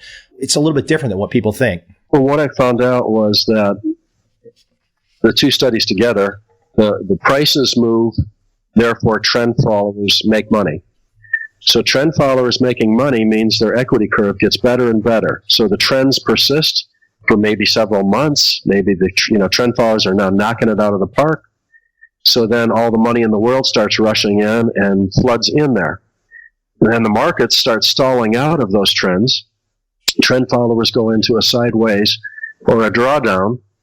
Then at the bottom of the drawdown, at the pit of the trough of the equity curve, at the low of the drawdown, the markets are now going sideways and are about to break out up or down or whatever, but they're just building pressure, waiting for it to explode, and that's when people are pulling money out, just before the next big surge. And so what I found is that when you took the dollar-weighted return, which is the actual returns that the CTAs would have provided had you just put your money with them and left it alone, versus the time-weighted return. I got that wrong. The time-weighted return was what the CTAs would do if you just left it alone. The dollar-weighted return takes into account clients giving the CTAs money at certain times and taking it out at other times. The time-weighted return, which is the CTA's actual returns by their strategy, were always better than the dollar-weighted returns of what the clients did in terms of coming in and going out. So clients were actually hurting their performance across the entire industry. And I forget whether it was 100% of the cases or some very high percent. It was at least 75%. I can't remember the exact study results now, but it was a huge, overwhelming preponderance, and certainly averaged over the whole industry. It was definitely hurting to have clients put their money in or take money out. They were hurting themselves.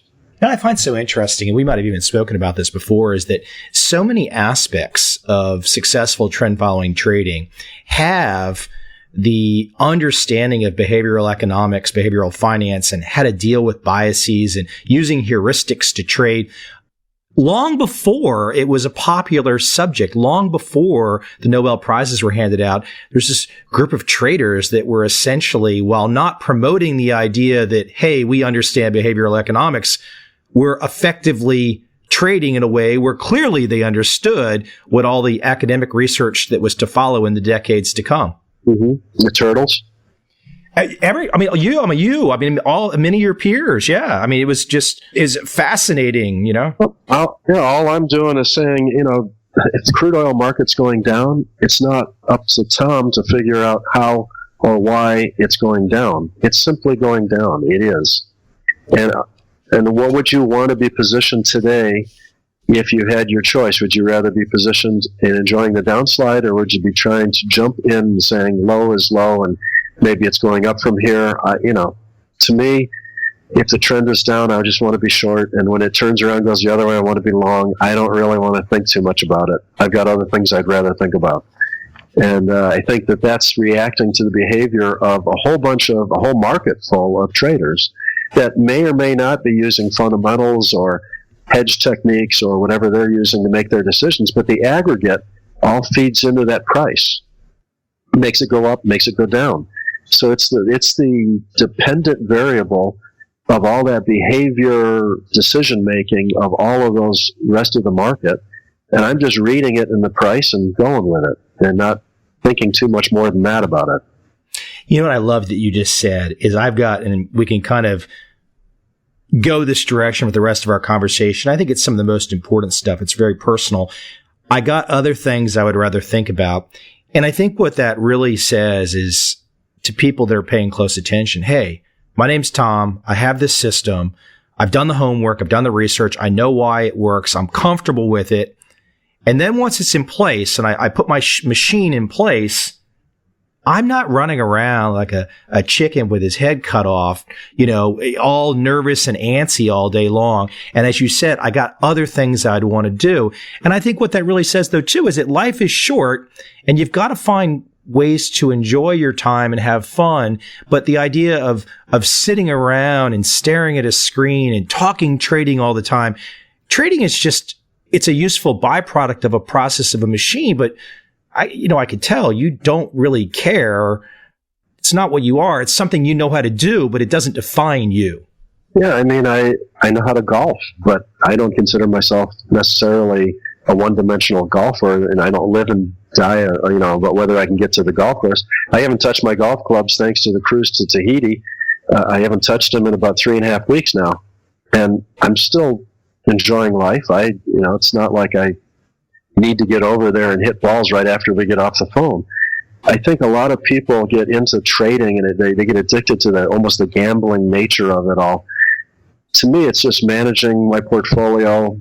The less time I can take to do it, the more time I have to move gravel or talk to you or prune my backyard or, go hit golf balls. There's lots of things, or take a cruise to Tahiti. A lot of people won't take vacations because they're afraid they're going to miss something in the markets. I just take along my computer and I go do about 10, 20 minutes a day on the ship's satellite internet, and I'm done. That's not too burdensome.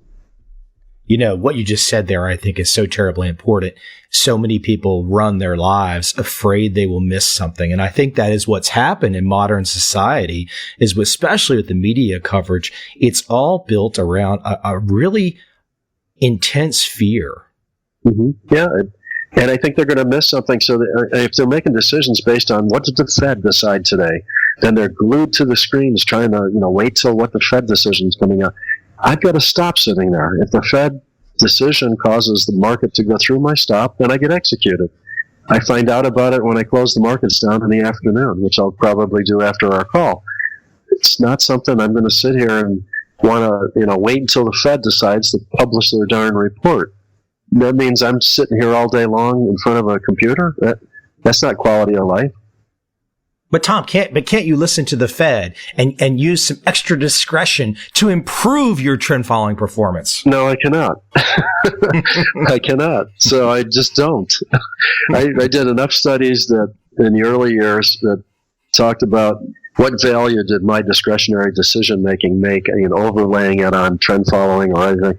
And I became clearly convinced that I was not adding any value. So then, therefore, why? I just fired myself, basically. I love it. I love it.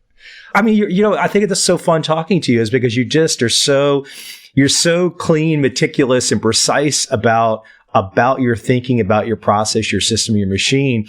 And I just know some people will listen and they're just going to go, oh, Tom doesn't know that we can improve what he's doing. It can get better. Almost like the $6 Million Man. We get better, faster, stronger.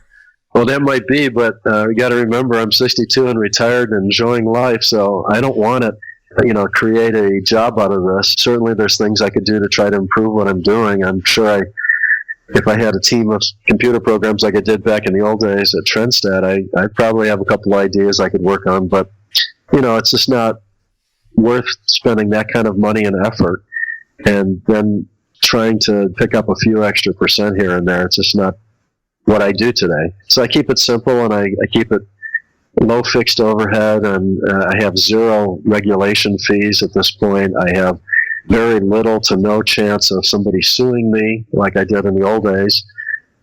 You end up with a low liability, easy to run retirement type of investment strategy, and that fits my situation and my dollars and my expertise level. And that's what every trader should always get to, is examine themselves and their capital and their expertise. Design the strategy around those things, not around what Tom Bassa does or Michael Covel does or anybody else. Everybody out there needs to do what they need to do for themselves. That's what creates the success, because then they can do it over and over again with ease. If you're trying to copy somebody else, you're not going to ever be at ease with that. You're always going to be trying to compare yourself to that person, or try to do things that are not in your expertise levels, or maybe you don't have enough capital for, or who knows. But if you design what you're doing for yourself, then that's where success lies. We kind of talked about this last time a little. I get emails from young people all the time, and they want advice on where can I go to get hired in the CTA space, the trend following space? Who will hire me? What insight can you give me? And I think stories like the turtle story, for example, has really created. And now that since the story is so well known, people think, well, this is going to be, I can recreate this. I can replicate this. If I can just get my toe in the door. Whereas I think you have some different perspectives about the managed money space today. Why don't you talk about that and maybe offer some advice to a young person today that wants to trade, and maybe give an alternate view on ways to go about it versus the ways that people have seen in the last 20, 30, 40 years. Maybe you might have a point that things have changed from your perspective, and maybe there's another way to go about it. Because clearly, if you took today's world and you took Tom, personally me, I could not do today what I ended up doing back in the 70s and 80s, starting up Trendstat and becoming successful doing all that. I don't think that would be a reasonable path to success in today's world. There's too many billion-dollar money managers with extensive staffs. I have no idea what their criteria is to hire somebody, but I would dare say it'd be hard to get on with a lot of those folks, I imagine. And I think because of the regulation increasing, the cost of doing business increasing in the CTA space, an easier approach to learning how to trade is to probably become your own trader and continue to work very hard at whatever it is that you did before trading, your main job, so to speak. I was a chemical engineer in the old days, so work hard at chemical engineering, let's say. Save as much money as you can. Keep building your portfolio bigger and bigger, and keep building your expertise in trading bigger and bigger. At some point, you'll be making enough money to look at your trading success and say, I'm making as much money off of trading as I am being a chemical engineer. Maybe I don't need to be a chemical engineer anymore. And then you transition, and then you're where I am right now, trading full-time. I think the CTA space has gotten to be very difficult to break into, and I'm really at a loss at this point, partly because I've been out of the business for 11 years, but also just because I can't quite see my way clear of how would you go about doing that. You definitely would need capital infusions or partners that would be able to bring in sizable amounts of assets to trade, be able to finance a staff of 5 or 10 at least, lots of, the phone systems, the computers, the regulatory environment, all the prospectuses. And some of those prospectuses, you can blow $50,000, $100,000 really quickly with legal expense. So audits, CPA fees, it's getting to be a pretty tough game to just break into for a little guy operating out of the garage. But that doesn't take away from the fact that if you want to trade your money or friends and family or something to that effect, that opportunity is wide open. You're not saying trading is tougher to break into. You're saying what we've all read about, the managed money is tougher. The managed money is very tough today, and the business of being a CTA is tough. Trading your own money is free of regulation. It's very low overhead. The commissions now, where in the old days, being a manager, you could negotiate your commissions, and the retail public had to pay a higher brokerage fee. Now everybody pays low brokerage fees. So there's almost no cost to trading these days. And you really can, as a small operator, do things that the big guys almost can't do. I never used to trade orange juice a whole lot when I was at Trinidad, but I trade it now because I can. I'm small. I'm a small dollar size compared to what I used to be, so I don't have to worry about it. I can go into markets that I didn't go into before very much. And so I think you have to examine as an individual trader, do you want to go and work at a CTA because you're trying to pick up expertise? Well, what if their expertise is bad? Maybe, I remember in the day, John Henry was one of the big guys. Say you got a job at John Henry. Well, he was going up and down with 40% drawdowns. Yeah, he traded billions of dollars. I don't think what he was doing made a super amount of sense to me. I thought it was probably always going to lead to very large drawdowns and run-ups because he was more leveraged. And maybe if you go work for somebody like that, he's teaching you that type of stuff. You're learning bad habits, maybe. So it's not a panacea to go to work for somebody else and learn what they're doing. I think it's better for you to learn how to do it on your own and trade your own stuff successfully, and then you're right where you need to be. You just need to try to find ways of getting more capital to trade, and that means working harder, taking a second job, getting maybe a degree to get a promotion, getting that next rung up on the ladder in the corporate world so that you can have more money to put away. Tom, great wisdom.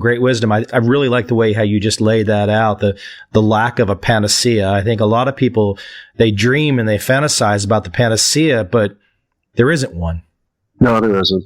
Becoming a trader to get to where I am right now, where I'm trading my own account, living off of it, that is something that is difficult enough to get to no matter where you're starting from. Unless you're starting from like a major inheritance, you've got all the money in the world, that would be an easier time transitioning. But if you're starting from where I started as a guy out of college with a $4,000 student loan and a chemical engineering job and zero net worth, or negative net worth actually, I think you have to realize that it's a tough road no matter which way you go.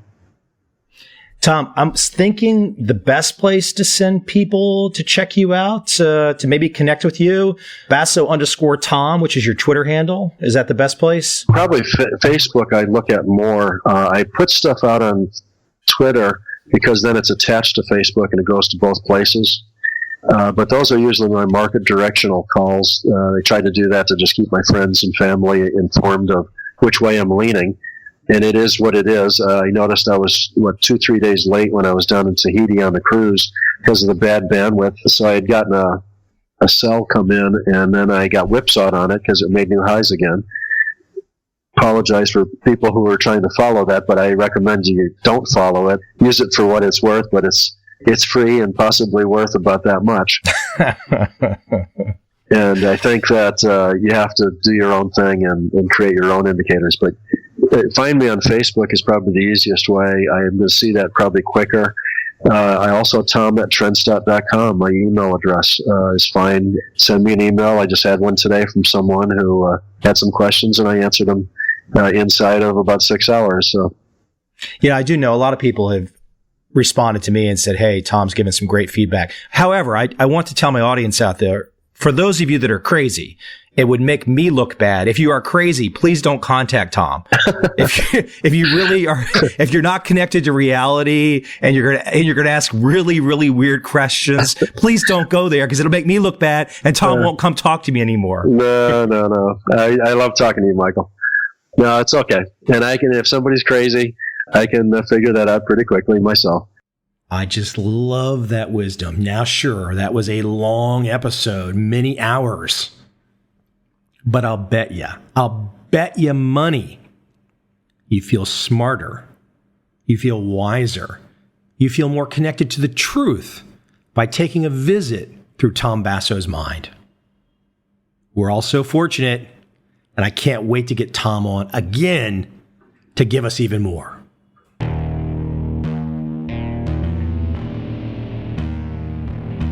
I see a time when those awake will understand how to make money in up, down, and surprise markets. Whether new trader or experienced, college student or financial advisor, protecting against a crash or just trying to make a lot of money, trend following offers everyone an answer in uncertain times. To get started immediately, send me an email, michael@covel.com. I will send you the right trend following steps to take along with my free video. But if you want to buy and hold, trust the government and trust Wall Street, this is absolutely not for you.